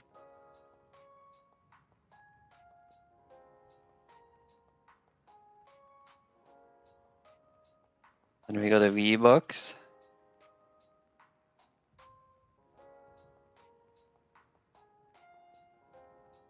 For player entry.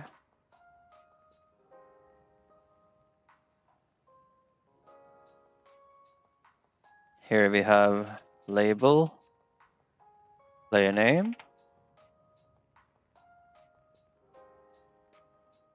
age box, weapon entry.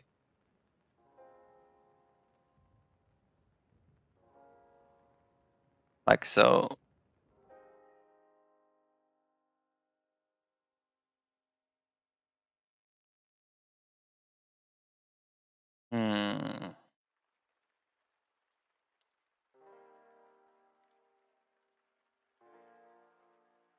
And these consists of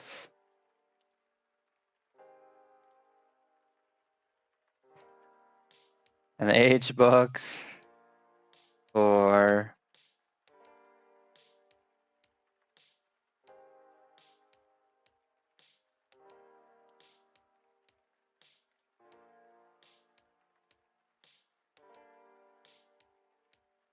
weapon type, label,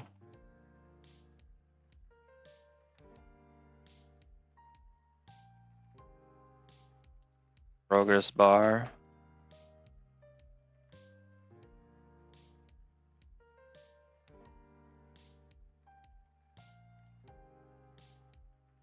damage dealt,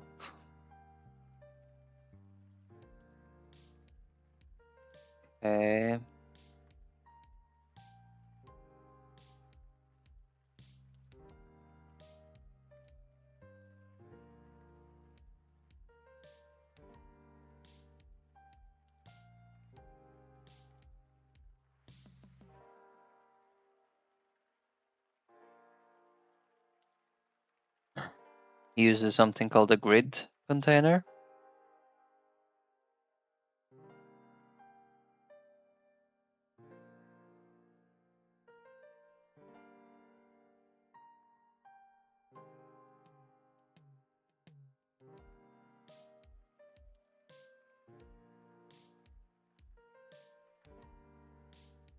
$50-minute video. Yeah, let's see. Any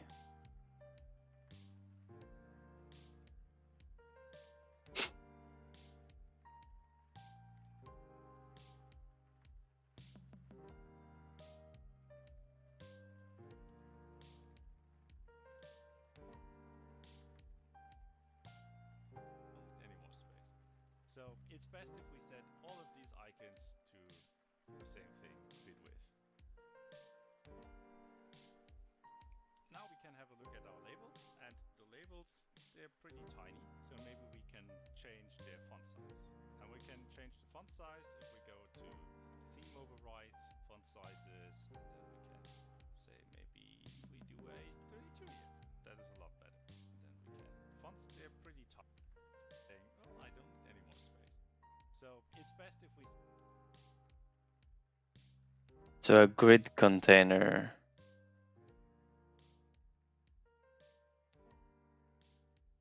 Grid container, you would set the width and the height, then I assume.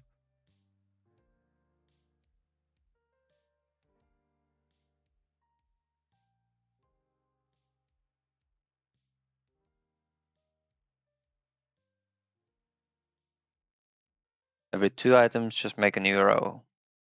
I see.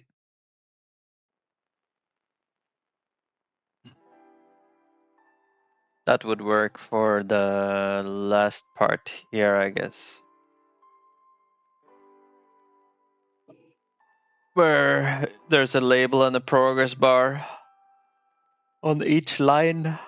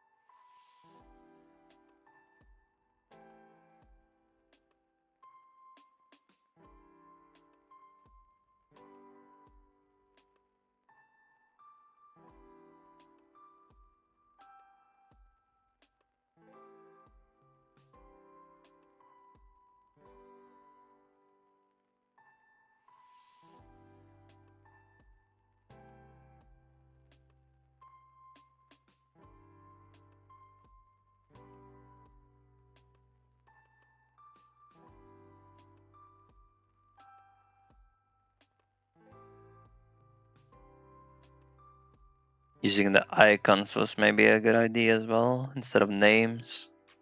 You don't have to deal with how you want to display names of different lengths.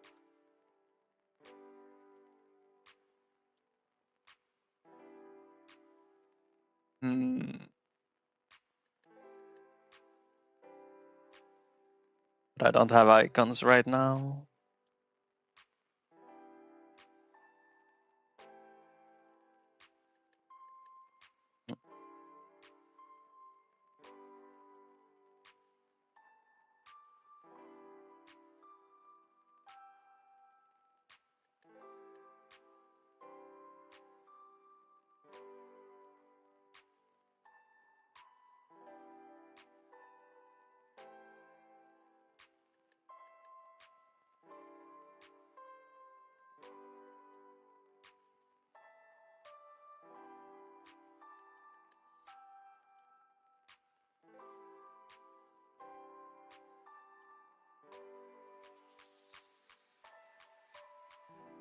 Wonder if I should just dynamically build everything in code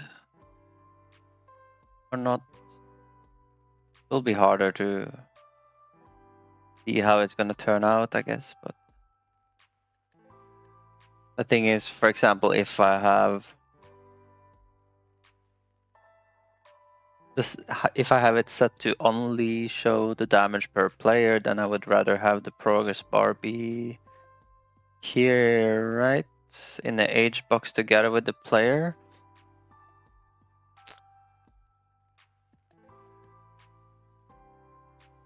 Basically, like this.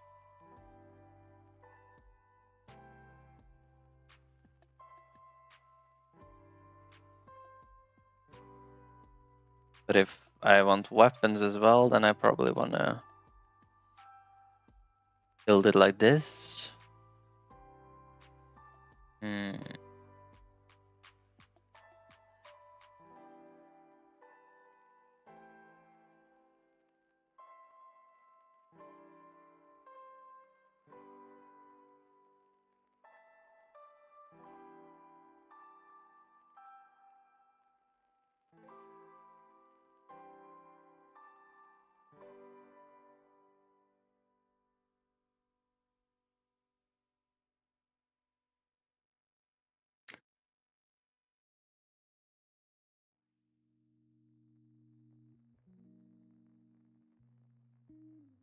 Think for the waves, it is gonna look the cleanest to just have it without the weapon types, just the damage done.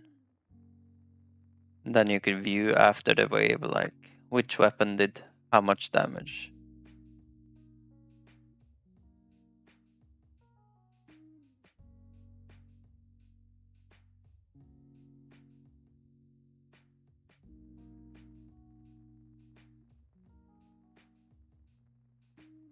So something like this.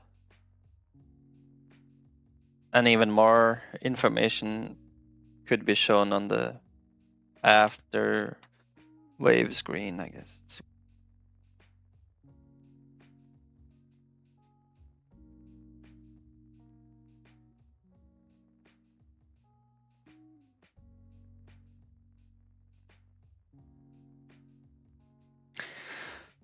Okay, with that in mind, should we just make a simple one for the waves then? A VBox of player entries.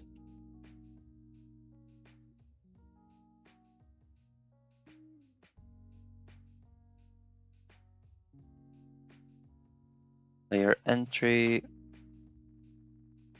the label, and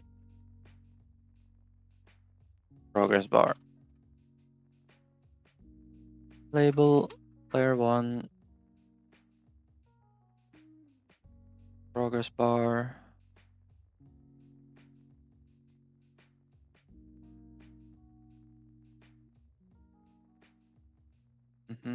Value 20.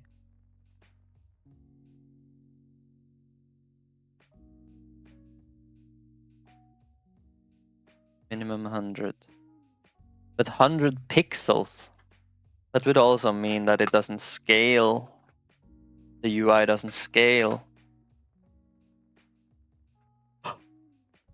by resolution, right?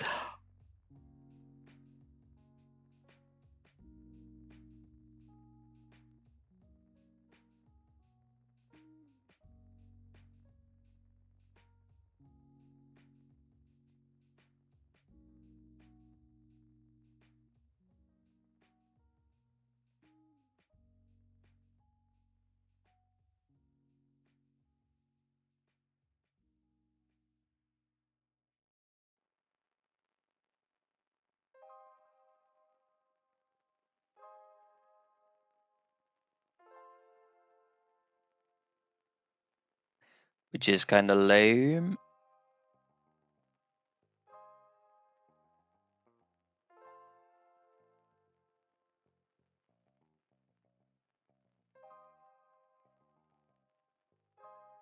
Oops. That wasn't what I wanted to do.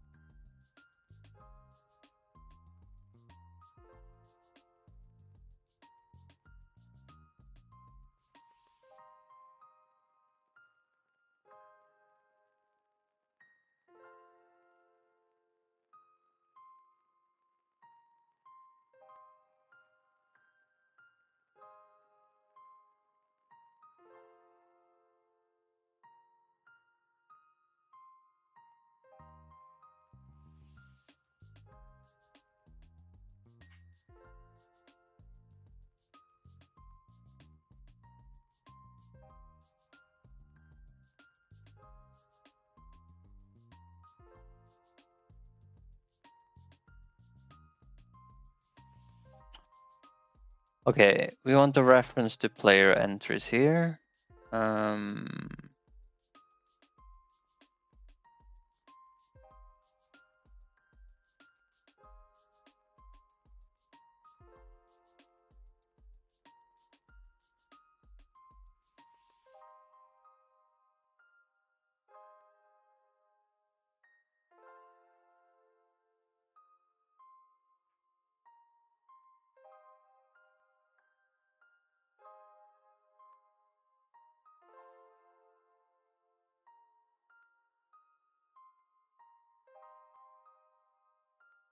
Then we want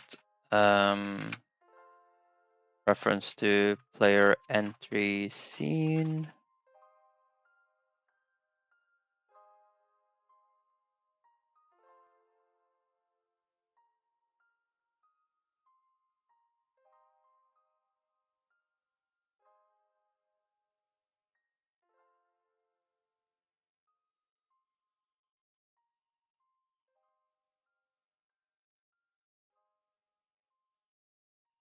Mm.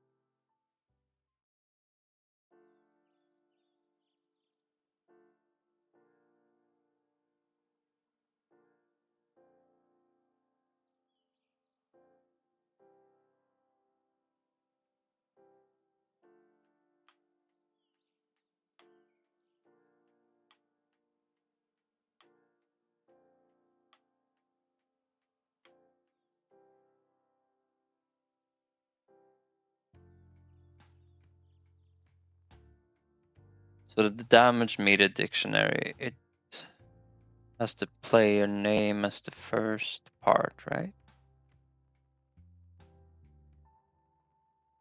Player name.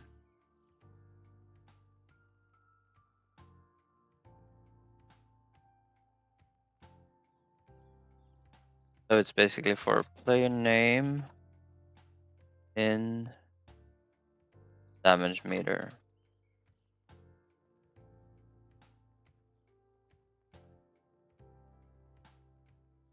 Is that how you go through all the keys in a dictionary?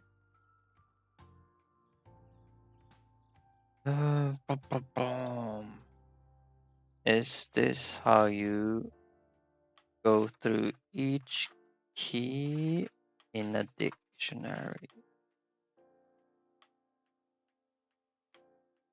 Okay, that's right.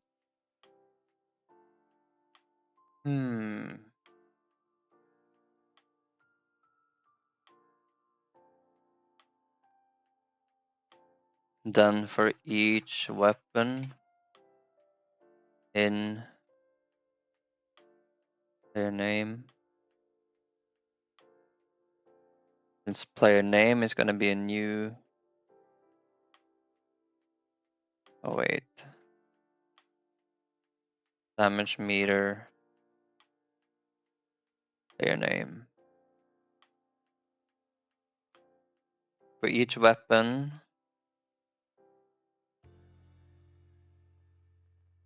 in this specific key that we're currently looking at,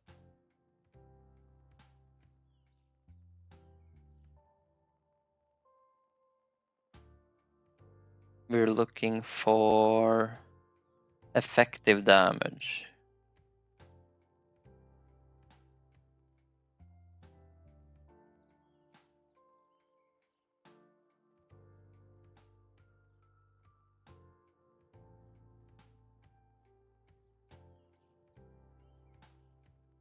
And then it was important to use this get function to avoid any accidental errors. It might not be necessary in this context, but let's do it anyways.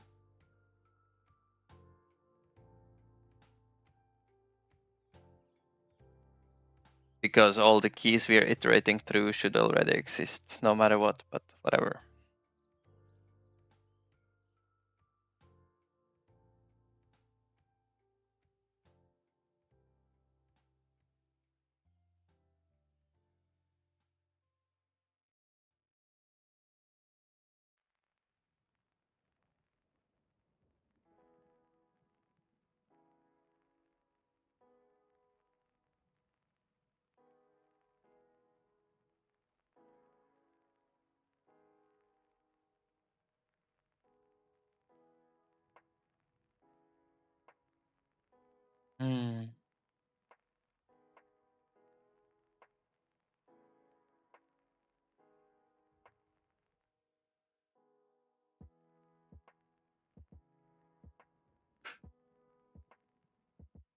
So each weapon has this effective damage.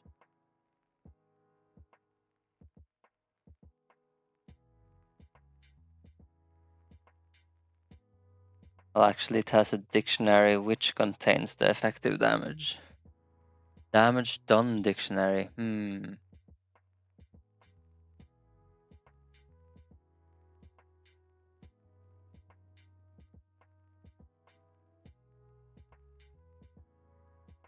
The value is a damage done dictionary.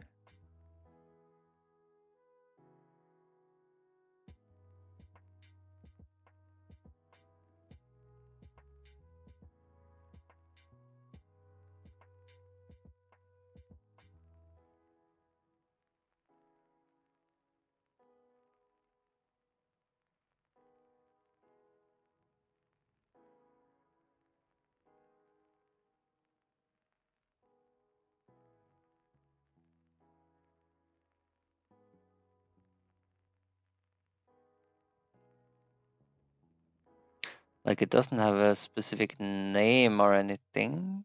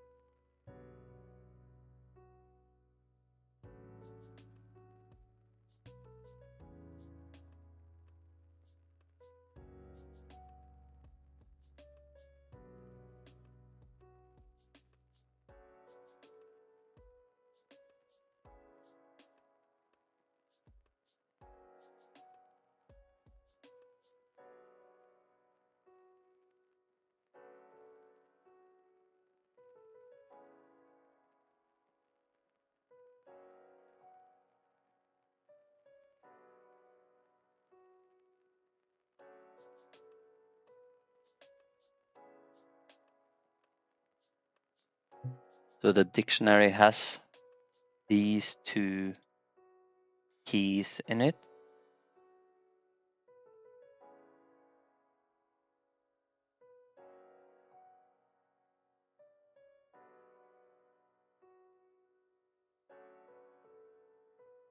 So I think we can access it using one of these two. Now that we are at the weapon type level, just add another bracket and one of these.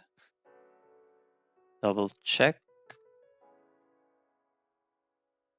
To access damage meter or effective damage value. Do I need to do damage meter?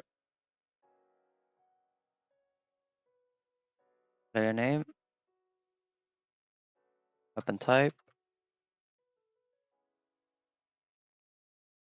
effective damage.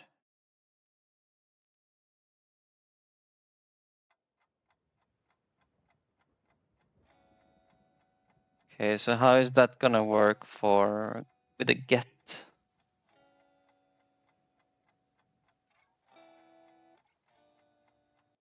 Dot get key default value.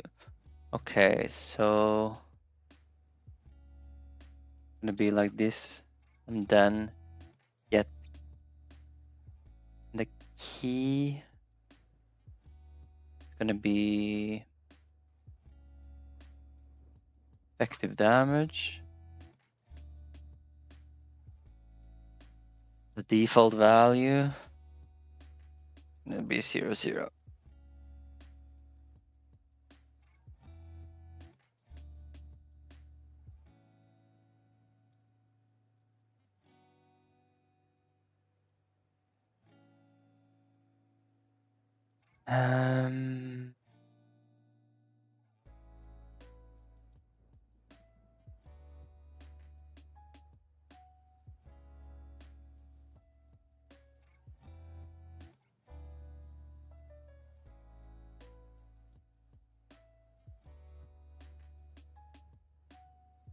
Here, I guess.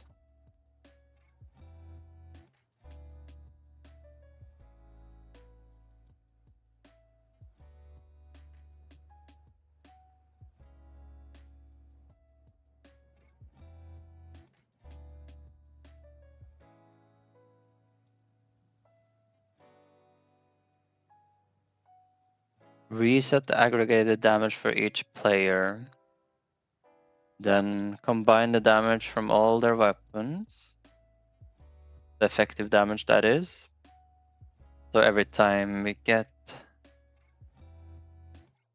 this value, we should add it to aggregated damage.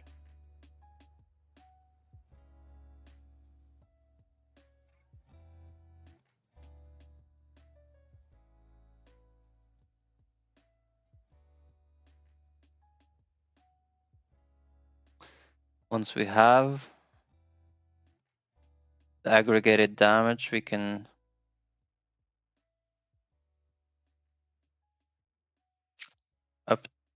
spawn one entry. Player entry scene.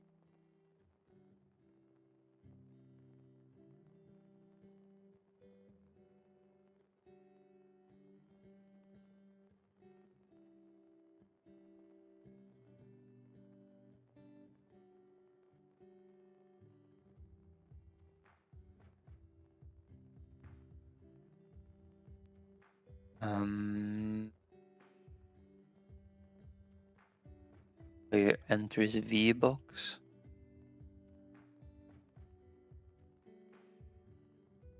Add child. Player enter scene.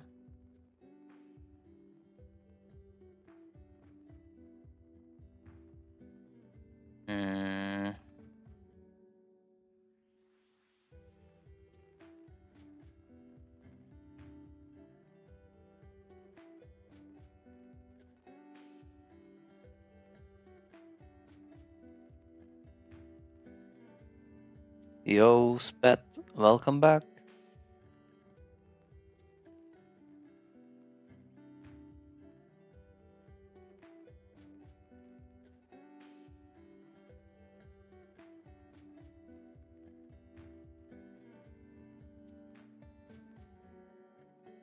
we made this tiny player entry VBox container, which we're gonna use to make the first iteration of the damage meter, which is just player name and the aggregated damage from all the weapons.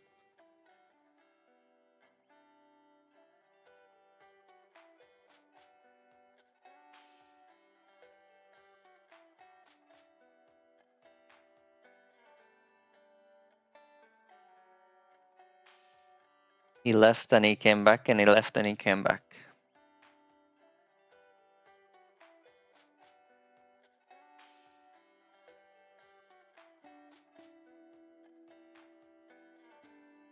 Okay.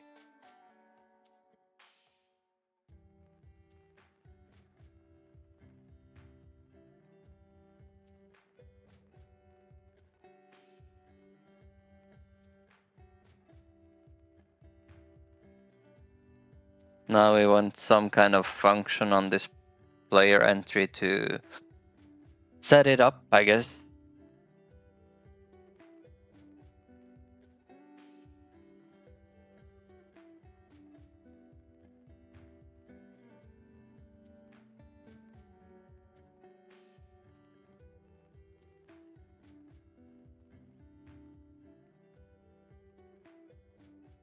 So for the setup, we would want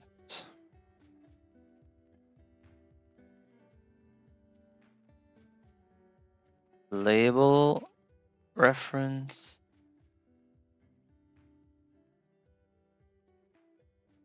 That should be like player name label. And we want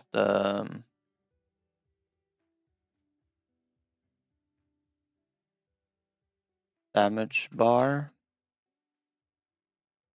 first bar.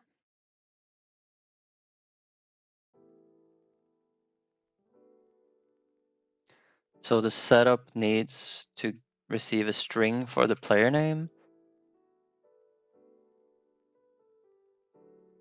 It also needs to receive a number for the damage. And we should send it as an integer, I think, because no need to display floats in the damage meter.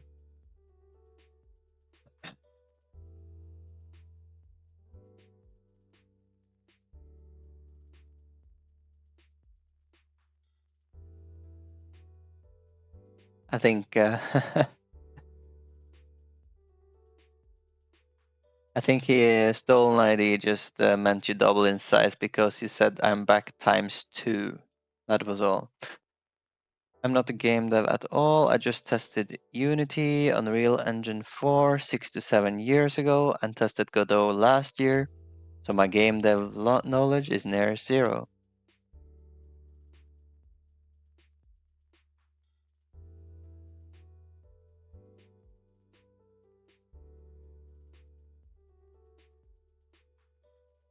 Events, signals, and announcements are variations of the observer pattern. You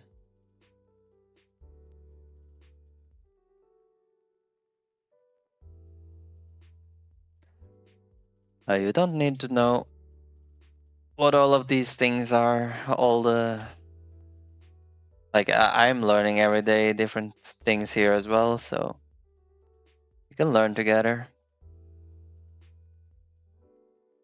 I didn't know what signals were in Godot before I started. Like, when did I start this project? It's been a while, but I think I have it here somewhere. How many days? Approximately 35 days I worked on Godot. Bit more, but approximate.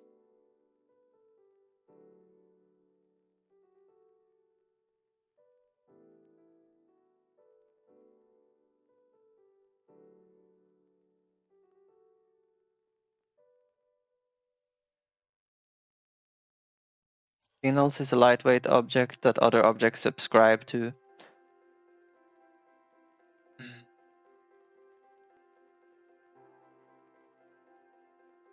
You have loose coupling between nodes and don't get into purgatory, so you end up with millions of dead nodes with cyclic references. Yeah. It is very handy. Signals, they are a good way to connect nodes together. Like, let's say, for example,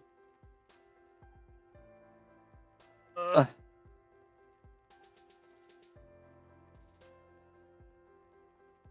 guess I have errors right now. Let's say, for example, never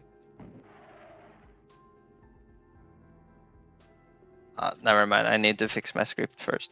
Let's say, for example, I lock on to a target so that I have one script that locks on to the head of an enemy, for example, so the weapon should fire there. Then a signal goes out that says, like, we have a new lock-on target. So anyone that is interested in this lock-on signal will subscribe to it, and they will, anytime a new lock-on target is set, all the subscribers will do something with it. Like, for example, missiles would start flying toward the lock-on target, for example.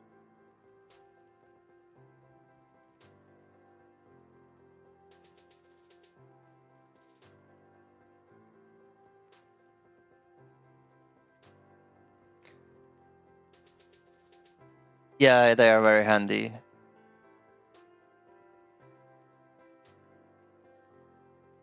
Like, signals and exports are one of my favorites, together with sometimes I have like a user reference. I haven't used it much, but it's possible to have auto load reference when you find it a little troublesome to find a specific node in the scene.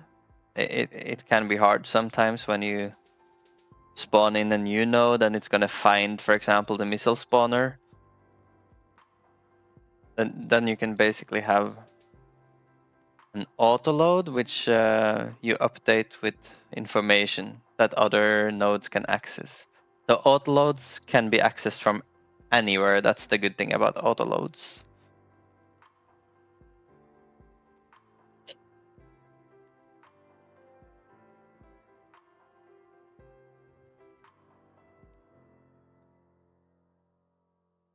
But I don't use that so much.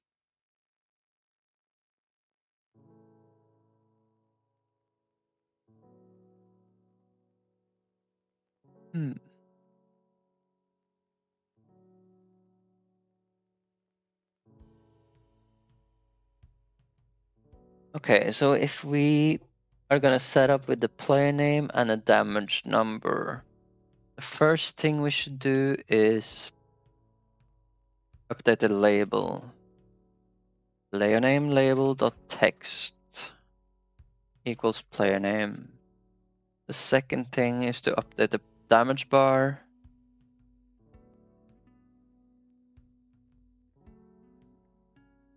So there's actually two things we're gonna need to pass, because we're also gonna pass highest damage.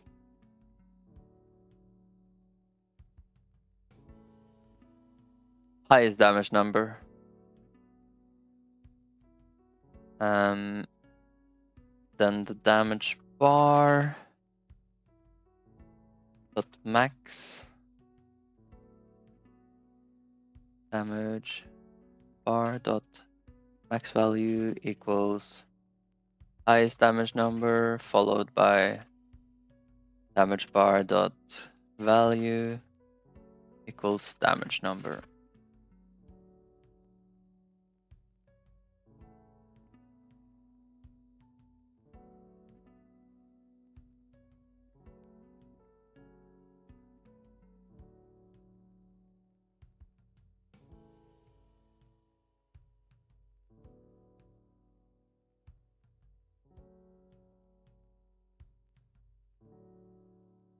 Inheritance is super powerful. Yeah, it's a bit difficult to grasp sometimes how you're gonna utilize it to the max.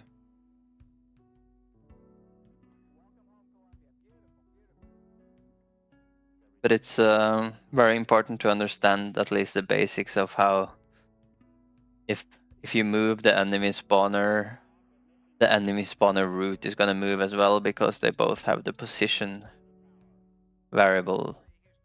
That's something you have to keep in mind. A good example of this is like if I would have like a laser gun mesh here, let's say, here's an example. The machine gun has a blaster mesh.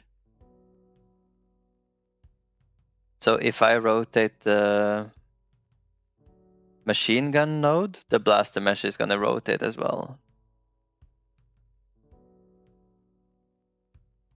As well as subnodes of the blaster mesh which inherit from that again. Have to be careful about that stuff. Inheritance needs boundaries to be useful. If you do it without proper guidelines, it will become unmaintainable. I see. You have to be careful about it at least, and you have to understand what inherits from what. Like a node here doesn't inherit position. So a node 3D as a child of stats, it's not gonna inherit position from laser gun because its direct parent doesn't inherit position. So yeah.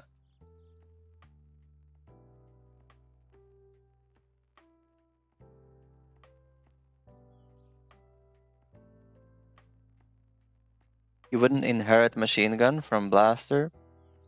You would have a weapon and both inherit from it. And maybe have a weapon inherit from usable, etc. Yeah.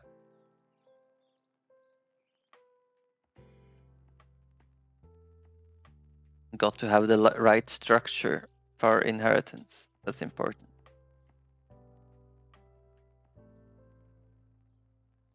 Did we make any other notes on what we had to change, I wonder? For these ones. Value, max value, and text. So the text of the actual damage bar. Damage bar dot text equals damage number. As a string, I suppose, because that's an integer, right? I'm not sure if it will understand. It doesn't complain though. Maybe it does understand that it should convert it to a string. I'm not sure. Oh well, let's do it like this to be safe. Like all weapons, fire. So fire can be implemented once for all fire modes.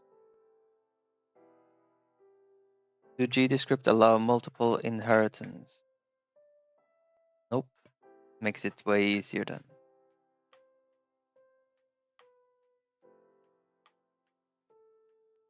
What I usually do for weapons is probably not stolen IDs perfect world, but I use many parts, many nodes to make up a weapon. I have the stats of the weapon. I have the functionality of reloading and firing. I have the functionality of the weapon the shots being able to bounce. And basically, all the weapons are going to use stats. All the weapons are going to use reload and fire, probably. But yeah, I can, with this, I can like put parts of a weapon. When I make a new weapon, I can just add the stats. I can add the reload and fire, tweak the variables a little bit, and then add, if there's anything specific for the weapon, I can add that on top. So most of the weapons have a few things that are going to be shared, basically.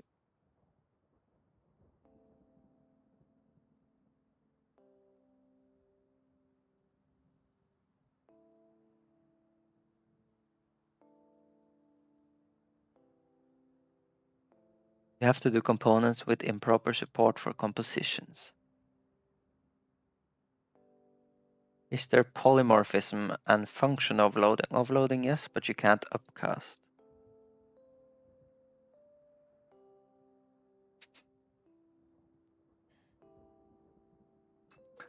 You guys are too technical for me to understand everything, but I understand some of it. Damage bar text. Okay. With this, I think the setup is complete. Now we just need to go to our damage meter UI. When we have the player entry here, we can do setup using the player name as well as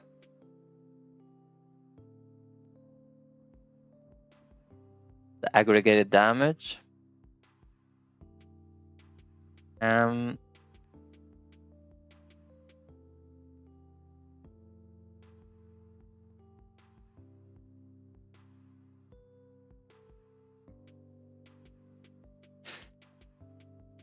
We could add here as well, like if damage per second toggle. If damage per second toggle, then aggregated damage equals aggregated damage divided by wave duration.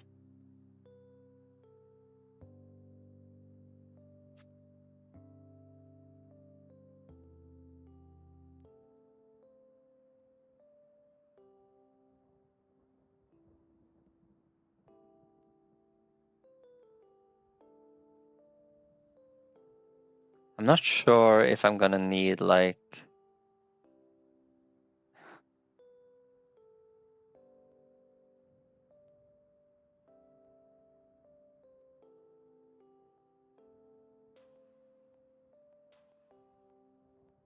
a safety here, but like what I imagine happening, like in a super rare case, that the player didn't kill the entire wave before the next wave starts, and somehow he's able to proc a damage exactly at when the wave duration is 0. Like super specific, super rare, but whatever, we could have like a safety check there.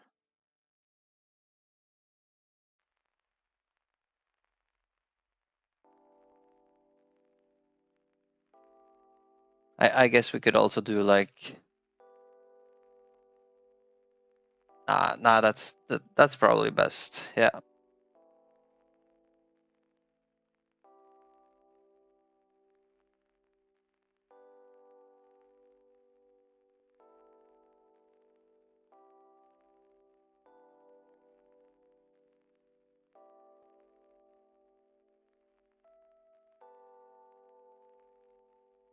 A paranoid programmer would express it at less than or equal to 0. Well, at least if you divide by something less than 0, you're not gonna break it, right?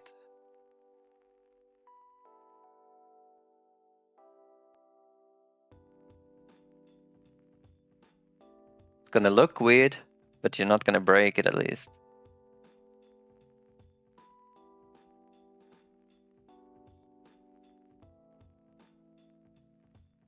No, that's the point. I'm not. At 0, I'm not gonna divide, but anything else. That's the point. Like, minus is fine and positive is fine, but 0 is no-go. But you can divide by minus. You can divide by -2, for example. That's fine. It will look stupid. You will get negative DPS, but it won't break.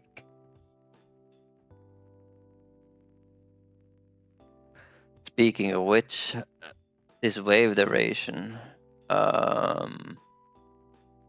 Okay, so it resets. It resets when the wave starts to 0. Good.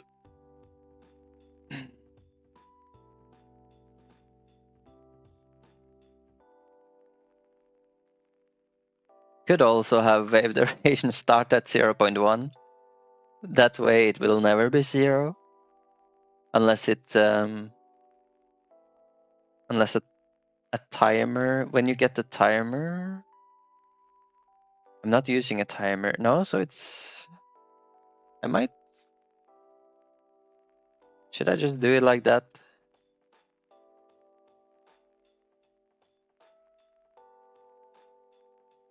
Maybe.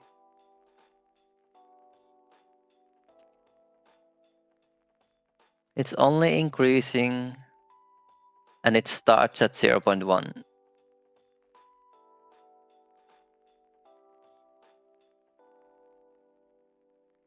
Then it can't be 0 ever, right? What are you even calculating? Damage per second? Yeah.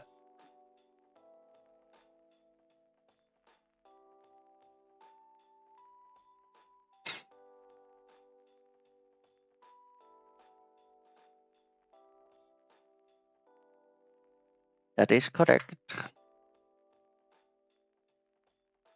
Correct.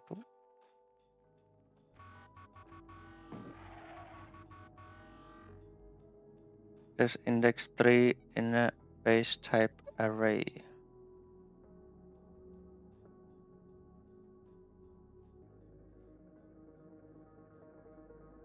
Let's see. 51 aggregate damage. So this one didn't work. Okay. Yeah.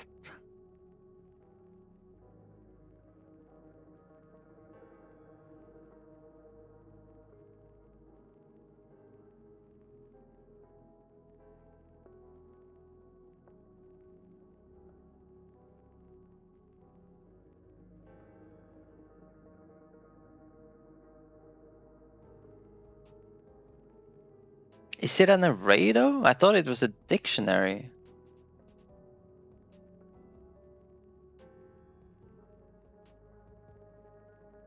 Invalid access of index 3.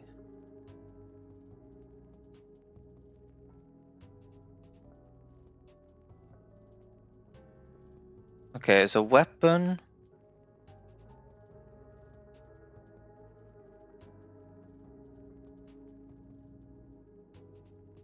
Weapon is an index, yeah?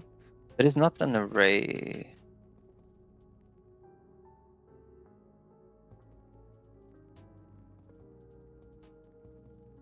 It's a dictionary, right? Just a second.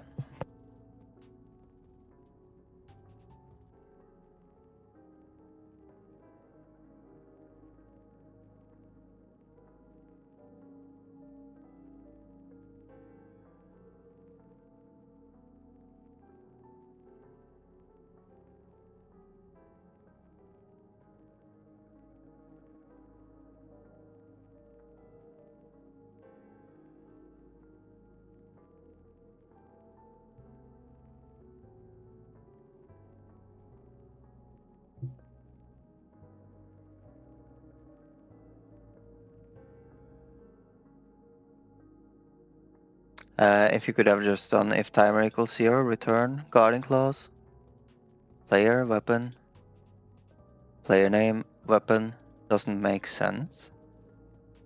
You want weapon get.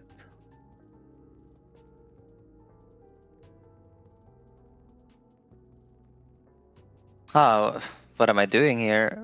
Player name. Yeah, of course this doesn't make sense. Damage meter. Damage meter has key called player name, and that key is a dictionary which has a key weapon, which is a dictionary which has a key effective damage.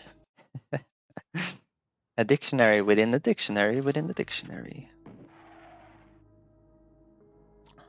Okay, so the setup. Pagebook container expect 3 arguments. Player name, aggregated damage, and then the highest damage so far. Okay.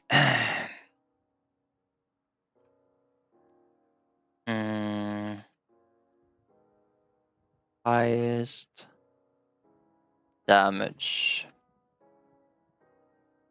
So we have our highest damage.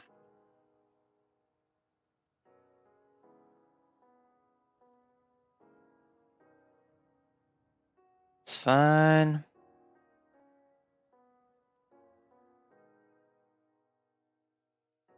If aggregated damage is larger than highest damage equals aggregated damage.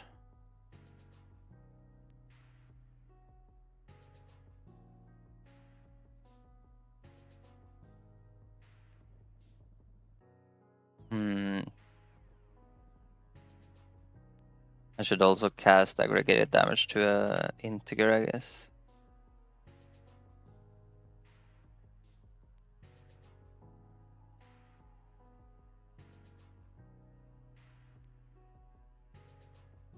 Doesn't match the indentation level.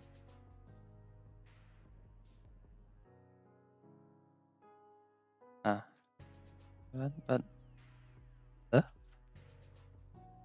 why does that break stuff?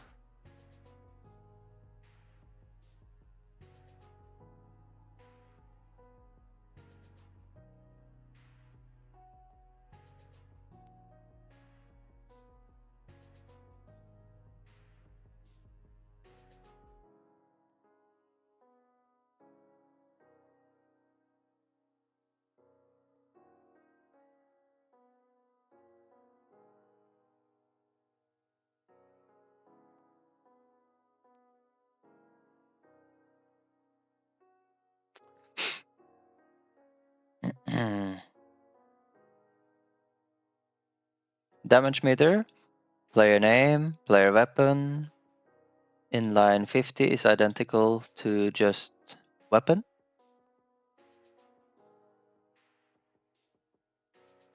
Just weapon. I think I can just do weapon.get, maybe. There is a shit show happening between Ryanair CEO and Elon Musk, apparently.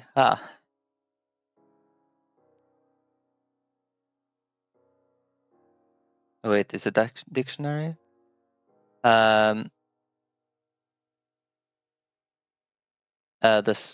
structure of this thing is, let's see, damage meter. The structure is the damage meter is a dictionary. The player name here is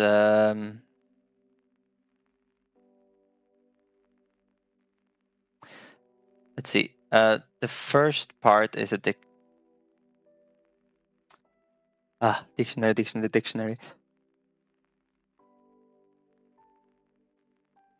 Damage meter is a dictionary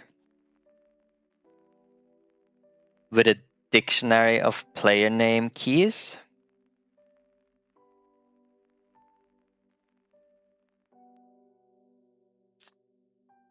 The values of the player name keys are also dictionaries. They are dictionaries for the weapons.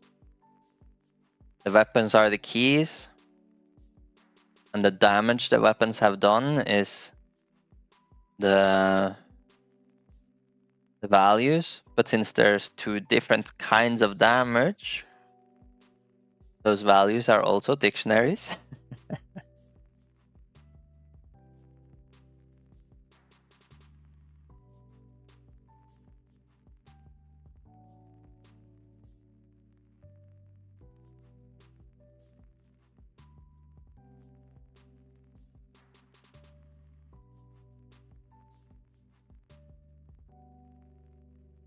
You think I'll hate myself for this code in 6 months?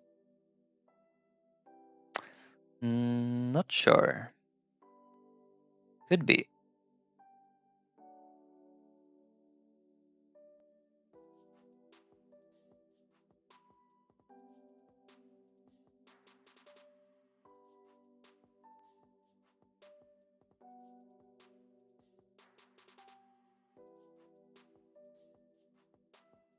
I'm not sure if you were here at the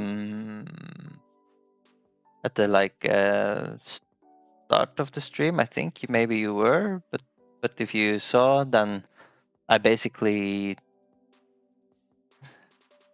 looked at how to set how to access a key in a dictionary, how to set the key, how to set the value of a key, all of these things. I had to understand and learn right now to freshen up. This is so it's not weird that it's hard to explain for me because this is very new to me.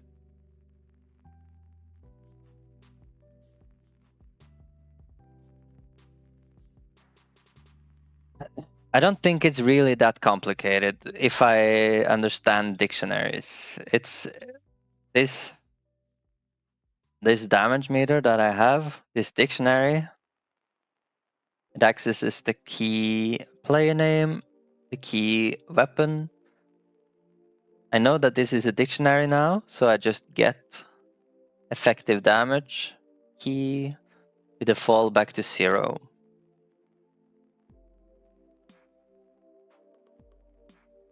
Once I use dictionaries a little more, I will be able to understand this, I'm sure. I just need to practice a little.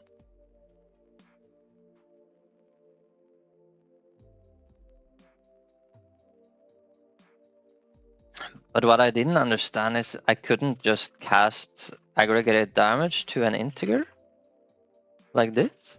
I would have thought I could do that. And now it doesn't give the error. Okay. I guess it works then. Highest damage.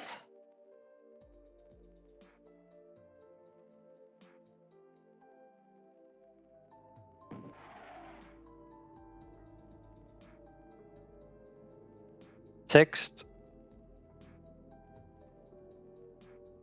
With a value string and a base nil. Okay, so this one hasn't been assigned yet then. I should also rename these player name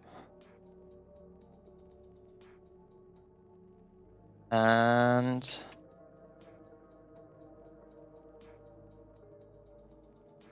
damage output.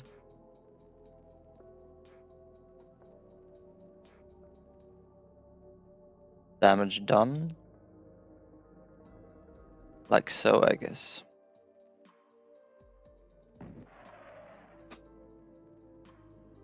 Okay. String. So I'm not able to do the damage bar dot text. Okay. How did I do it then? Let's see, damage bar dot text. Let's go to our boss health. Boss health bar label. Okay. But I'm pretty sure I changed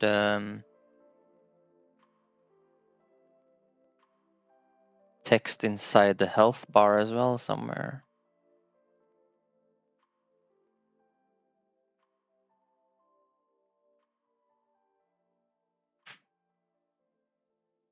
Value.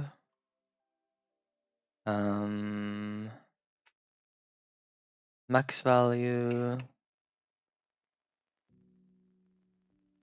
No, I don't. Okay. So what about the health of the shield?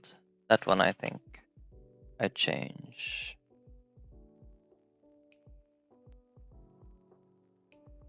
On the UI, I guess.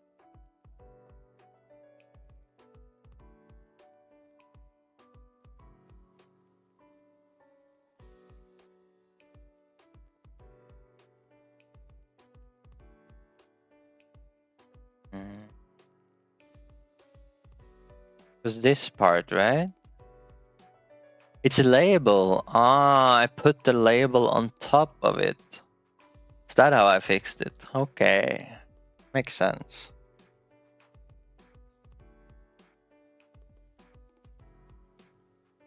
You gotta catch the bus? Alright. See you, mate.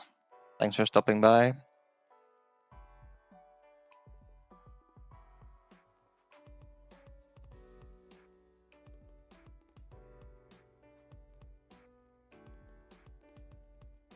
So I put the label on top of the bar. Okay. I think maybe I could cheat a little and oh, it's so scary to copy things though in case they share some kind of resource. But I think it's fine. Let's copy this. Put it on the progress bar here. And then don't show the percentage. Okay.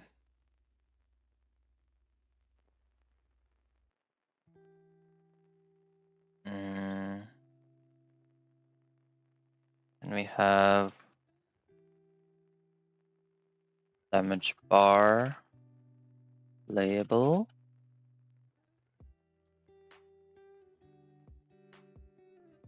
Damage bar label text, like that. And now we just have to make sure this doesn't look flat like it is here. Just probably fixed either at the HBox container or here. Some kind of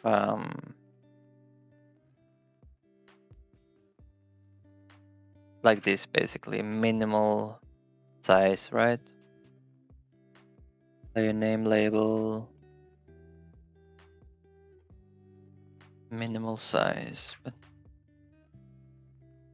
yeah.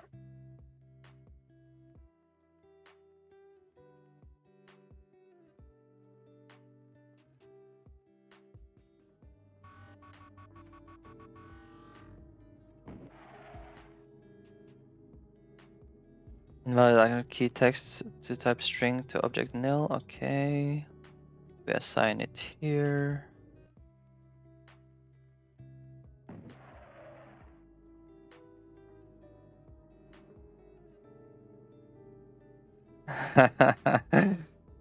Okay.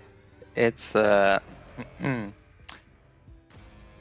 showing up, but and it's damage per second. Okay.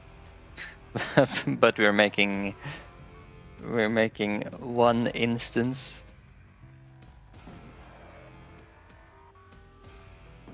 We're making a new instance every time. Unlucky.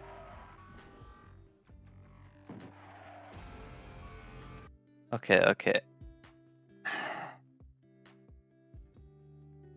Almost there for the basic damage meter, I think.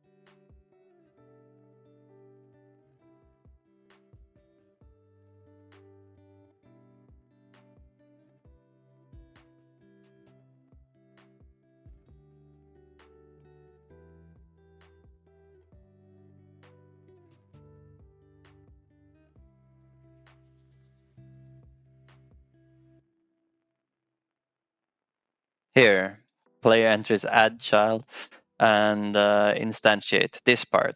This should only be done if it doesn't already exist, right?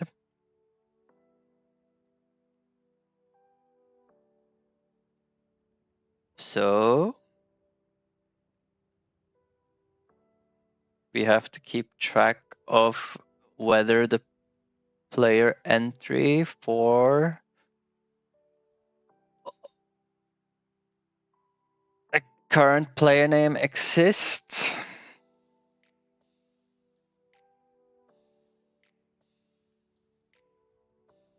But we also have to link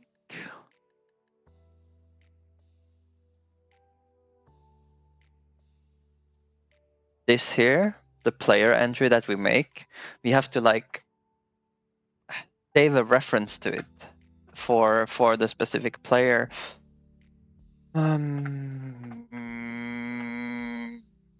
We just learned dictionaries. Let's use more dictionaries, right?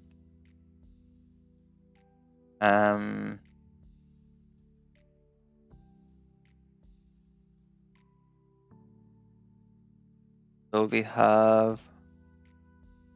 we're gonna track the damage done by different players, right? Player entry dictionary like this. So then what I'm thinking is we will have key, player name, value,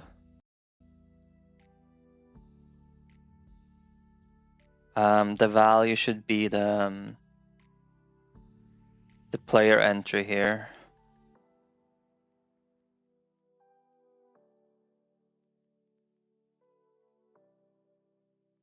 Player entry scene, basically.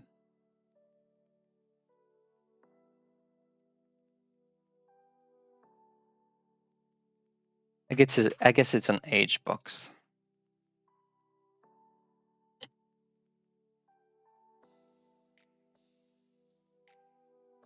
But we can just call it the player entry. UI entry, maybe? But that's good.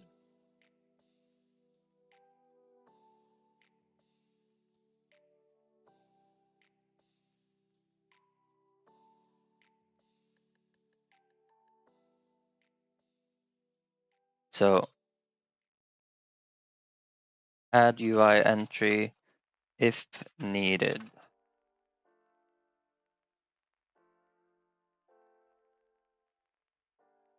Instantiate UI entry if needed.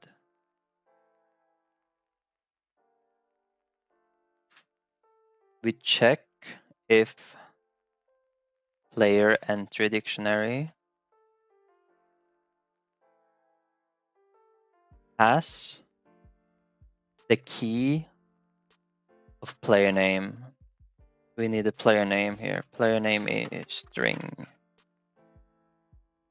Okay.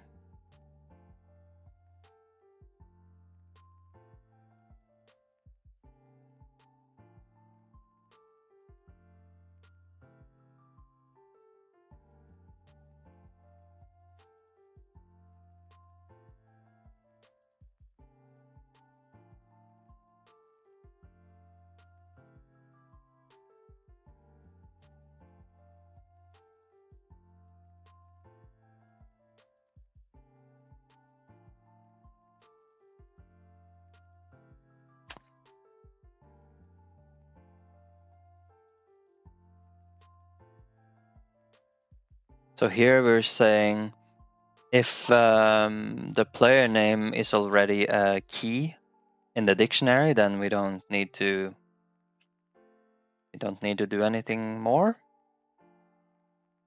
But if it's not a key yet, then we should do instantiate a player entry scene.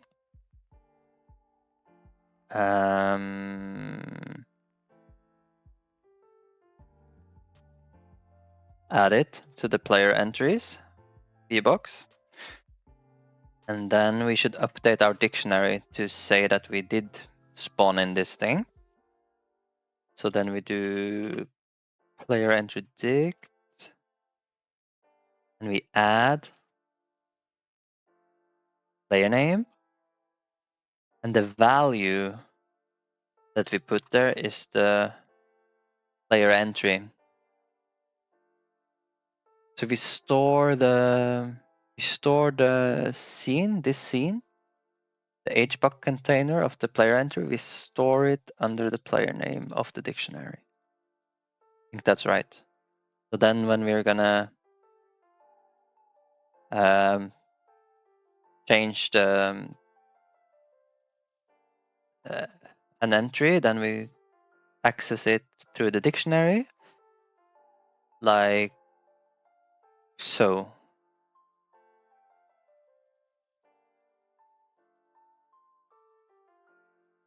Edit current entry.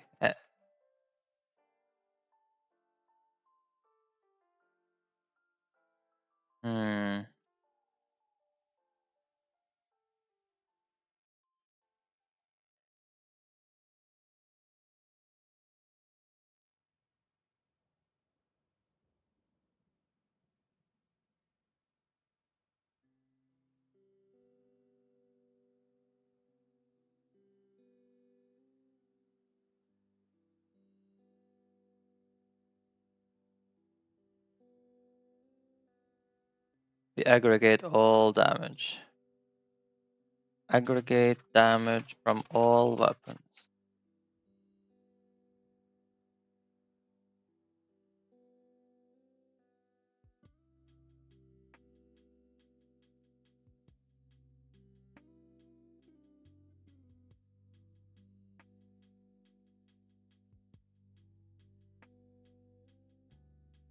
Calculate DPS if toggled.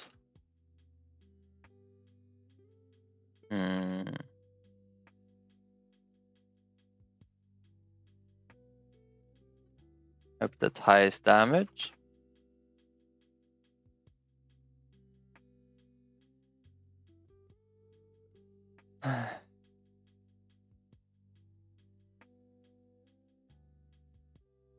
Okay.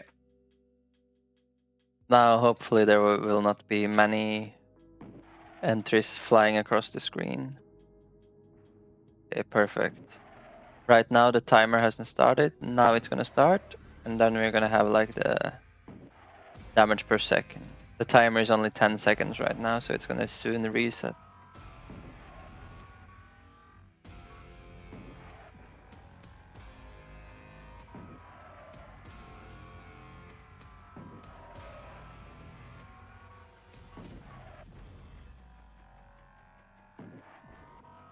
When we're calculating the DPS, there is actually a small issue.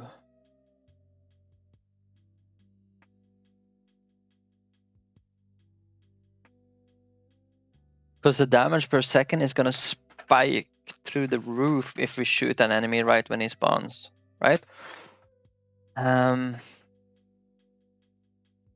If the damage per second is ramping, it doesn't matter much, but imagine an enemy spawns and you instantly shoot it, you will have a DPS of like really, really high, right? If that happens, the highest DPS recorded is going to stay at that level for the entire wave. Let's say you do 1700 DPS for 0.5 seconds. Now that 1700 DPS is going to be the baseline for the highest damage dealt, and the bar for the DPS you have is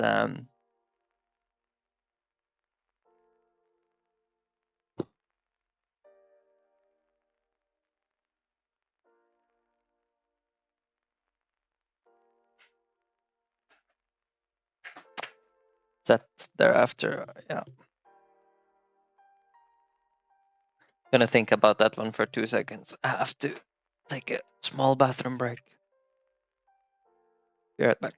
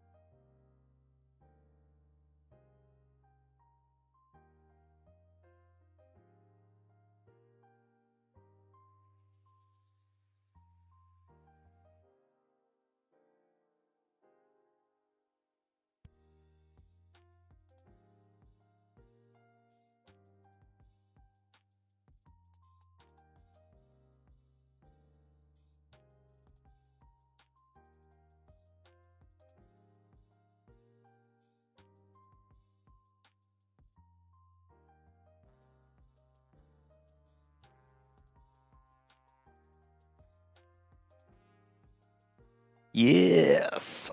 Ugh.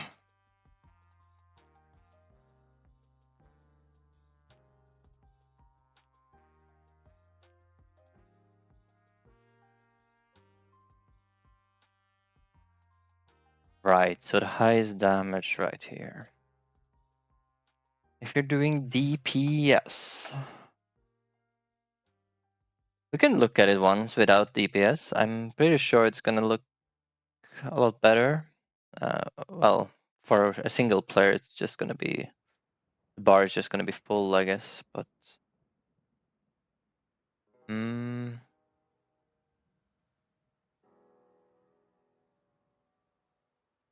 it's located here in the world.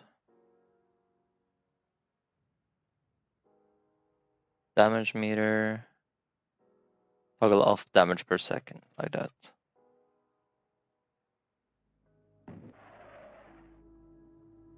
Yeah, now you see it's just gonna be full like this.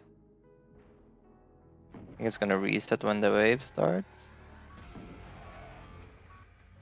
No, it didn't reset when the wave started. Okay, you have to do that.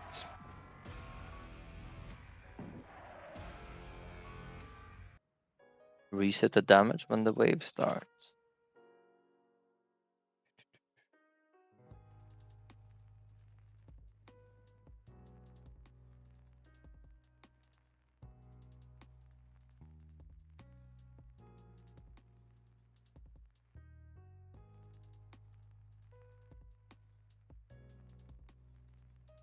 Okie.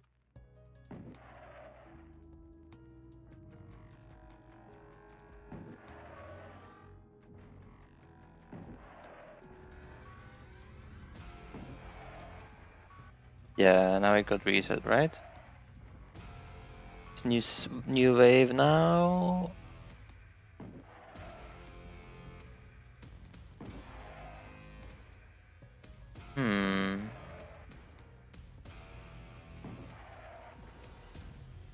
Now it didn't reset. But I wonder if that's because we didn't kill the previous wave yet. We're spawning them so fast right now. Let me check again if it reset on the first wave.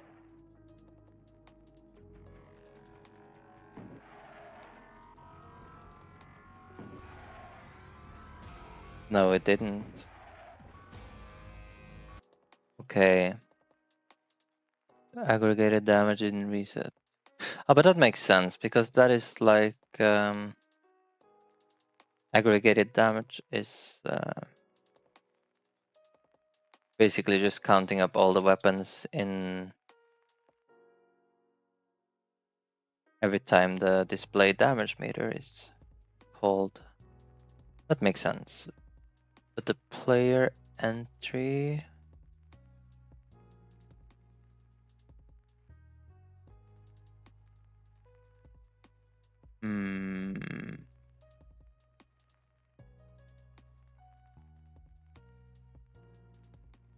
What is it then? I have to reset. It's the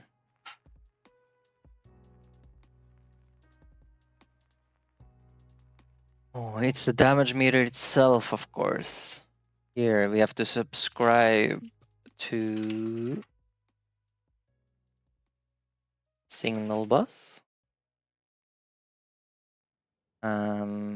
Wave starting. We have to connect and run like a reset damage meter function.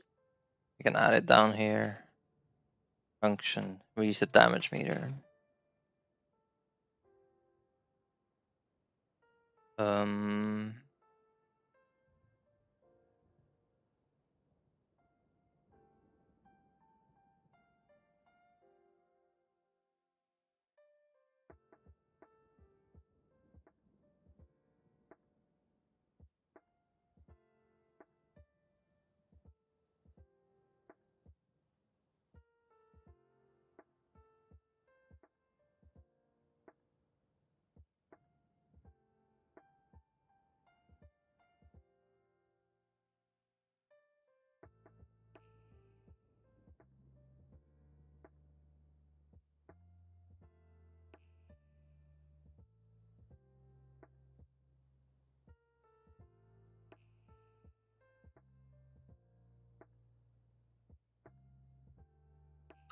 Yeah, this is a good question. Like, I think this is maybe what Stolen ID tried to say earlier, that we could do damage type then equals 0, 0. Let's try that and see if it correctly resets. It does. That's very good. We can see all the damages in the dictionary below. Okay, that now it must have reset, right? We're at 200. No, didn't reset. Unlucky. So that didn't work.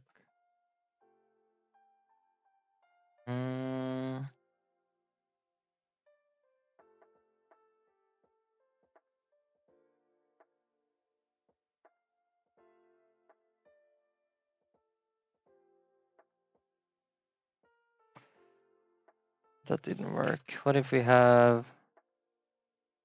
If you do it properly, then we have the damage meter.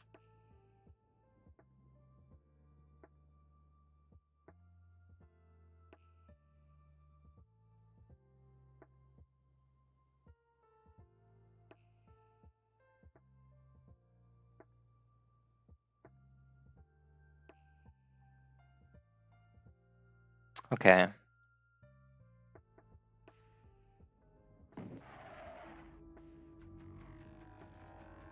So we have about 100 damage. The wave is starting. And now it failed.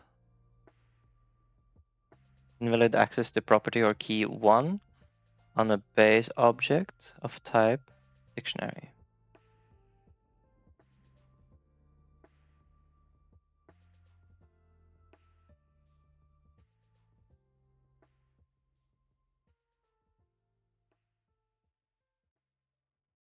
So if we take a look at the dictionary here, the key 1 should be player 1, right?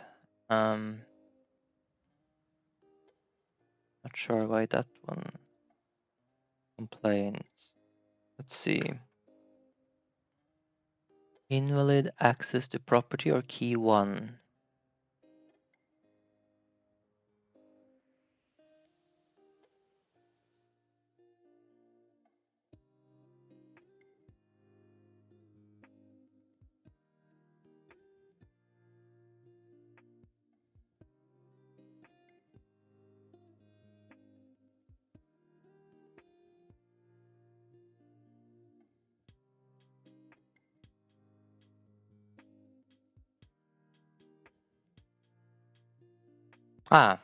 Here we can do...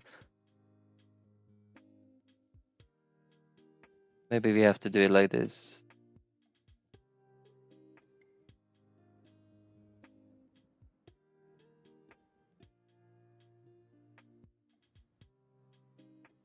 Could be.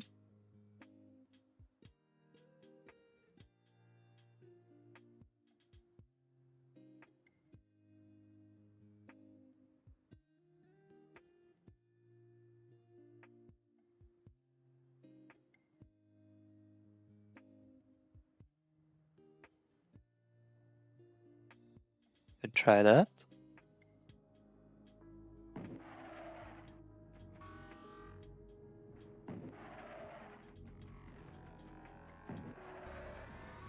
Okay, it works. Smooth.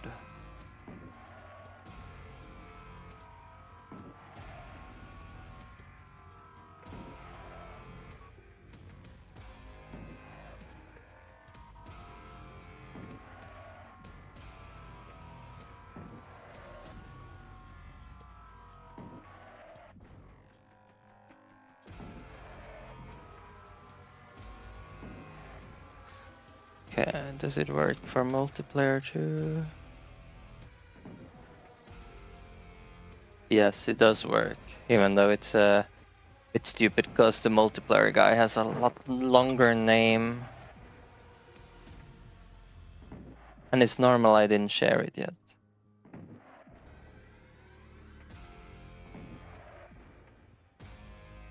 Okay. Um,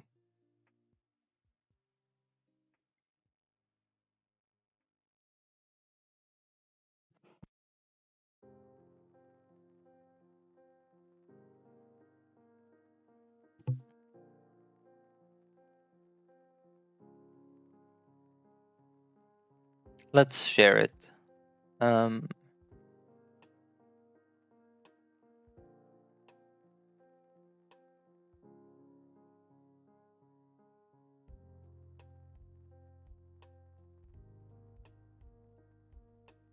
I wonder how it is to synchronize this. Is it gonna be able to synchronize the location of the node, I wonder? Because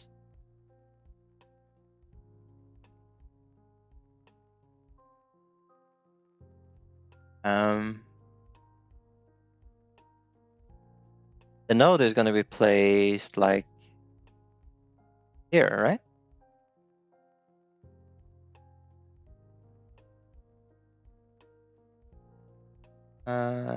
No, here, down here. That's where it's gonna be placed. So if it's not able to synchronize the node's position, then it's gonna mess up. A solution, I wonder if I could do like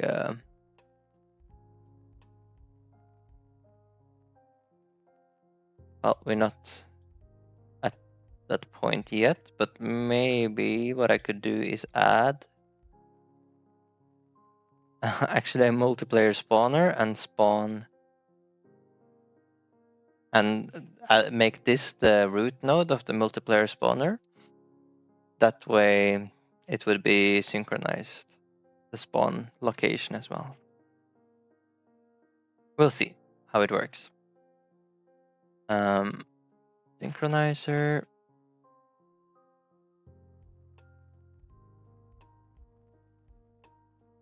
And then we synchronize like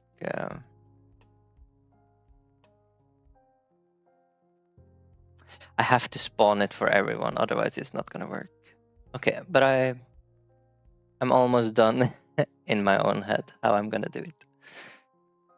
Synchronize the label, text, synchronize the progress bar, and max, synchronize the progress bar value, synchronize the label text on change and on spawn. Okay, so to make sure that this object is actually going to exist on all the clients, I will have to spawn it through RPC. So right here, instantiate UI if needed.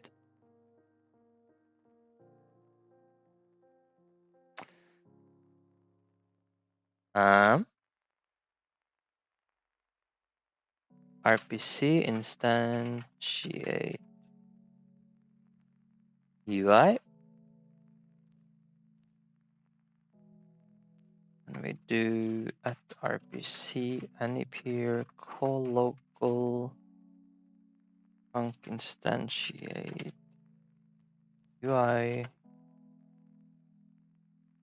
like so.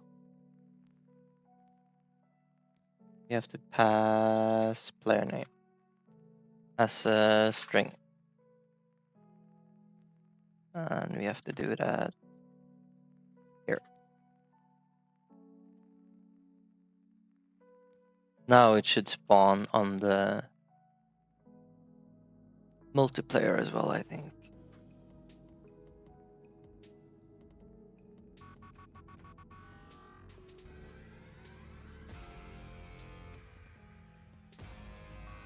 Yeah, there we go. Now it's spawned bottom right. And it's synchronizing. But there is only one entry though. Ah, there's the other guy. I guess he didn't shoot anything yet. Okay, okay. Good.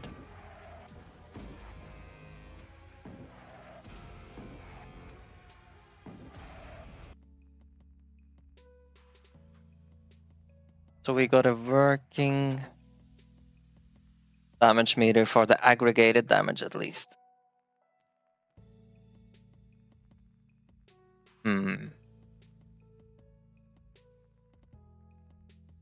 What should we do next? Probably solve the DPS problem, right? Because with the DPS, you could have a high DPS spike at a certain point, and then the maximum value of these progress bars are going to be very, very high. So to solve this, we should probably look at the highest DPS per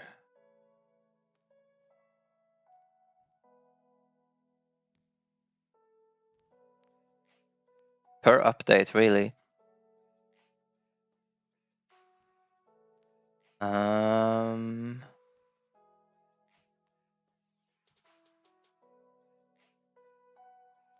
I wonder, we are storing it as high as damage, right?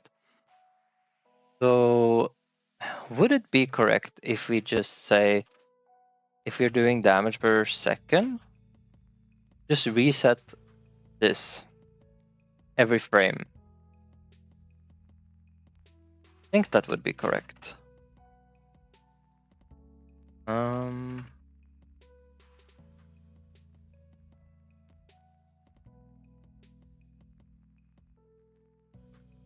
Could of course also do it.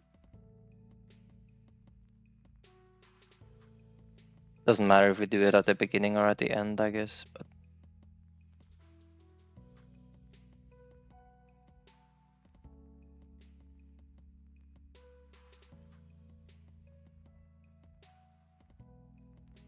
okay, so let's toggle the DPS. World toggle DPS. Let's make the wave timers a little longer so we have a bit more time to observe what's going on. Do 30 seconds.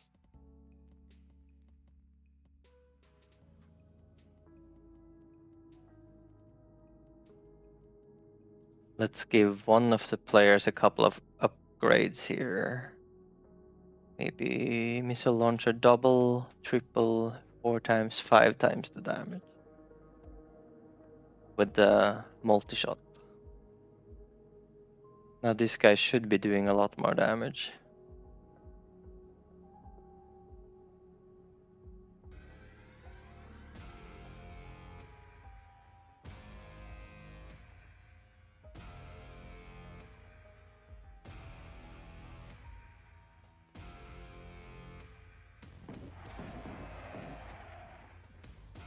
Oh no, the the upgrades are shared. What am I thinking? Okay.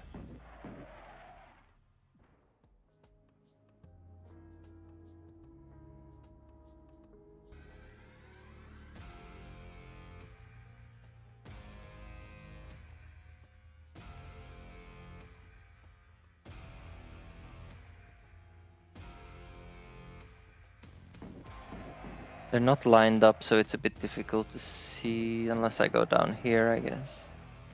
Yeah, now that there's... I need to go deeper. Let me out. Pickaxe speed. Pickaxe damage. Let me out. Oh, the laser spawn effect is not synchronized, okay.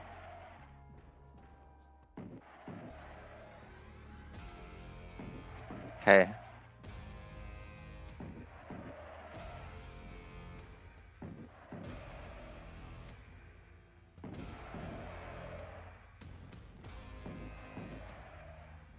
So yeah, we can see it's working. Like the player down in the mine right now is getting smaller bar compared to the one upstairs that is doing max damage. And the ones that doing max damage all the time has the bar filled, right? And that's what we're after.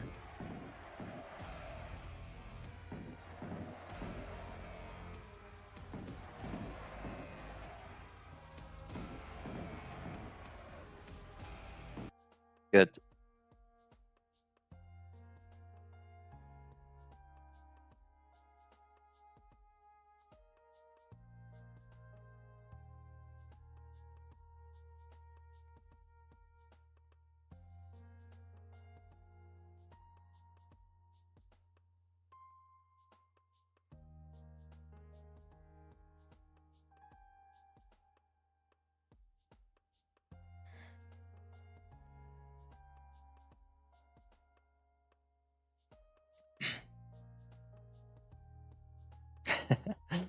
Display damage meter. Let's see. The complaint on Discord. This was redundant.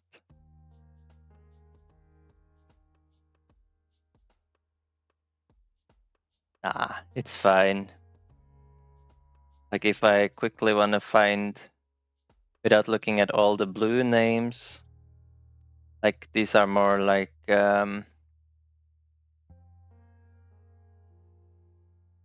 separators of code that does different things. This calculates the wave duration, all of these three, and everything below here is for the displaying of the damage meter. Even though the names are similar, the function of this text and this text is different. It's fine.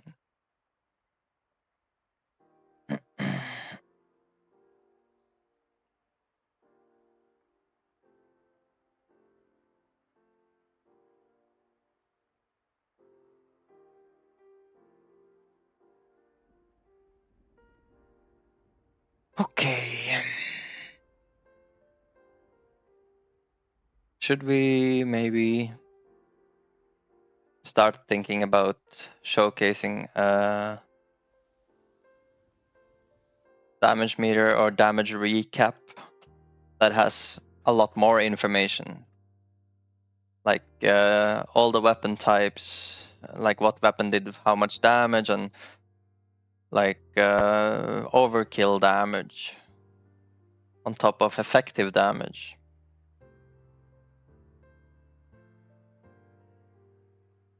And should I make I suppose I could just make a display that's, at least for me as a dev, it would be nice to see during the wave as well how much damage each weapon how much each weapon contributes to damage while I'm playing, and not only on the recap. So maybe I should make like a extensive damage meter display for the waves as well.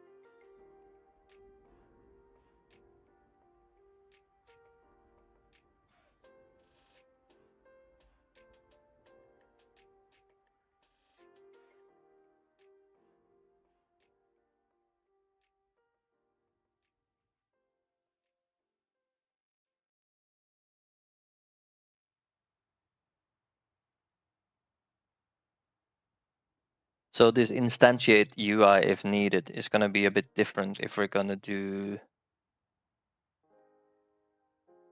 based on each separate weapon.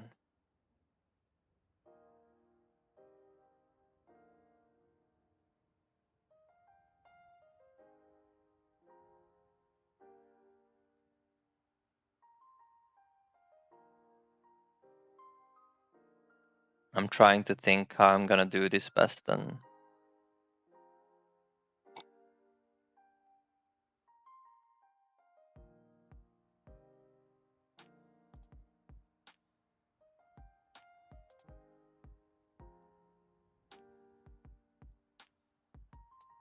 I'm going to need a separate one of these entry setups for individual weapons. Then I'm going to need to tweak the code. Possibly we either make a split here where we do this for the aggregated damage of all the weapons, and then a completely different section for each weapon individually.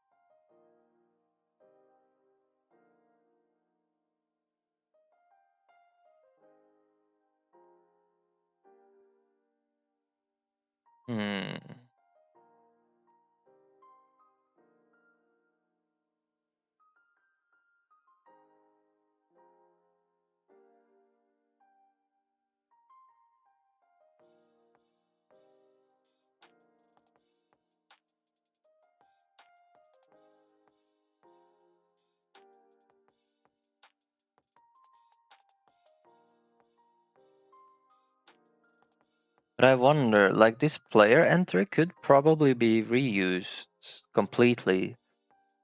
It's just that we would actually replace the player with weapon, right?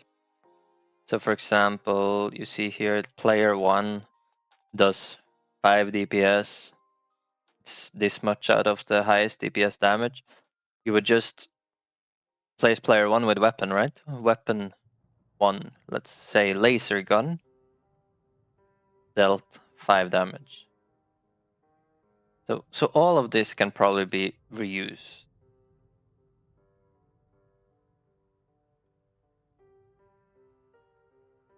And then I would just add another separator that's for player 1 and player 2. So it would be player 1, all player 1's weapon, player 2, all player 2 weapons.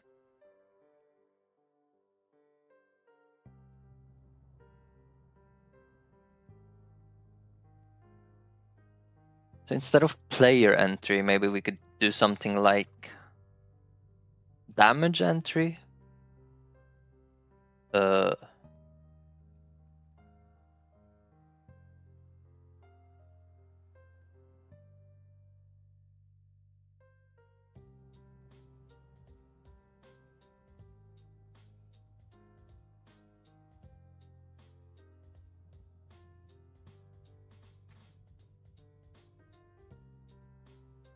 That's probably gonna break some kind of import that I rename these things. Damage source.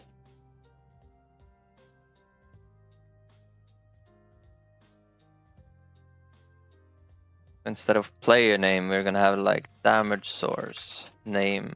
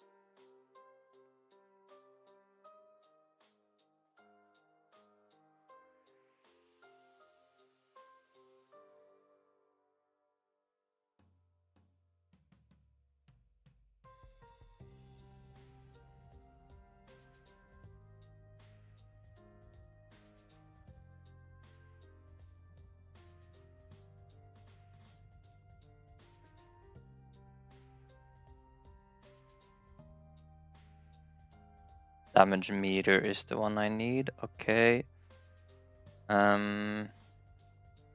We can do if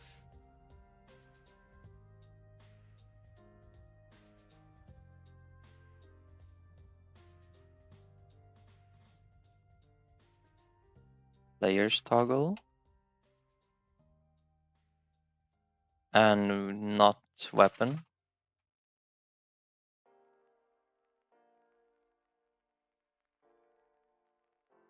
Display damage. Display players.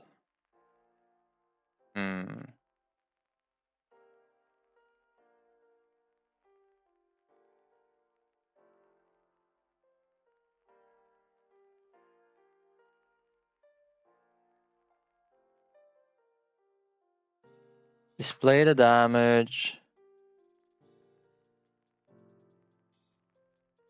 Player level. Player by player. Trying to figure out like what's most intuitive to me, you know. Display damage player by player. I think that's the one I'm gonna get the best. It's gonna need to pass damage meter dictionary. Dictionary. Like so. Okay.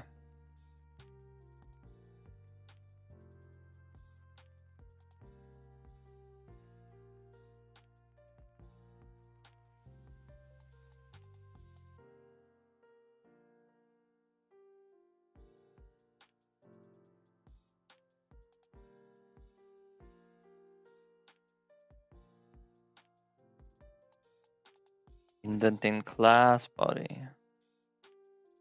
Okay.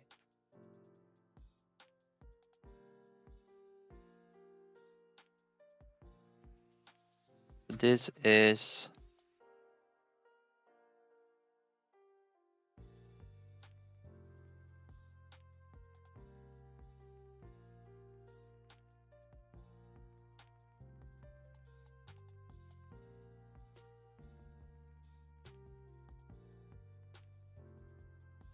yeah, player by player.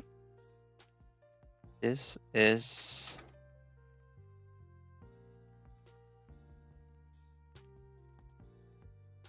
just the instantiation of the UI.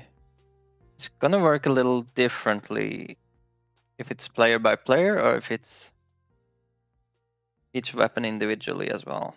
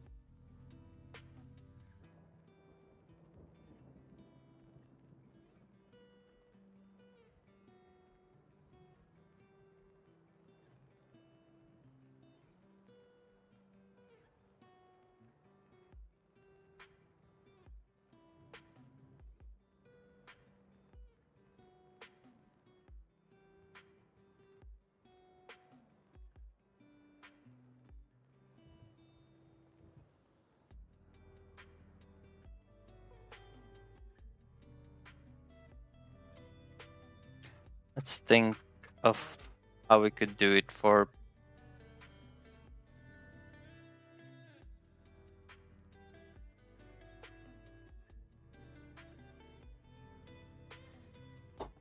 The thing is, I don't want like a million if else whatever, but maybe that's how I'm gonna do it. I'm not sure yet, but let's say if you have if you sort the damage meters by player, but not by weapon, then you have each player one by one. Let's say that you turn off player, then you only have the damage meter, right? Let's say that you turn on weapons, but you don't have on players, then you see all the weapons sorted, but the players' individual damage is combined, you know?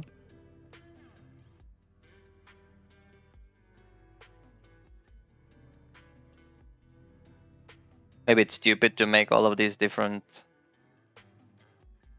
ways of showing the damage meter though, but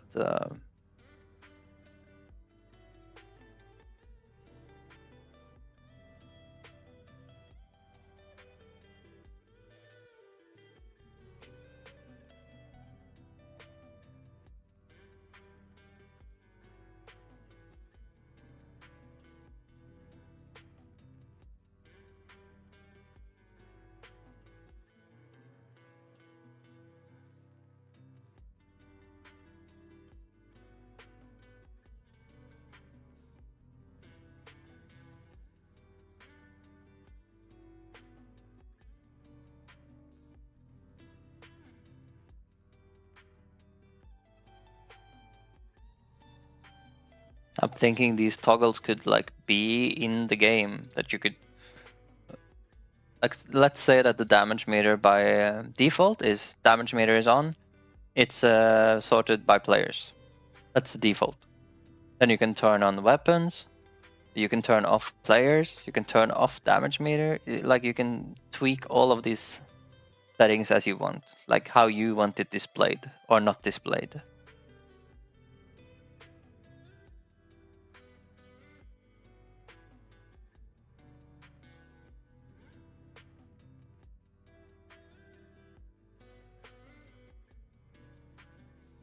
Hmm.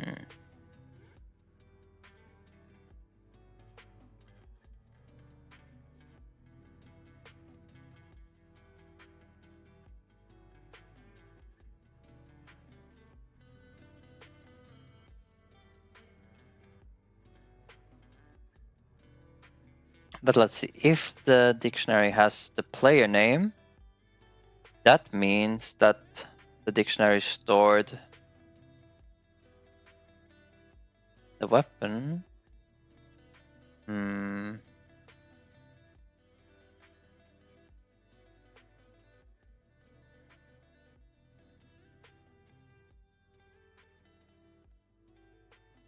Maybe I don't need different checks for the instantiation of the dictionary. Like if there is an entry from player one, what we're gonna do if we do weapon by weapon is we're gonna go through every weapon for that player, right?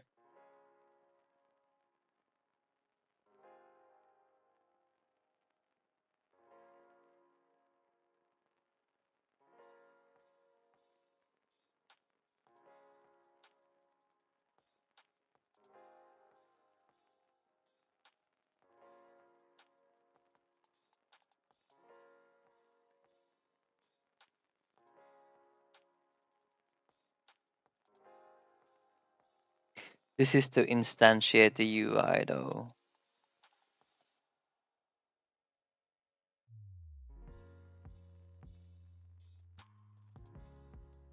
Yeah, so the first time the player deals damage with the laser gun should show up.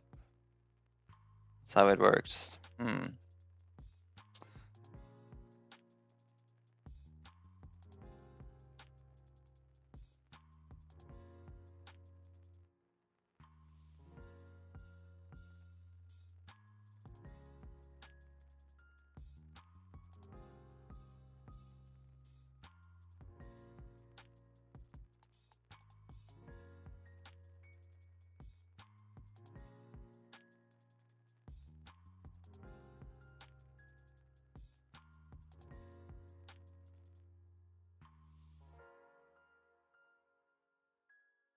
Only the server needs this one, I believe.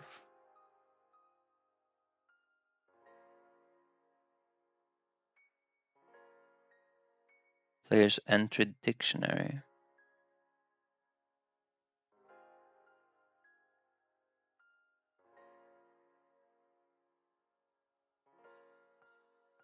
But we have to do it here because that's where we create it. Okay.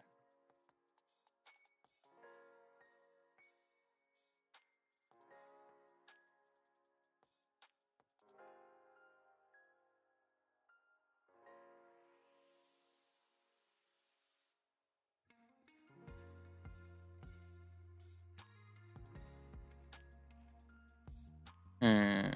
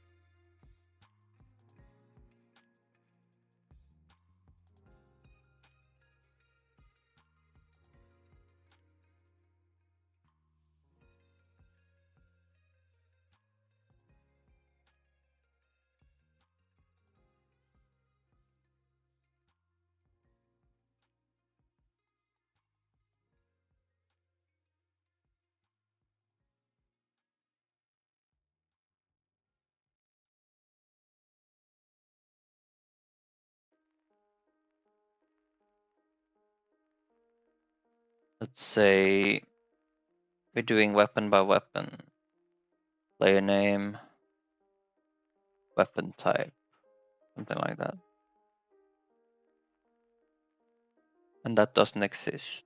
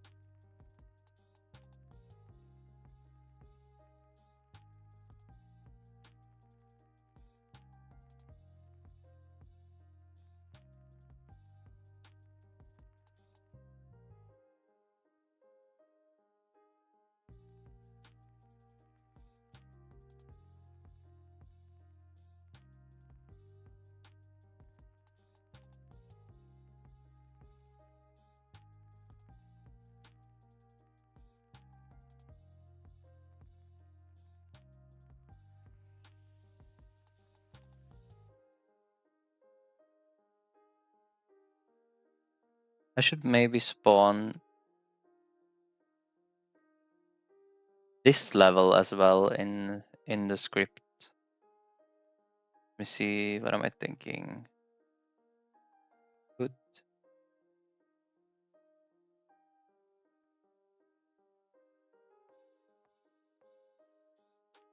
If we have one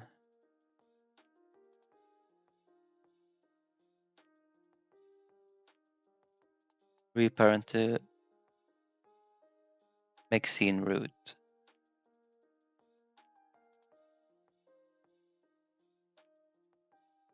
If we have one more on top here, the scene root, then we can add the weapon of player 1 like this. Add weapons in the same one here.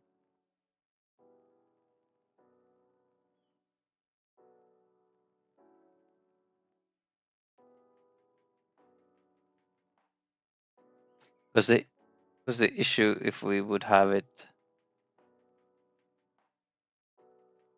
just like this, like an age box, we add like player 1 laser, then player 2 laser, and then we add player 1 machine gun. Now we would have to sort the age boxes by name or something in order to keep them organized correctly.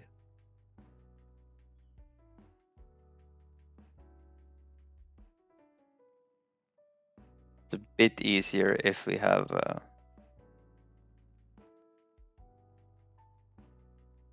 the setup like this.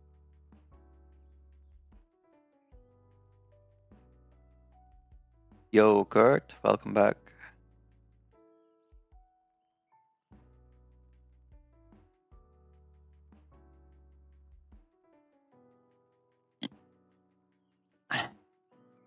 I made the damage meter work and then it got complicated all of a sudden when I was thinking of how I was gonna make different toggles for it. Like toggle if you want to show all the players one by one, that's the default. That's working.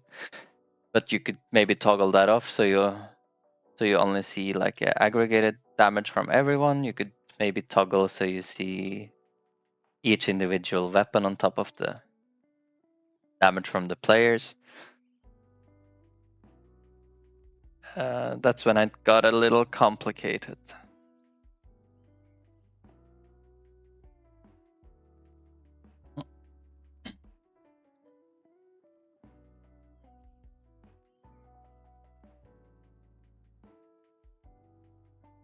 I'm pretty sure I could fix it in 8 hours with a lot of if-else statements, but I'm trying to think if there's a better way.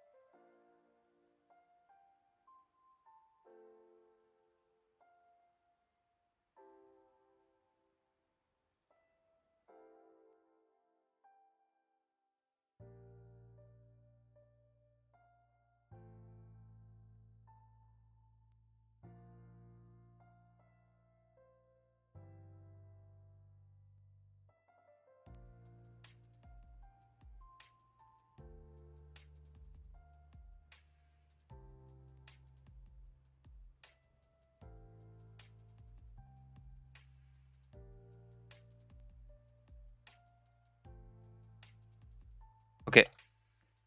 First thing I'm thinking is if we don't currently have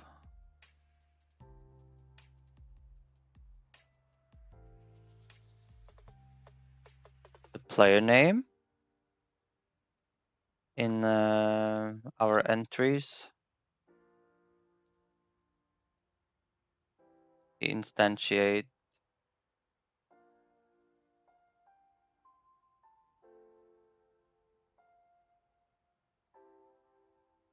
a VBox.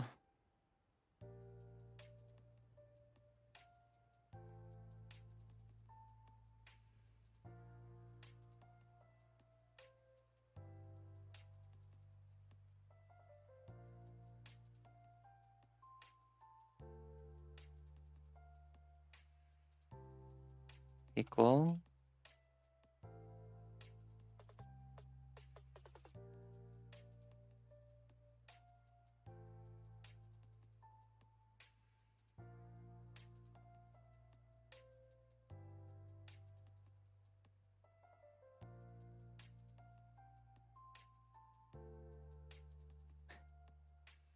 Maybe I should actually just make it its own scene though. Like if I make this its own scene, then I can tweak the scene. It's probably a good idea. Save branch as scene. Player entry. Okay. Delete. Okay. Player entry. Yeah, now I can tweak all the layout and stuff here instead of doing it in code. If I want to change something.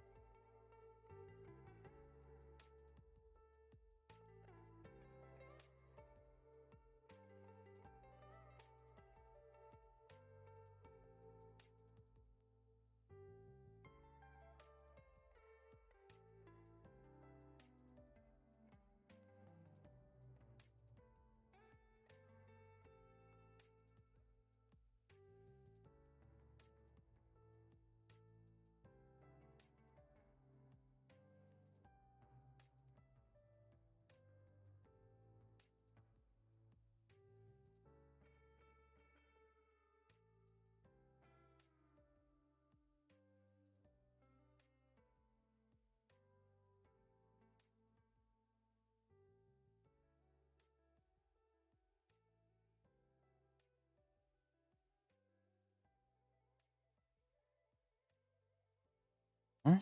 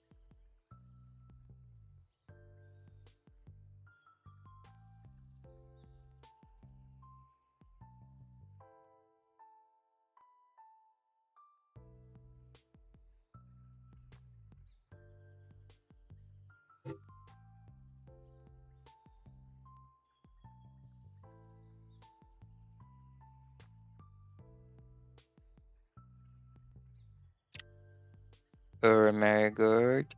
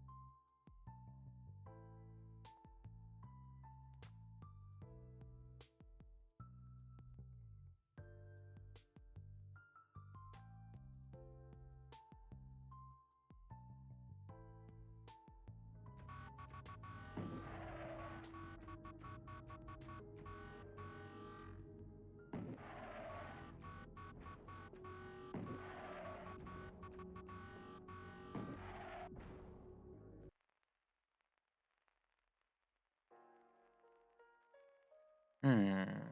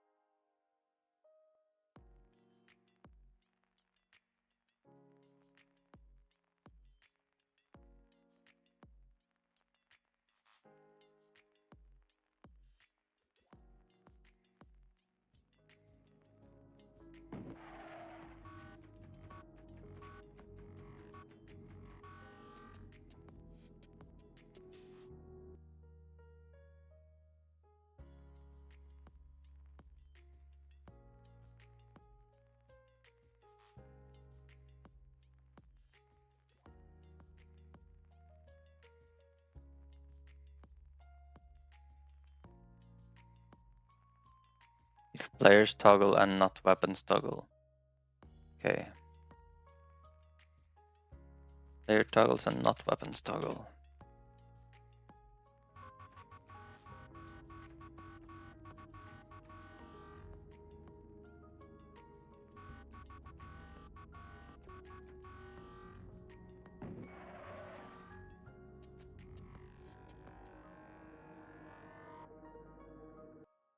Not use has in VBox container.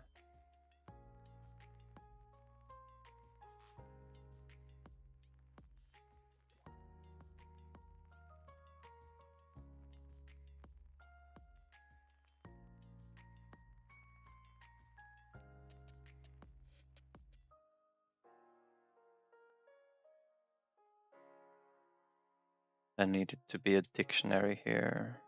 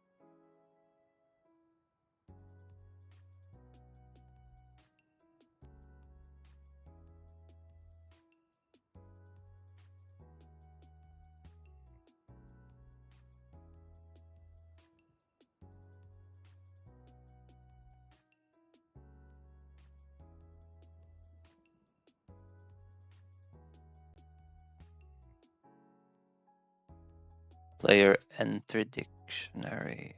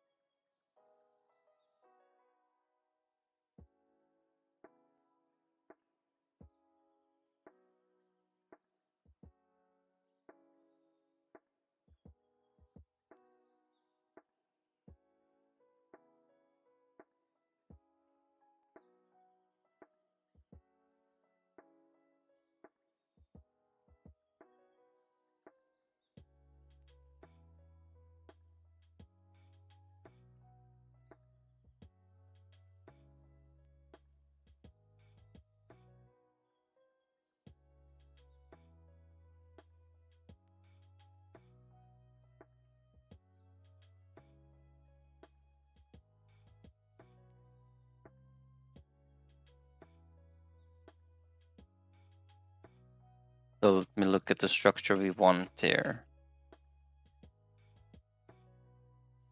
We want a list of player entries. Uh, a dictionary. Player entries dictionary should be key, player name,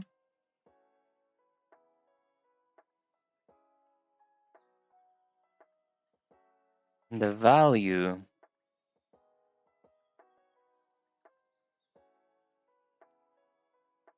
should be damage source. Tick.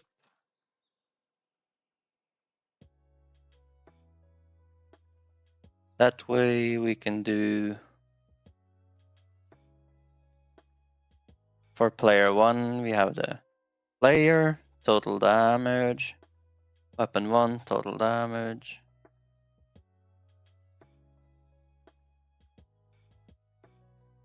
So we want the damage source dictionary.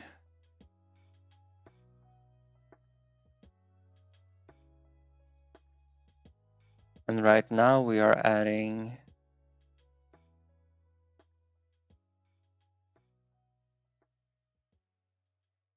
the V box.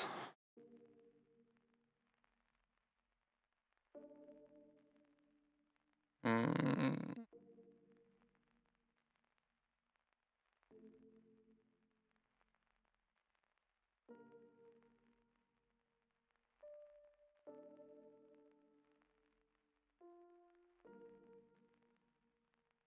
We're spawning the V box and then we have to spawn the H boxes.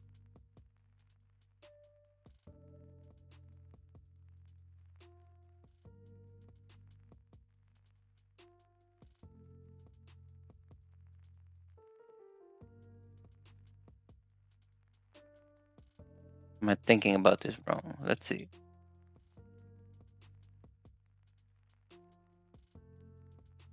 For the key player name, we want different age boxes. Age box. List or dictionary. Where we have like the age box dictionary should be something like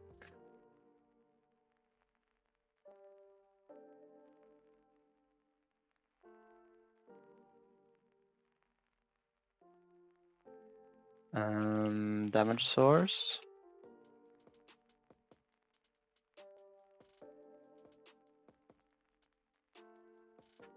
And damage done.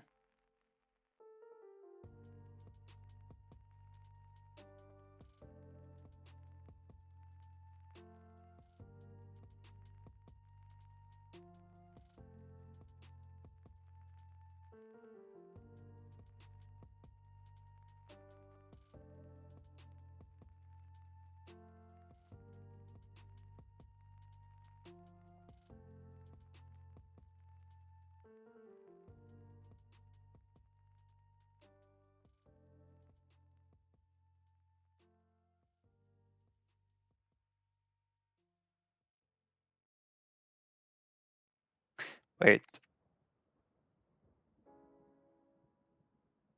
Do we need it to be a dictionary? What if it's just the age box? Let me think. No, it needs to be multiple age. It's a damage source list.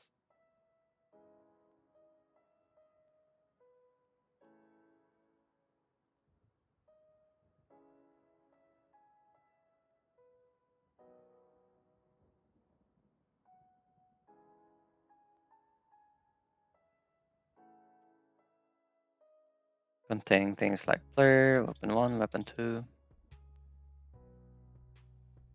And these are all age box.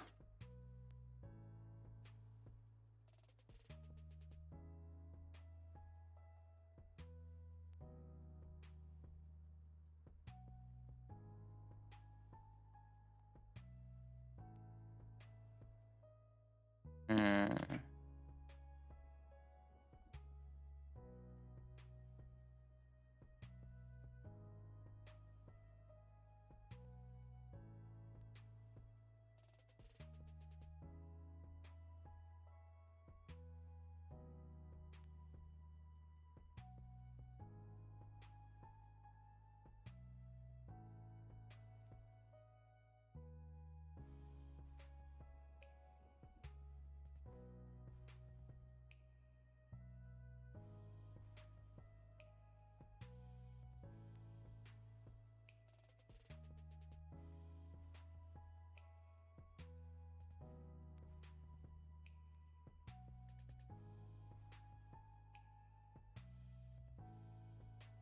Okay, so if we want to edit something, right? We will go to the player name we want to edit for that we can access by player entries, dict, player name.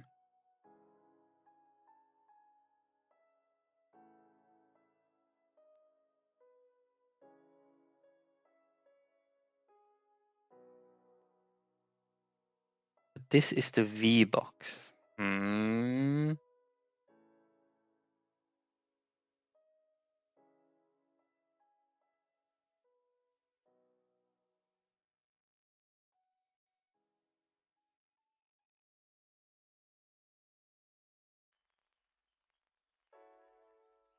This is a V-box.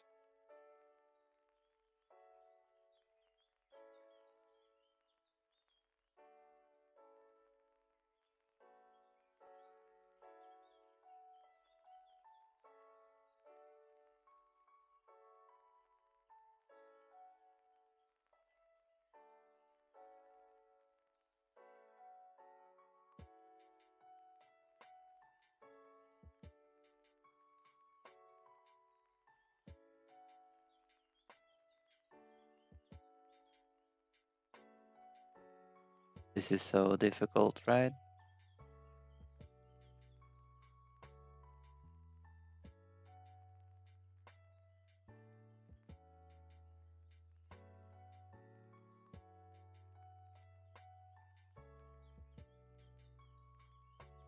Player entry dict. Player dictionary.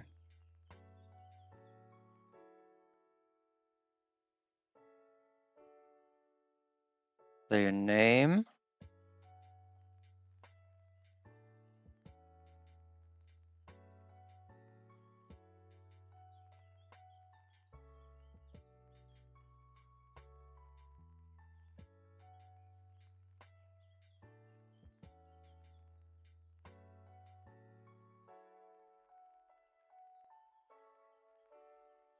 Okay, what do we need for each player?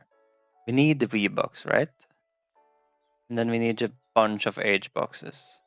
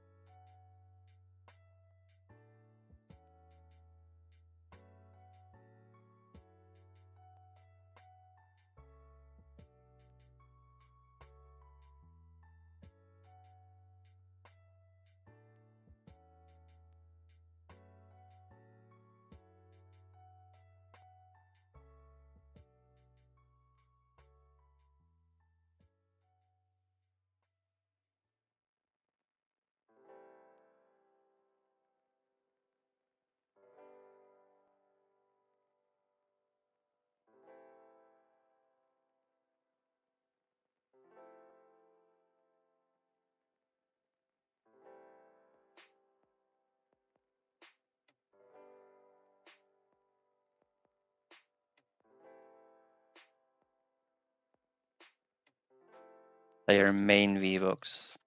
I don't know. What's happening now? We're making this dictionary with a player name key with a player main V-box key inside.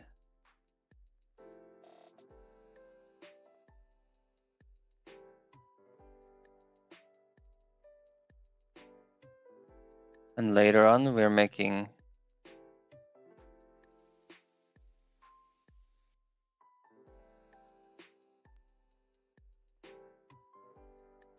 here.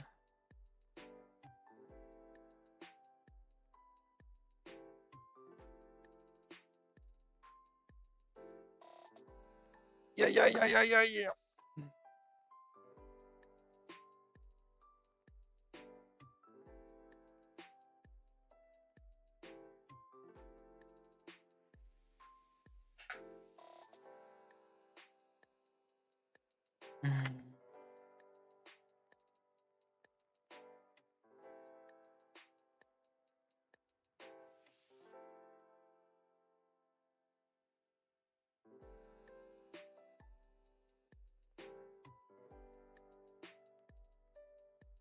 I'm sorry.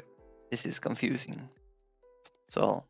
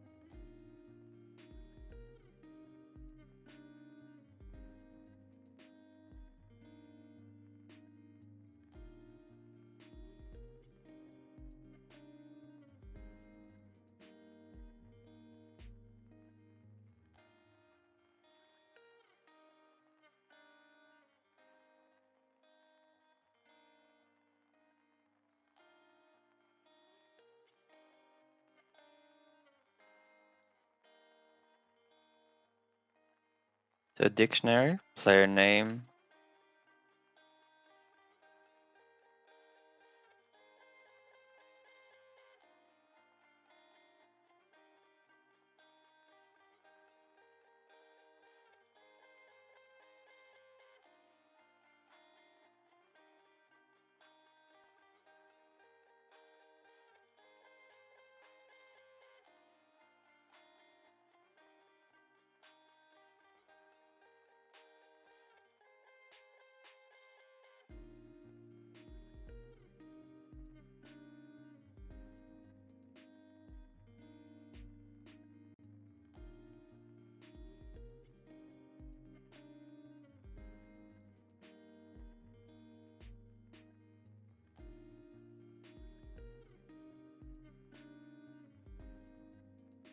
this just sets the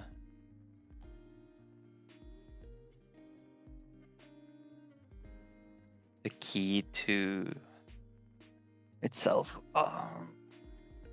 What do I want the value to be? I want the value to be a list of some sort. An array, I guess, or list. Something that I can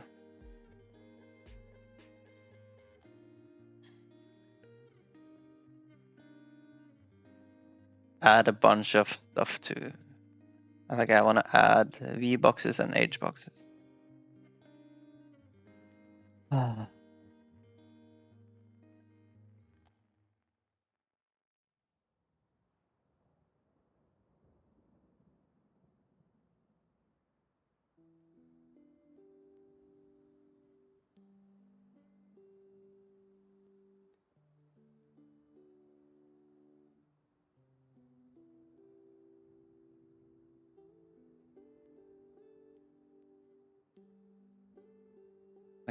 Now we add the player VBox entry to the list. That's not gonna be, we're not gonna be able to like easily access the correct one that way. Player name.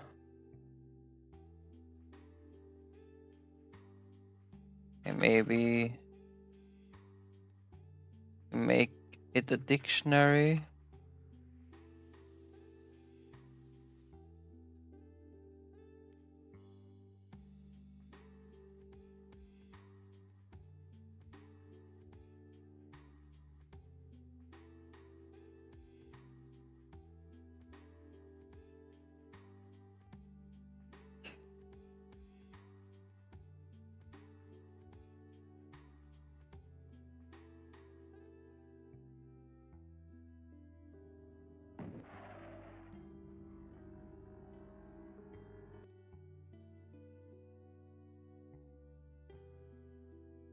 Okay, display damage player by player invalid column in dictionary. So let's see.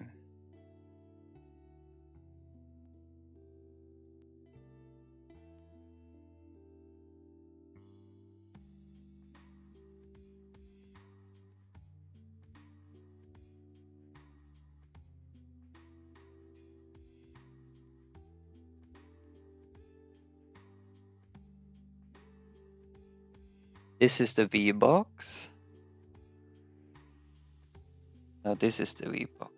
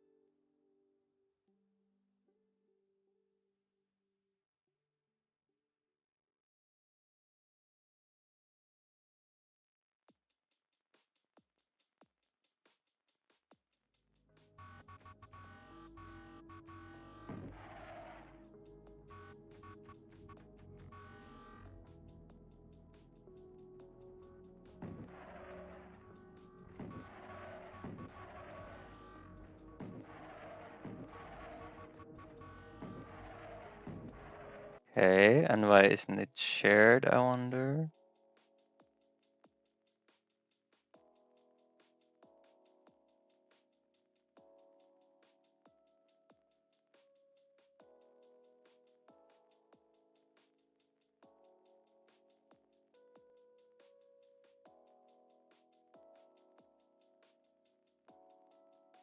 It's not long until dinner time. The problem today is gonna be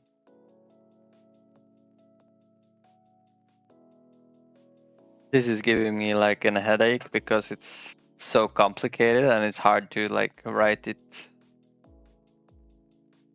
so that I will understand it for later. So because it's so complicated, I would really need a break tonight. But since it's so complicated, if I stop now, I'm gonna have to spend an hour or two tomorrow just to understand what I was doing yesterday. That makes sense.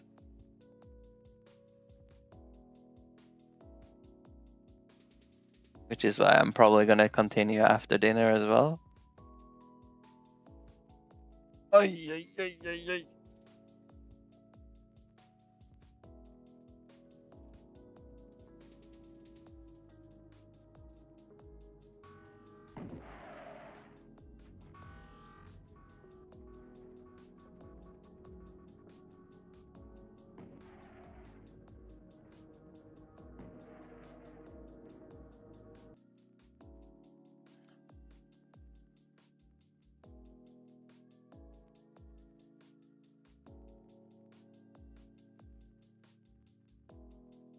Damage per second.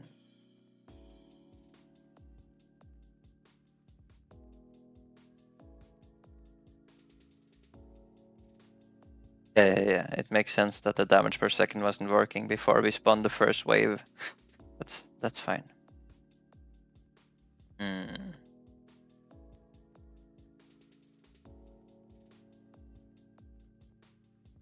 But we got a little waste now, except for 4,000 debugs, I guess.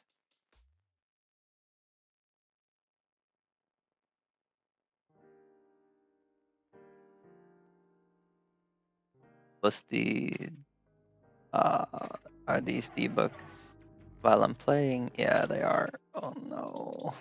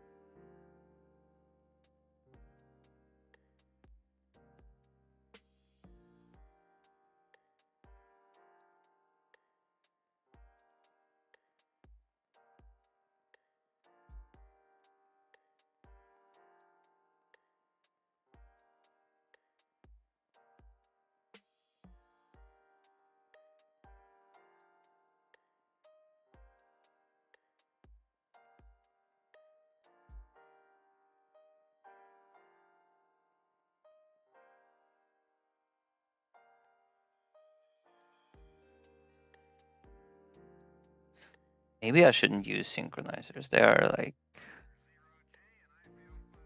sometimes you have to reset them like this, and that is so stupid. Label text. Progress bar. Max value. Progress bar value. Okay, shield text on change. Okay.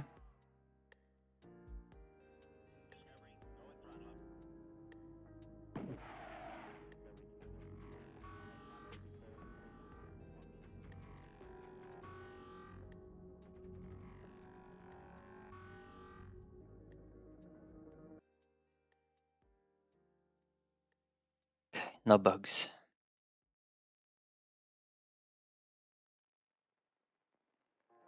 So what we did that is very good now compared to how it was is that we are able to add more damage sources other than just the player. Like we pass the player name as a damage source, but now we can also pass a weapon type as a damage source, or a weapon name rather.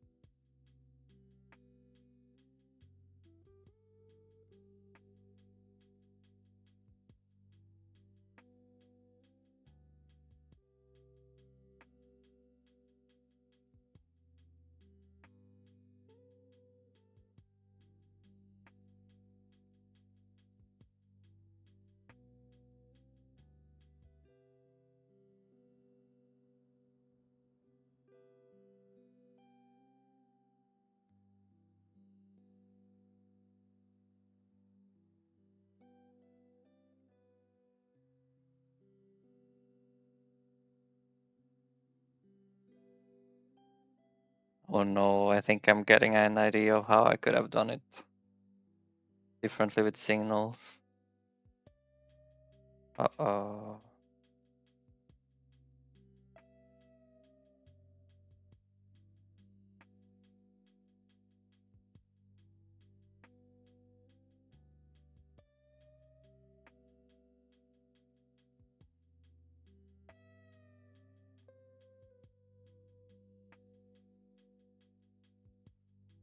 Oh well.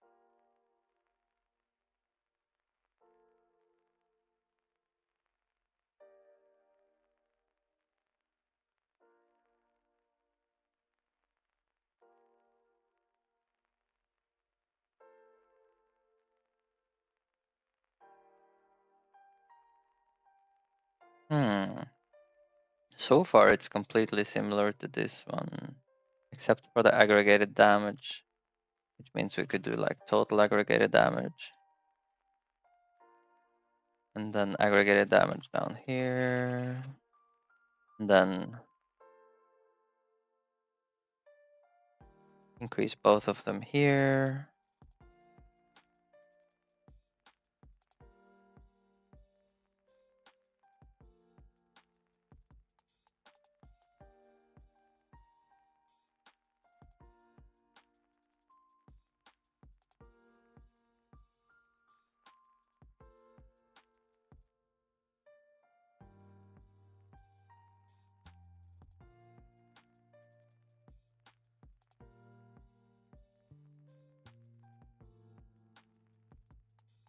We could also probably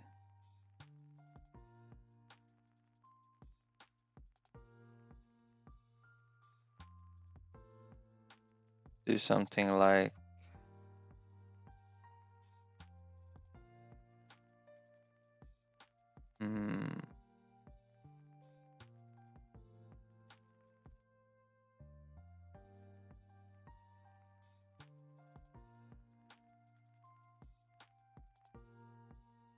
like this.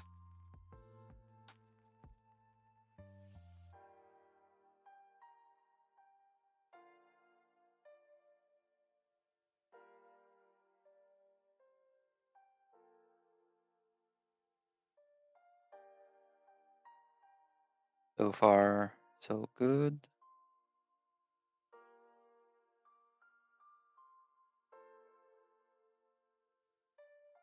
What about damage for each specific weapon?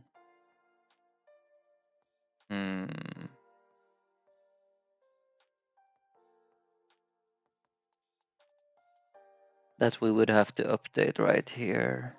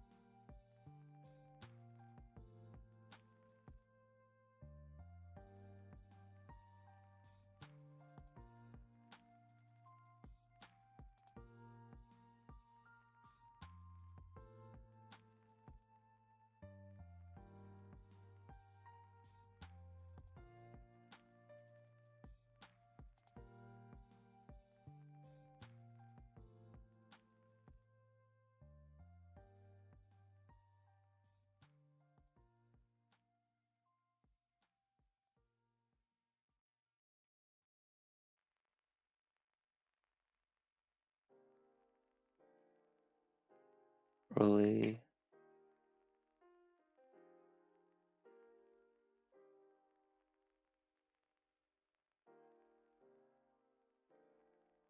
Player entry if needed here.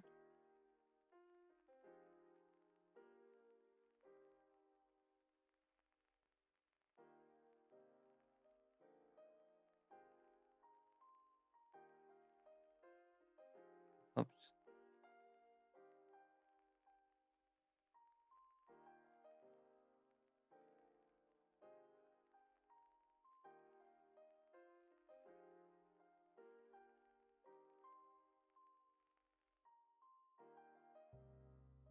So under player name, the damage source could be here, weapon. Type.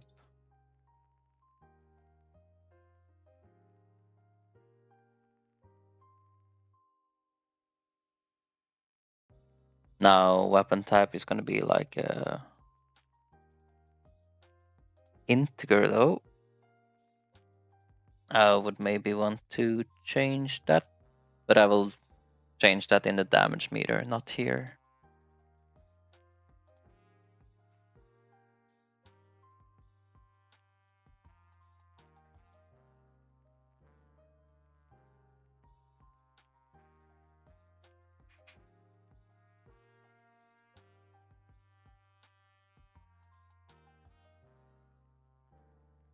Hmm.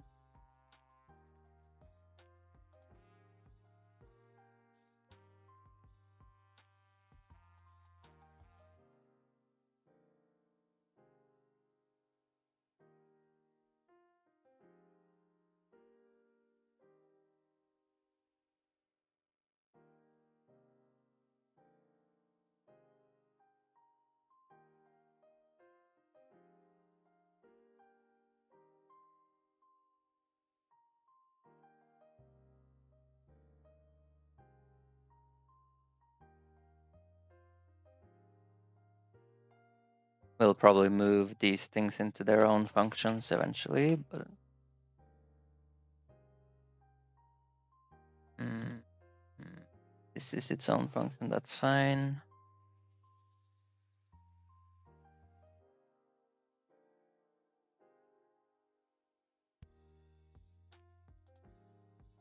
Mm.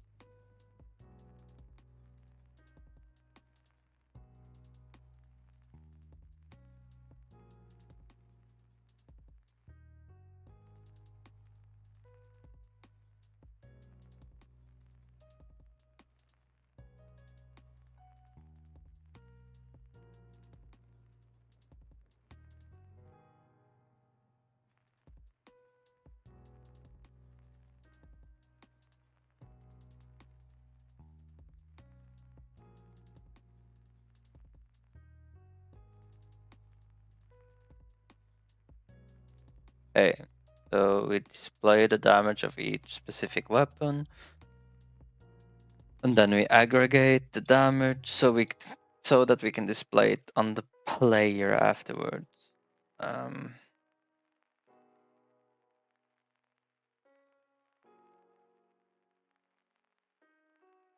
we already instantiated the player entry. So here we just have to check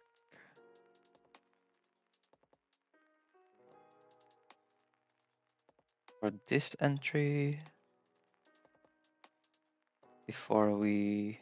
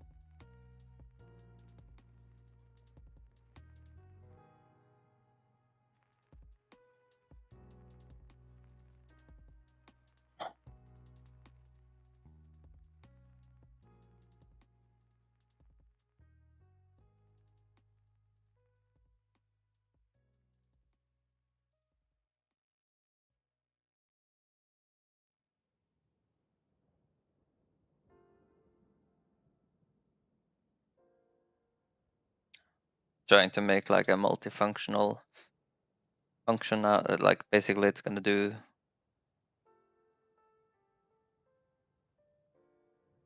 things that I had planned to split into multiple functions. So going to do total damage, player damage, weapon damage, all in one. And if, for example, player has toggled off that he doesn't want to see the weapons damage, it's just a safety here that skips that step.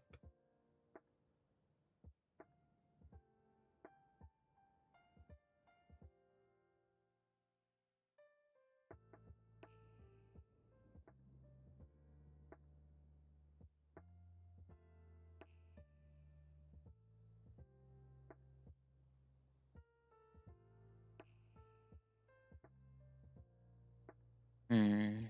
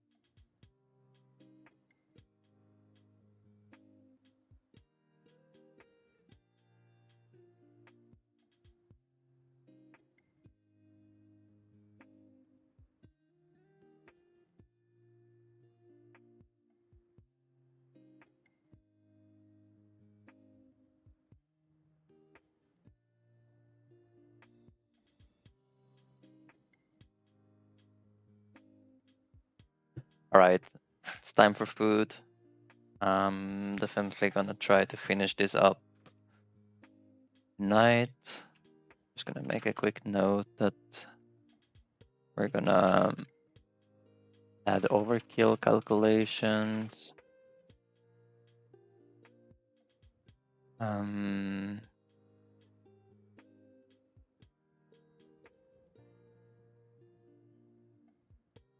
Total damage should have its own V box.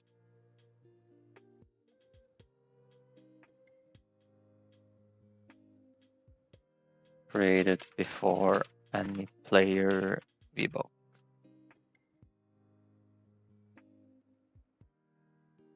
Okay.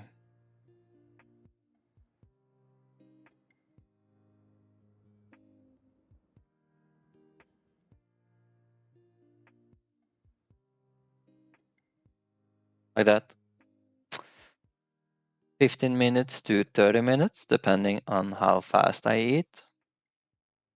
I'll be back soon.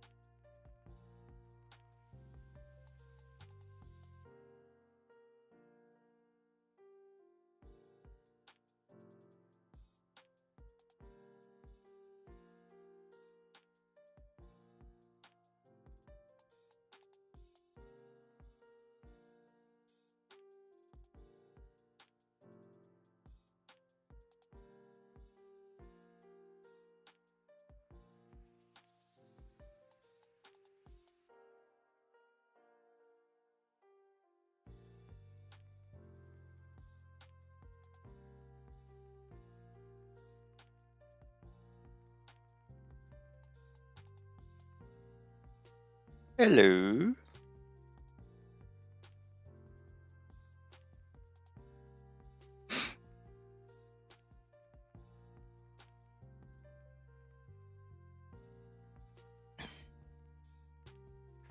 That was some good lasagna.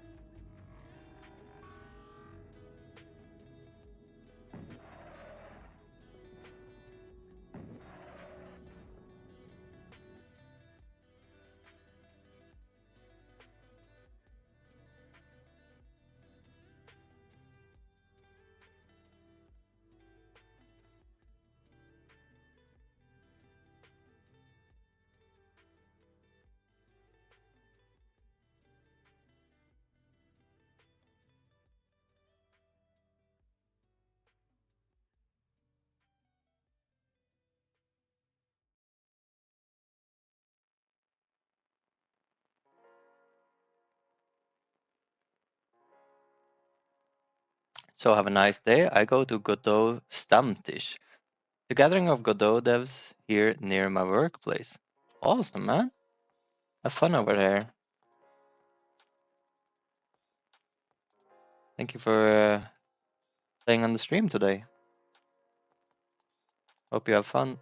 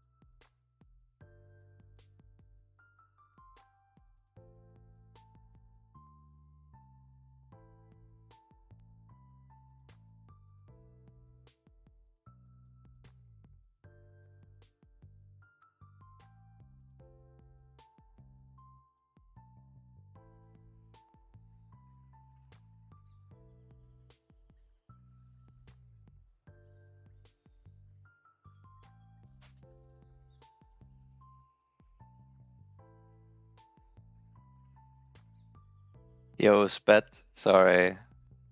I was in my own world.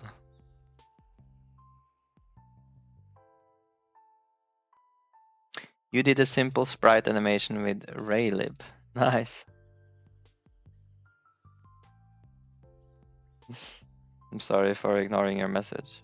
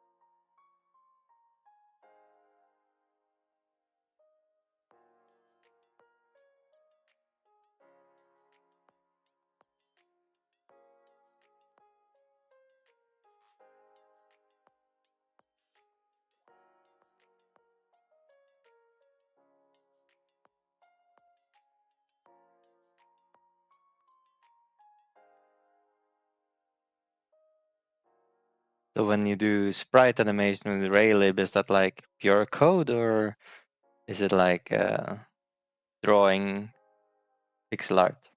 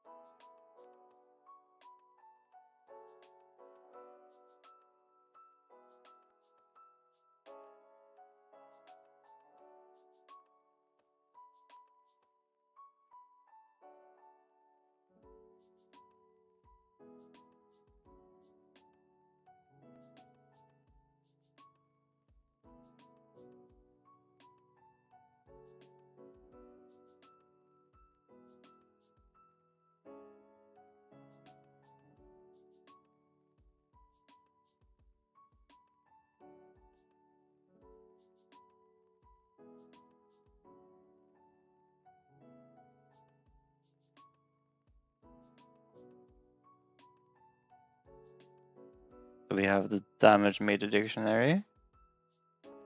Then we have a player name. And we have weapon types. And we have 2 damage types.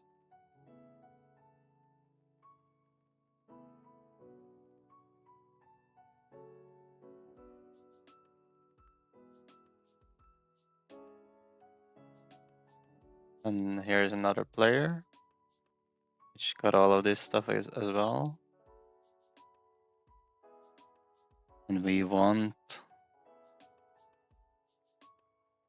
this.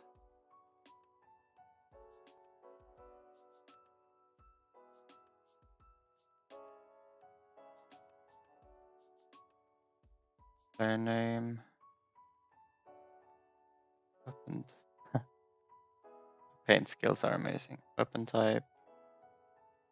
E1. These two we want to add together.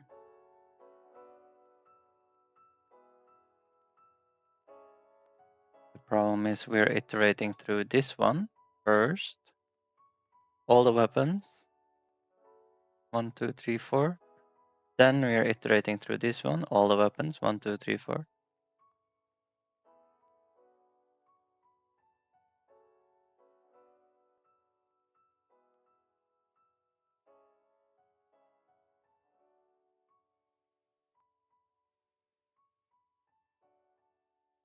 What we would have to do is iterate through each of the player names with a specific weapon type. Weapon type 2, for example. And then add them together to a total.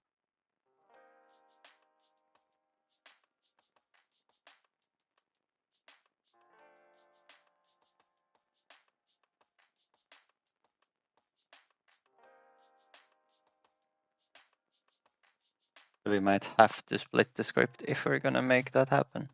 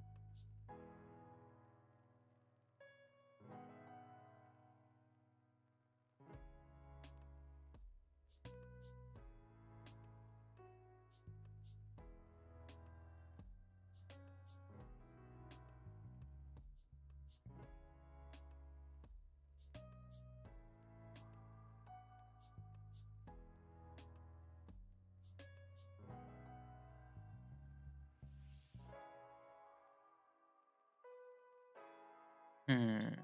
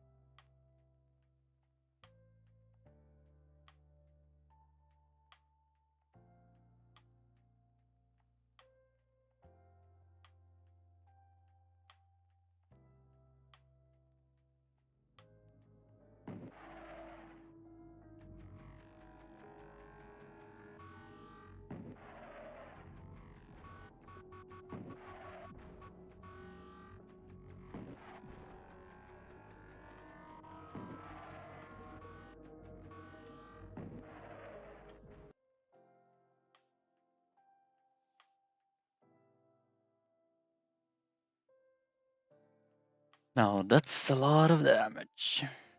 But why?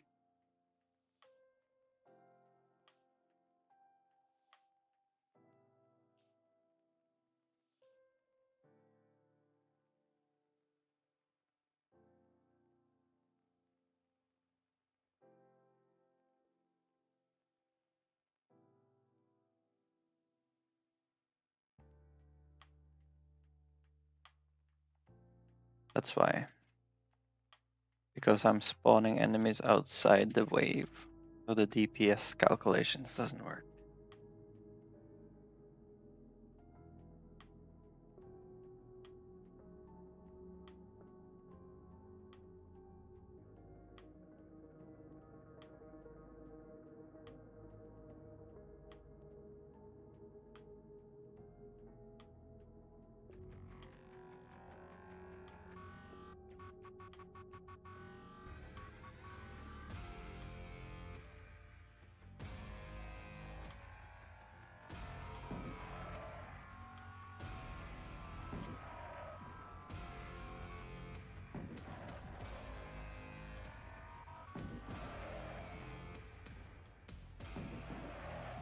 Total damage 0.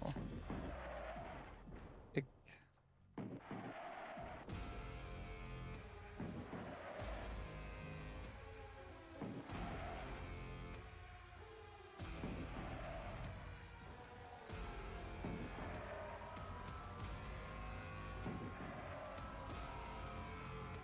Total damage is not calculated. Player damage is not calculated.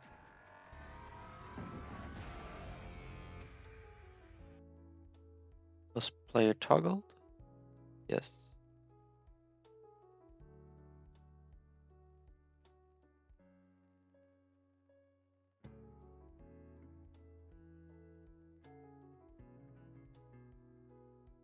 It would be converted to 0 if the DPS was less than 1. But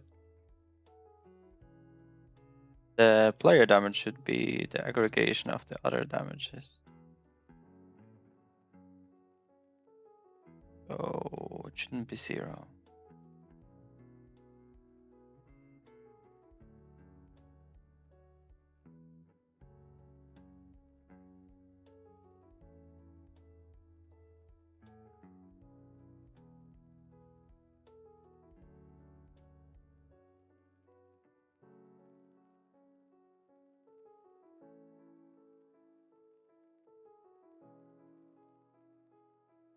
Display player toggle damage.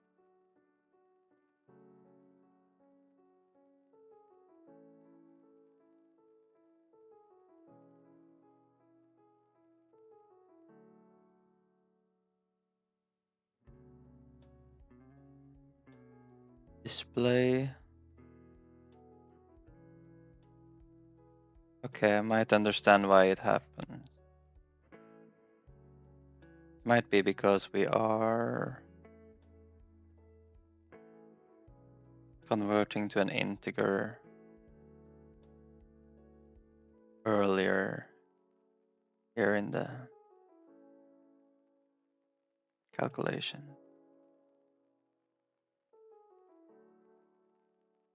What I might do instead is something like make a temporary variable displayed weapon damage.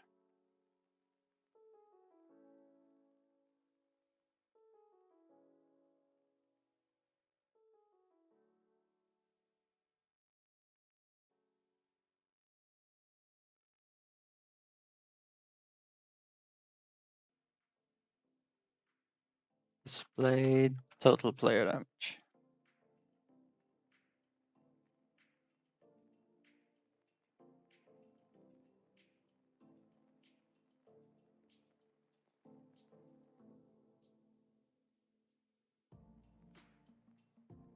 I can do it here as well, but this one shouldn't matter because it's the last one, I think. So, whatever.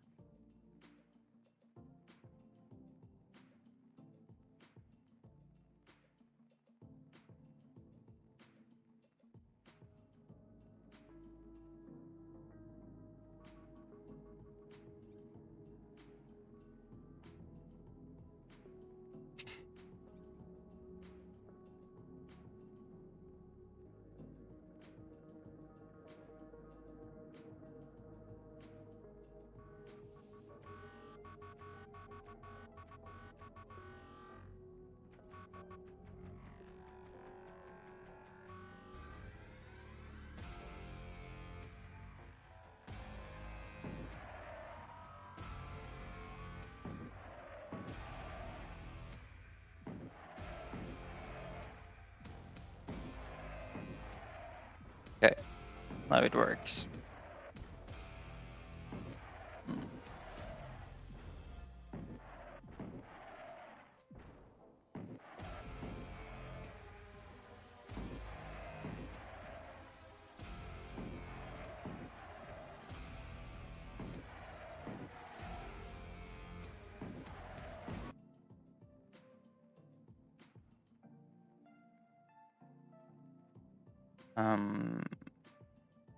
This whatever weird concoction I made doesn't work at all though.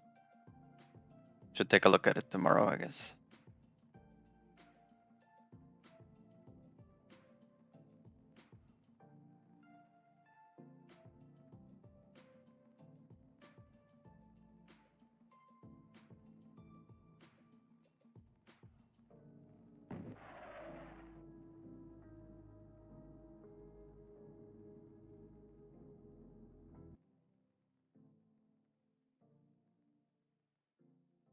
For weapon type in weapon type array,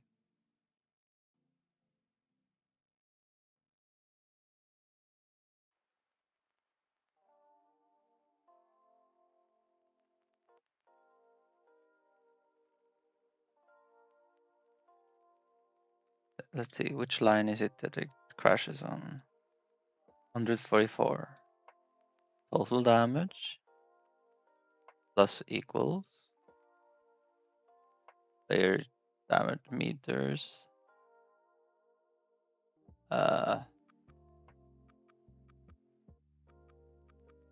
Weapon type. Okay. Yeah. Maybe like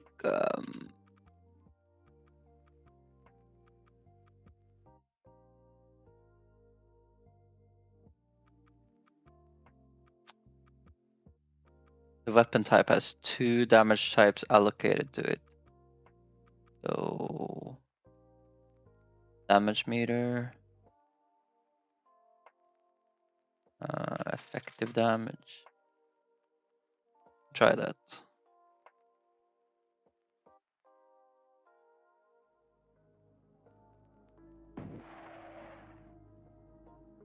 No.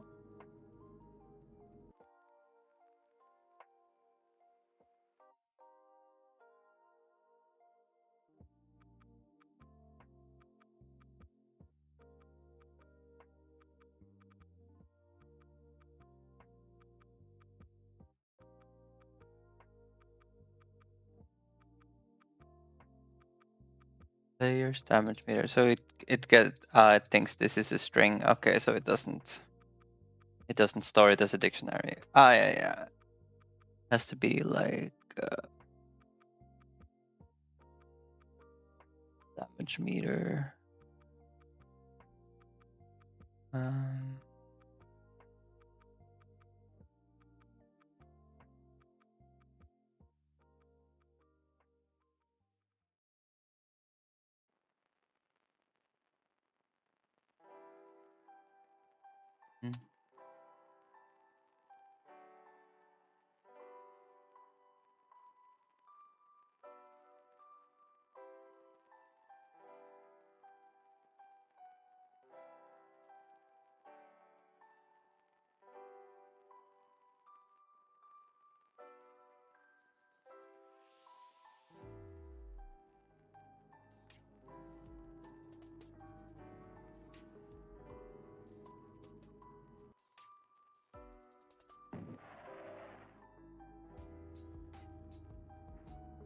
Okay. The only problem was now it didn't run.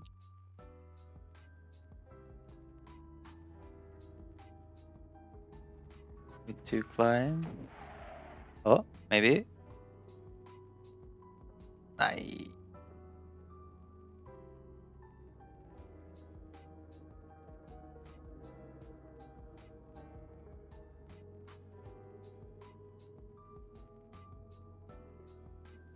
Okay, invalid access to missile launcher.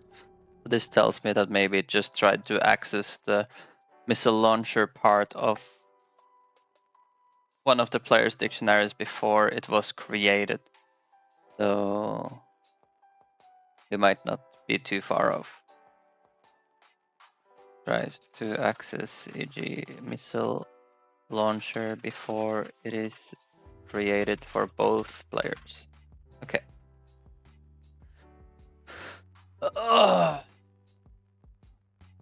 It's probably just like a check if not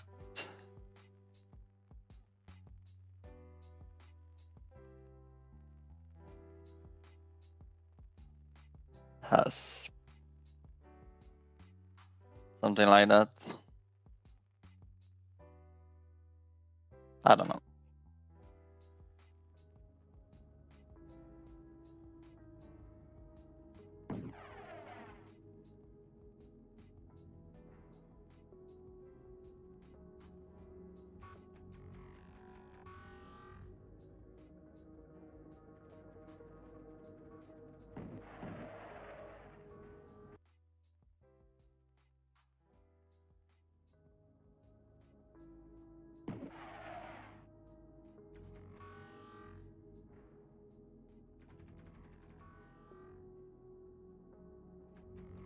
Hey, it works.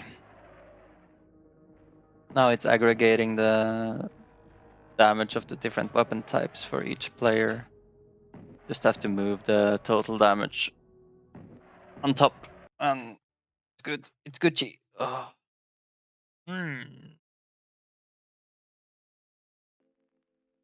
Let's wrap it up.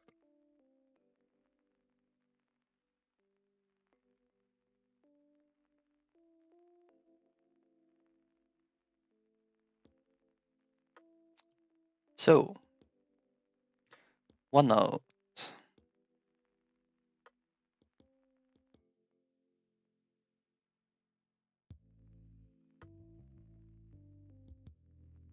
Task log. Today we are at 23. Today we did make a damage meter.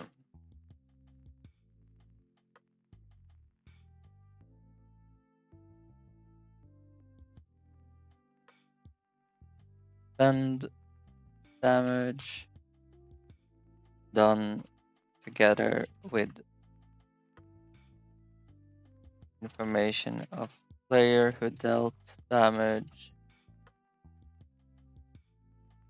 together with which player dealt the damage and which weapon dealt the damage.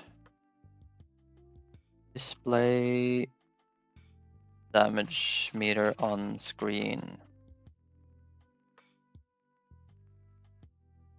Make different toggles for damage meter, such as total damage, player overall,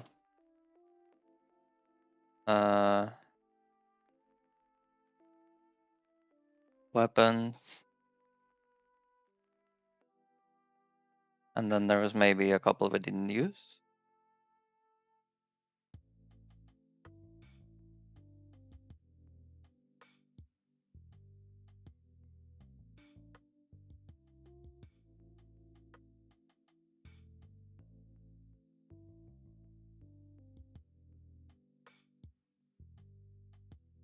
Yeah, overkill we didn't use.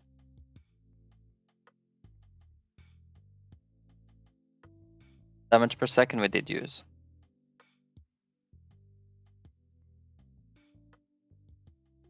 And made it possible to see effective damage versus overkill damage. Not displayable yet.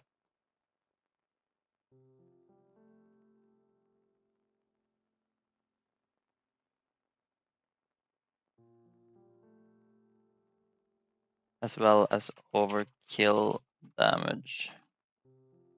Calculate effective damage dealt.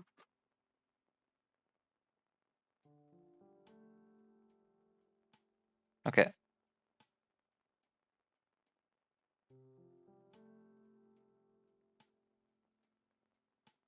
So in the week summary, we can just write damage meter, implemented,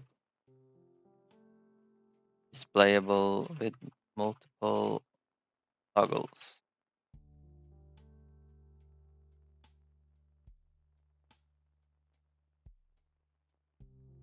Total player overall.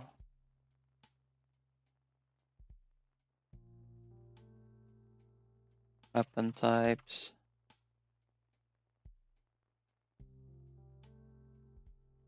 DPS. Okay. That only took us 11 hours. Not bad.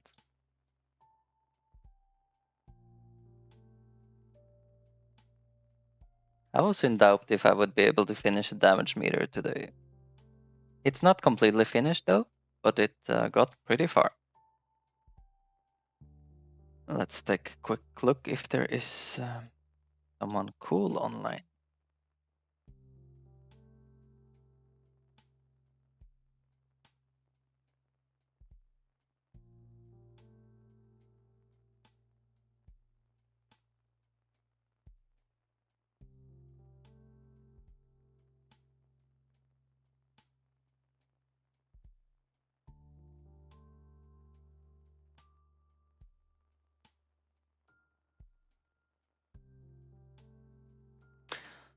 All right.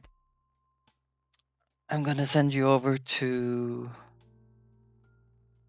I Heart Funny Boys, who seems to be chilling with Stardew Valley today, but it's a dev I followed recently. So have fun over there, guys. Thanks for watching. Thanks for the follows today, and have a nice evening.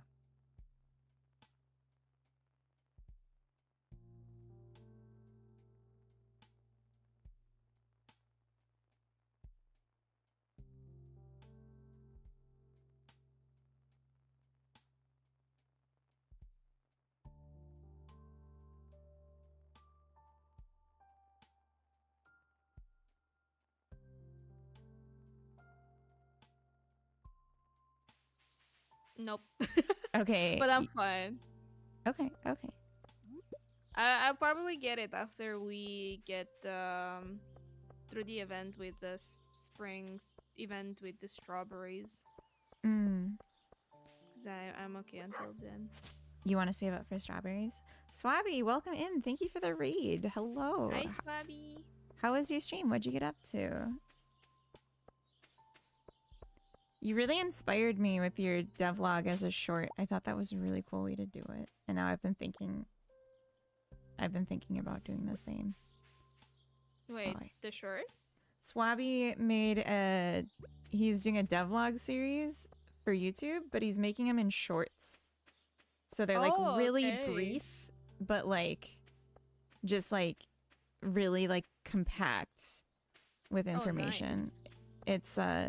It's an interesting way to do it that kind of like I think could touch on a good balance between effort and like visibility. Spent 11 hours making a damage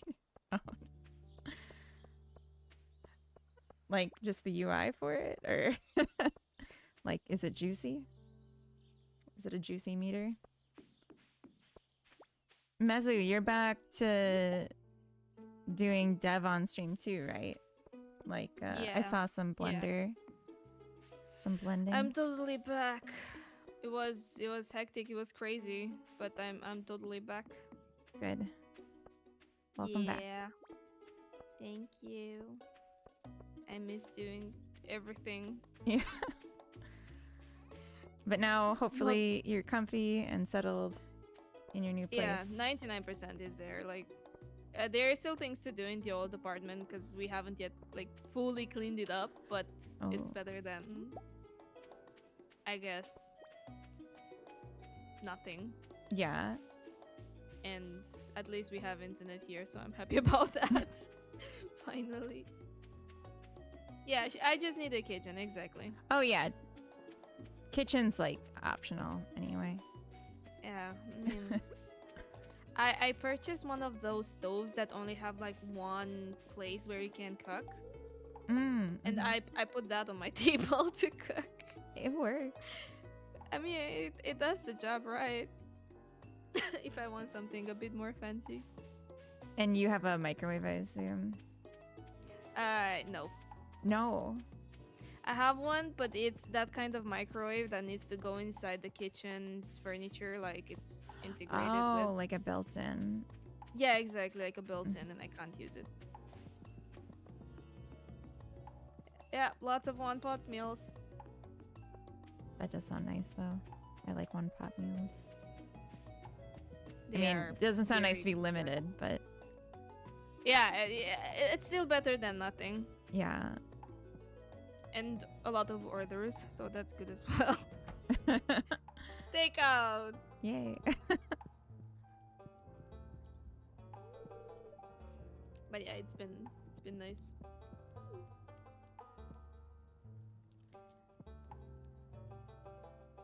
I keep forgetting you have a YouTube. Thank you, Hadoken. And my stats elevated. About to be eating dry ramen, peanut butter sandies. Dry ramen? That doesn't sound so good. Give me cold noodles over dry ramen. I think you could just like boil water in an electric kettle and then put that on ramen, like the instant ramen, and it would still like cook eventually. Yeah, exactly. It's still made up. I did eat a lot of sandwiches. I can definitely agree with that one.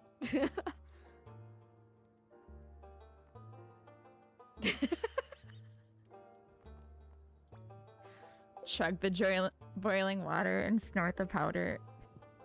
Yeah, that's how. Okay, and what do you do with the chili powder? Do you snort that too? Oh yeah. What's the vibe here? More towards RPG and chill than maximum profit per month, I suppose. Wait, what?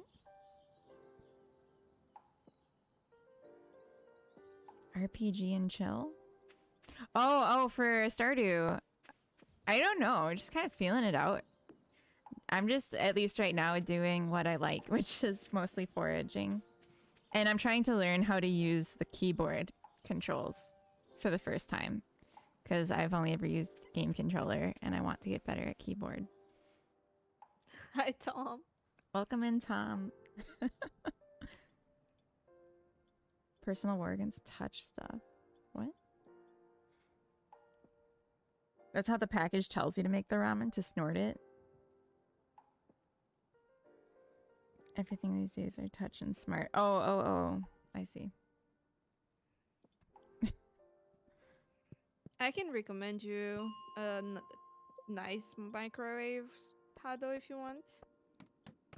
It's not like crazy smart one. It's like one of the cheapest ones you can find, probably, and it's pretty decent. I have the same one that my old apartment is just not built in. It's a It's a Samsung microwave. Now, I don't need to remember exactly which one is, but I will find it.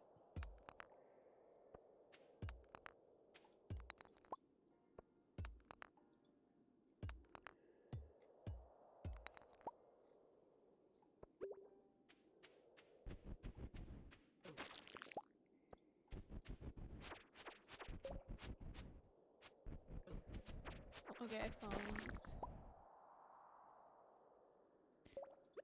Whoa, I think I found a book. Oh? Like a knowledge book. Oh, I just leveled up in fishing. Oh, dang. Nice. I wasn't sure it would do that. Okay, next time I find if it's fishing, I'm gonna give it to you, because I don't really want to fish. But I wasn't sure what that was. That's nice. That's like Fallout stuff right there. You can always fish a tiny bit to make like level 10. at least. I just hate it. Although maybe I should I know. learn how to do it, at least. Yes. Maybe I won't hate it so much.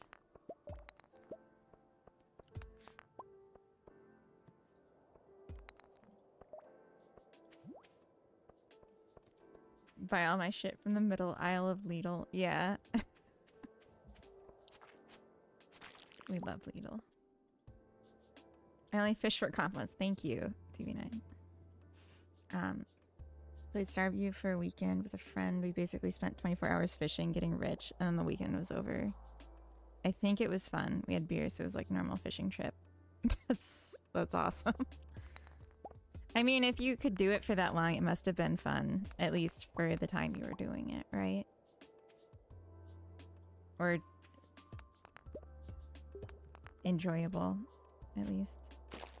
I think if a game is multiplayer and you enjoy playing it with your friends and it's because your friends are fun, the game is still fun for facilitating it, right? Oh, I got the book. I need it. Fuck.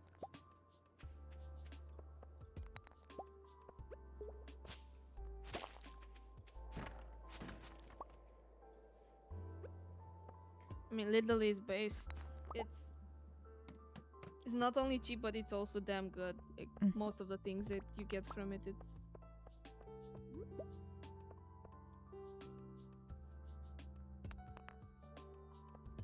actually decent.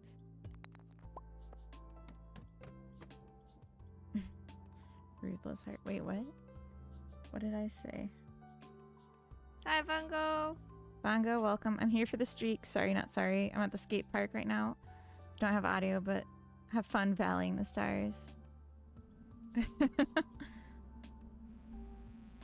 Oh gosh, Bongo, you distracted me. Oh my gosh, I almost just died in the mines. Don't die!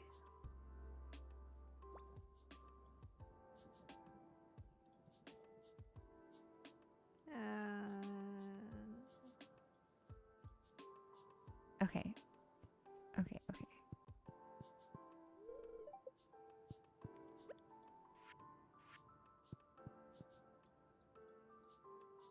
Nuno, welcome in. Hello.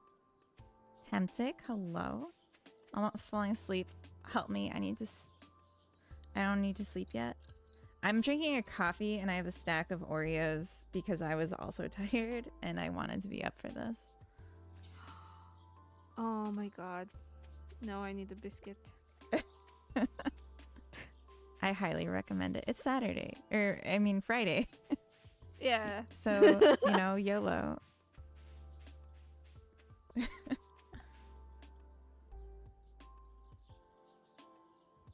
Perry wants a biscuit. Quack. Oh, DB9's griping on me because I was self-defending in the mines. Zonk so fast if I did coffee. Does that make you sleepy? Cookies. iHeart has enough for everyone. Yeah, everyone in this room that's not allergic to chocolate can have cookies.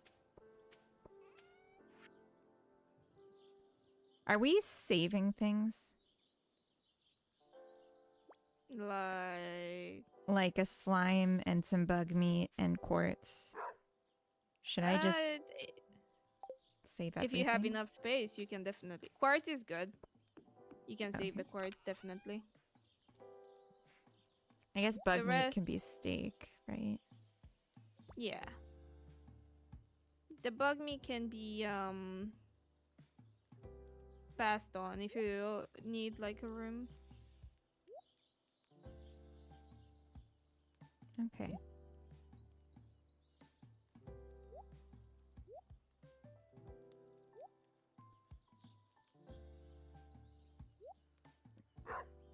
No, my fish.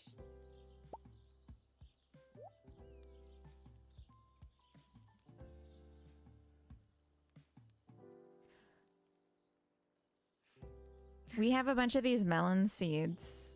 Is it okay if I plant them? I think it's outside my house, but I don't remember if it's mine. You can definitely do it. Okay. you can do whatever you want to do. Whatever I want to. Yes. Anything.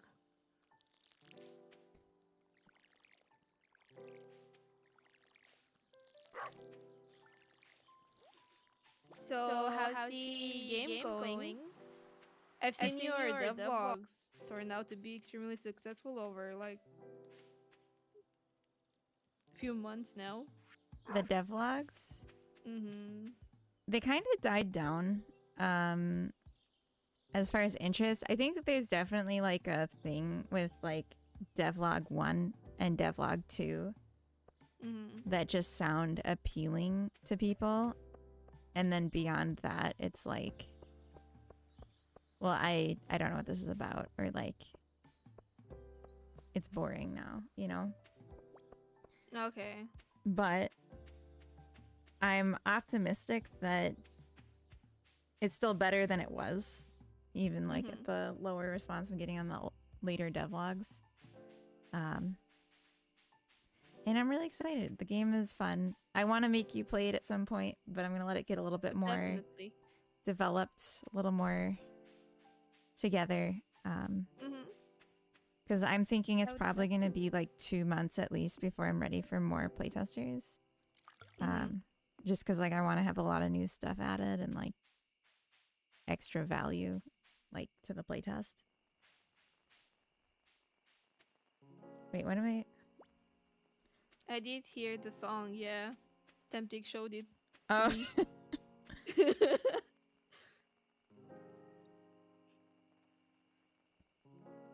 Sell the community center to JoJo Market. Yeah, that's a good idea, Nuna. We should sell to JoJo Market. No! I feel like they'd treat it better. I'm shocked. They want it more, you know? Don't say that in front of me. I might even cry. Oh, no. Hey, Just Deb, let me welcome turn in. around a bit. Hello, Burke, on the YouTube side as well. Sorry, I keep missing the YouTube chats, and Twitch chat is moving fast. Oh my gosh. Chat is active. I did say you could do anything, but not that. Okay, not Please. that. Please, not Splatmug. that. Thank you for the 35 stream streak. Oh my god. Hi, Snewies. Look at that dumpy.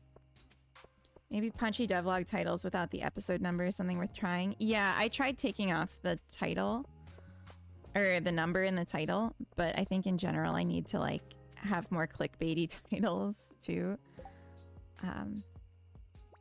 You know, they didn't teach me these things. What? Sorry, I was thinking of a clickbaity title. Yeah, what was your idea? I made her through that ass. I didn't hear it. Louder. I made her through that ass. You made her throw that ass? Is that what you're saying? Yes. Like throw it in a circle? Yes. Adokanen, thank you for the Prime sub. You almost forgot. God, can you imagine if you still had that and you accidentally gave it to Grumble instead? That would have been terrible. Throw it in a square. Thank you, Cody. Or like this this devlog or this this edition almost made me quit game dev. You know, like something like clickbaity. Yeah, like that can be a clickbait, definitely. I ended up in the hospital because Okay, whoa. because this game is so fire. I don't know. Crazy. Method that changed my life. Yeah. Yeah, that can work. You would watch that 100%, but then if like you actually start watching it, it's just me like being normal. Like, hi.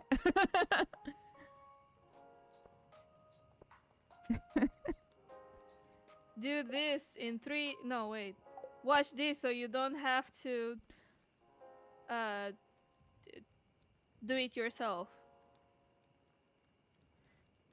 these 10 minutes will save you 10 years of Yeah. learning. Yeah.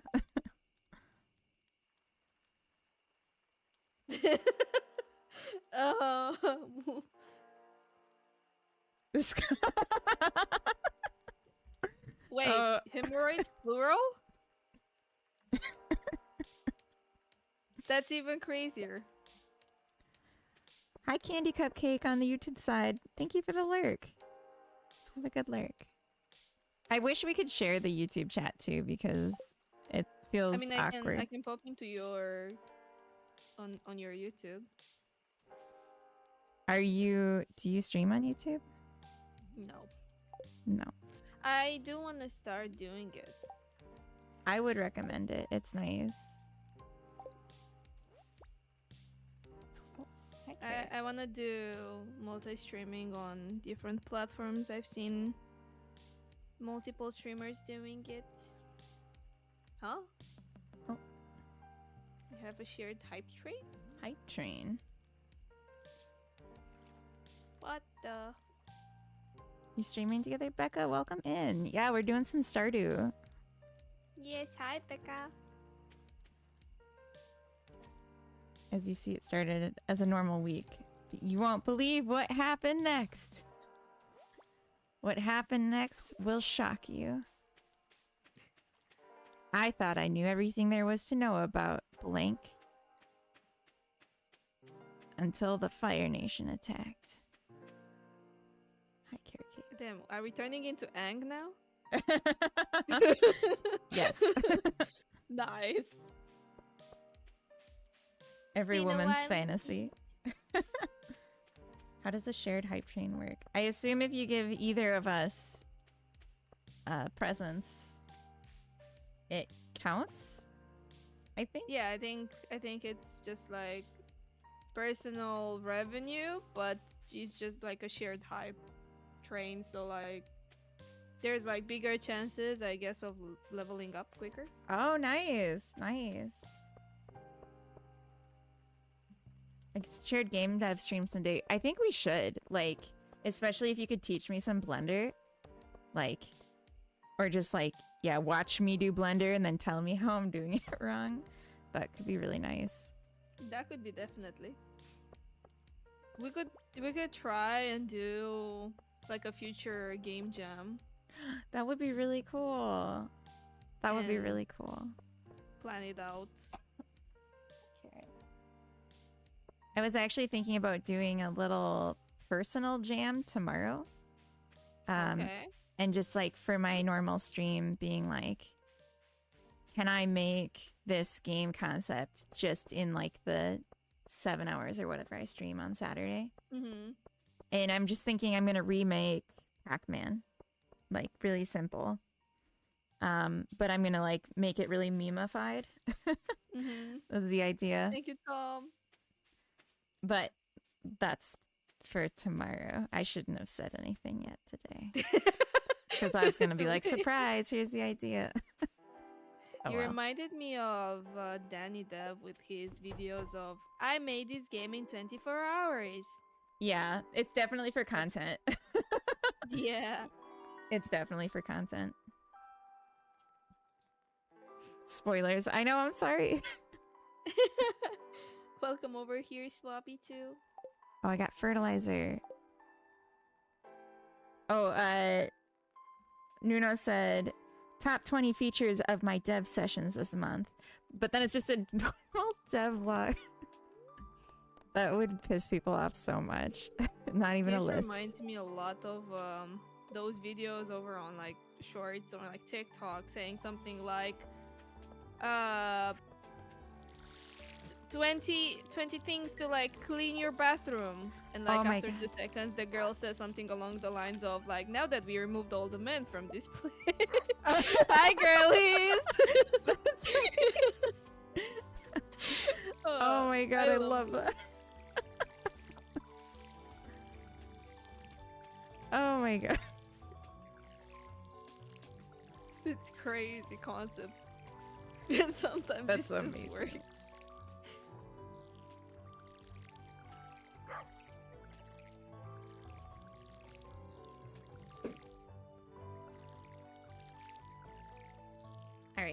Carrot wanted to be here, so she's here.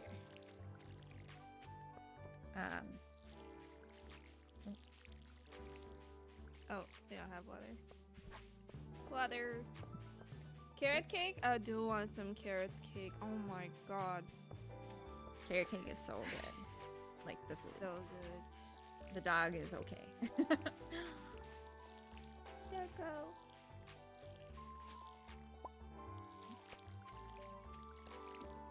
Don't eat the dog. Who eats the dog? Thank you, DB9. Thank you, Tom. Oh my gosh, thank you for all the giant emotes, you guys. Carrot, your breath smells so bad. Dog is mid horrible streamer. I know, but I pet the dog in the game, so you know. Sippy, thank you. Mega PP, welcome in on the YouTube side. Yeah, this is like a huge mod expansion. So like, there's like multiple neighborhoods and there's like a bunch of extra details related to the stats. So like, I think we can see like a whole new neighborhood up here if we keep going north. Have a chroma key on iHeart. Huh? You have a chroma key. Wait, what? Huh?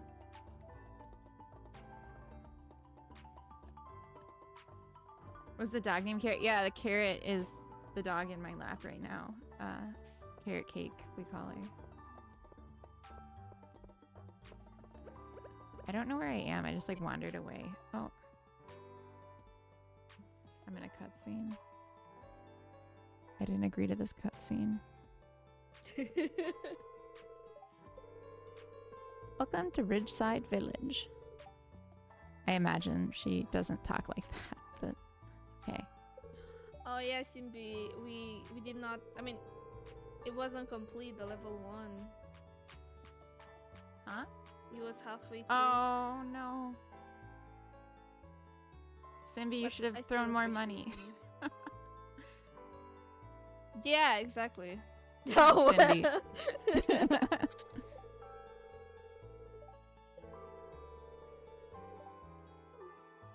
Alright. Another day for fish. She changes colors. I'm changing colors? Or is Mazu changing colors on mine? Yeah, I'm confused. I don't know.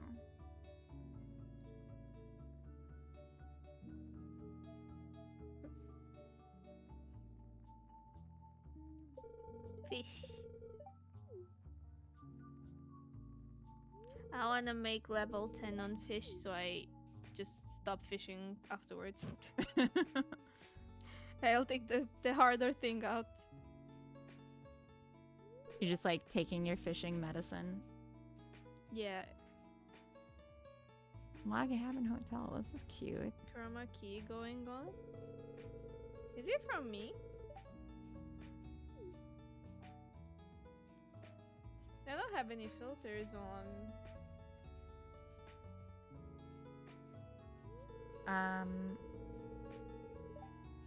Isn't it her headset? I don't have anything on my part. Oh, Swabby, this is a mod. This isn't the normal game. But like Yeah, it's modders wrote special. new storylines and stuff. New villages.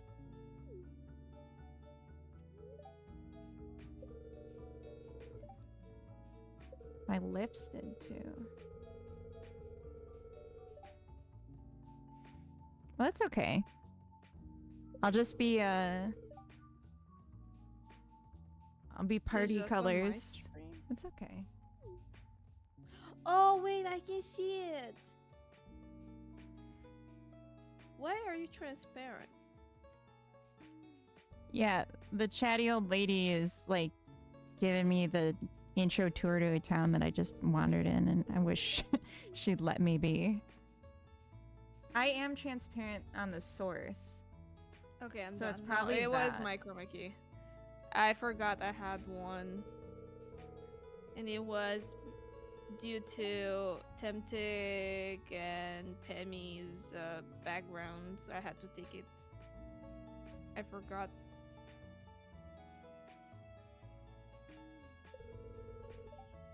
I'm probably the culprit. Yeah, it's your fault.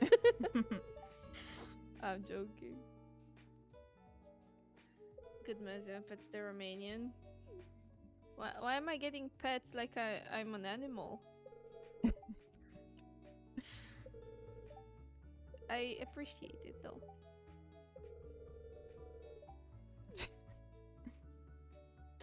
Go to the attic corner. Good. Think about what don't you go did. into the attic. You can still go in the basement. You have a It's better. basement? No, Oh. but it's a whole situation on my stream with people being in my basement, Simbi, Temtic, like I have a few people, like a list that they go into my basement. A fictional basement. Marcus, welcome in. Brian, yeah, Brian also is in the basement.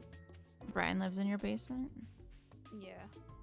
I don't know who that is, but... It's the voice of TTS. Oh, yeah. Stream Elements.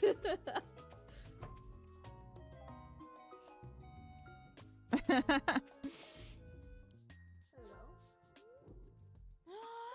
Chuck, thank you. Did you get a treat? Yeah.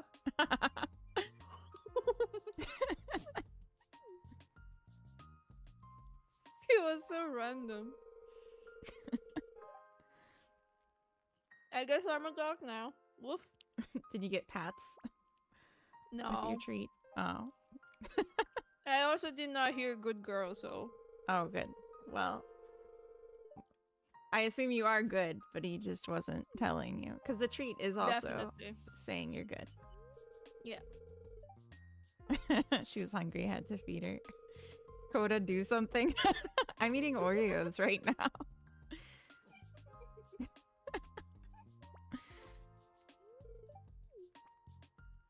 Romanian girl with her mouth full? Huh? What do you mean by that? How do I'ma punch you? At least you didn't throw the stick to the other side of the room. Imagine, catch! Here, girl. Let's play Just- fetch!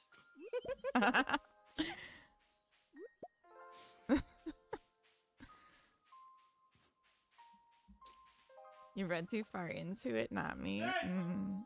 What the fuck? What just happened? He threw. He threw a stick for. Is that like an He threw a actual stick. twig from outside? No, it's a wand. Oh. It's a 3D printed wand, but I guess he wanted to be funny. Yeah, he shouted fetch. Okay. That is pretty funny.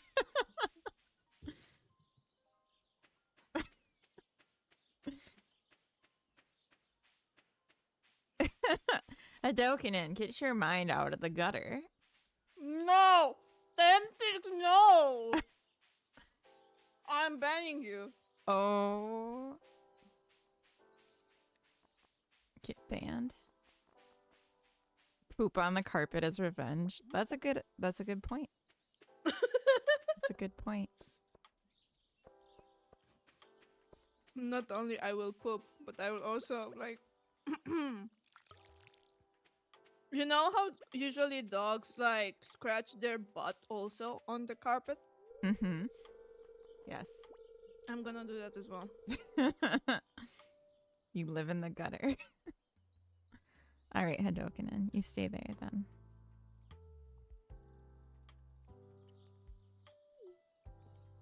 It feels weird that there'd be so many towns connected. Like, I know that's just the point of the mod, but like, shouldn't they be spaced out more?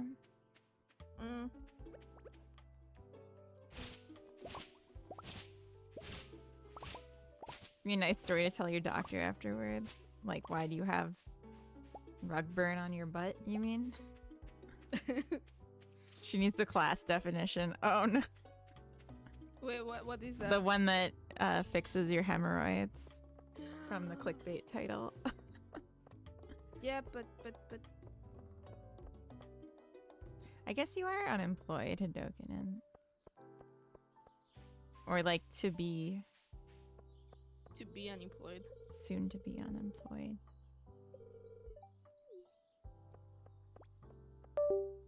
Now I'm playing with the stick. Oh my fucking. It's just so interesting. It's not okay. Want something from shop? Are you going to the shop?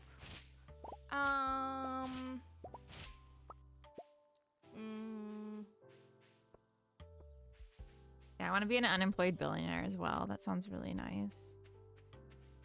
I'm not coming back. Oh no. Are you going after the milk? Whiskey. Bring me a ball. I'm thinking.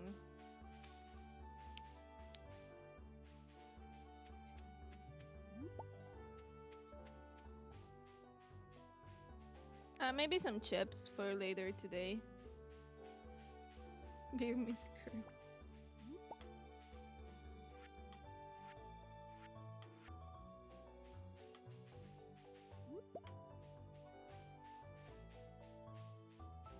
Ezra is Romanian, says the milk because there's only one milk in the entire village. First come, first serve.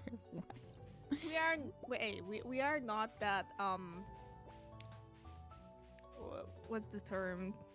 Cheap, not cheap. Some worming. Or top. we have milk. We live in a city.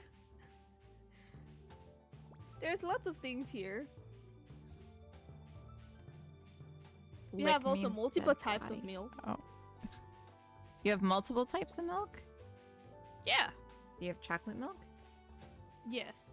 Ooh, that sounds good. It is good. Like a little juice box or a little box of chocolate milk? Little Yeah, carton? it's like little boxes of 300 milliliters or something. Yeah, that sounds so good. We also have soy chocolate milk. Ooh. Like, there's this Oatly one we get sometimes. It's like a little Mhm. kids, like, but I like those. Yeah. I was at the store. very I could have good. gotten it, and I didn't. I didn't think of it. No. Oh, Simbi, if you hear me, I do want those little chocolates from but I don't know from which magazine you're going. I mean shop. The ones with mozart on them.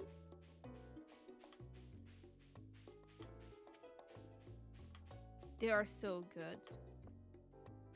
Do you know which ones I'm talking about? I heard Mm-mm. What are we talking about? Mozart chocolate. Yeah, I don't know. Mozart, you me- said? Let me show you a picture. I'll peek your screen. Your stream. I'll just put the pic here. Oh. With mustard? No, mozart. Like Oh! mustard. No, I've never seen these. They are oh my god. They are What's I on think the one of my inside? favorites. What is They that? look like this. Wait.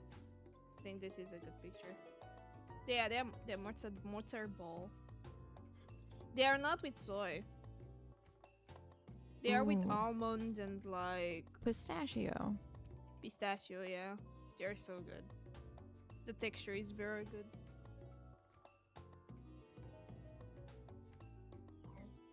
Is that mint too?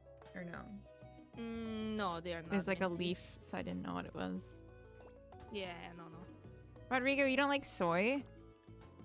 Rodrigo. We have to talk. Yeah, I'm what like brand is that? 90% soy.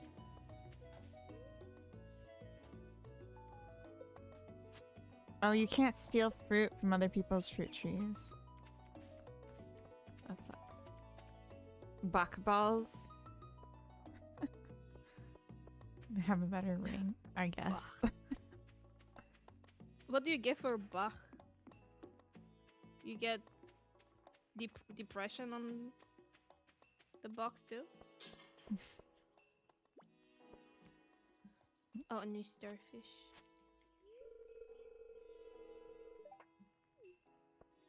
I feel overwhelmed by how many new people there are and like places to go. Stardew. Yeah, Yeah, there are too many. because I want to interact, but it's just too much. Oh! There's an angry turtle hissing at me. Turtles hiss. I consume the best cows in the universe only. Oh, okay. Okay. Huh? I don't know. Just say okay. Okay. Sounds fair.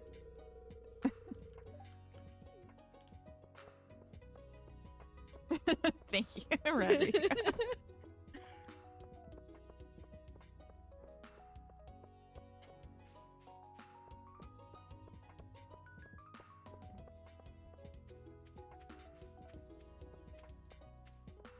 Yeah, I might just treat this like DLC and not like come back here until I finish the main game.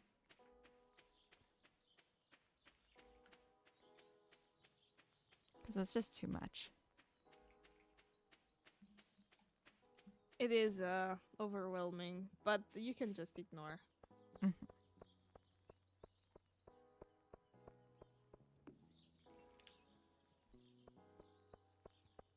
I played this exact mod pack.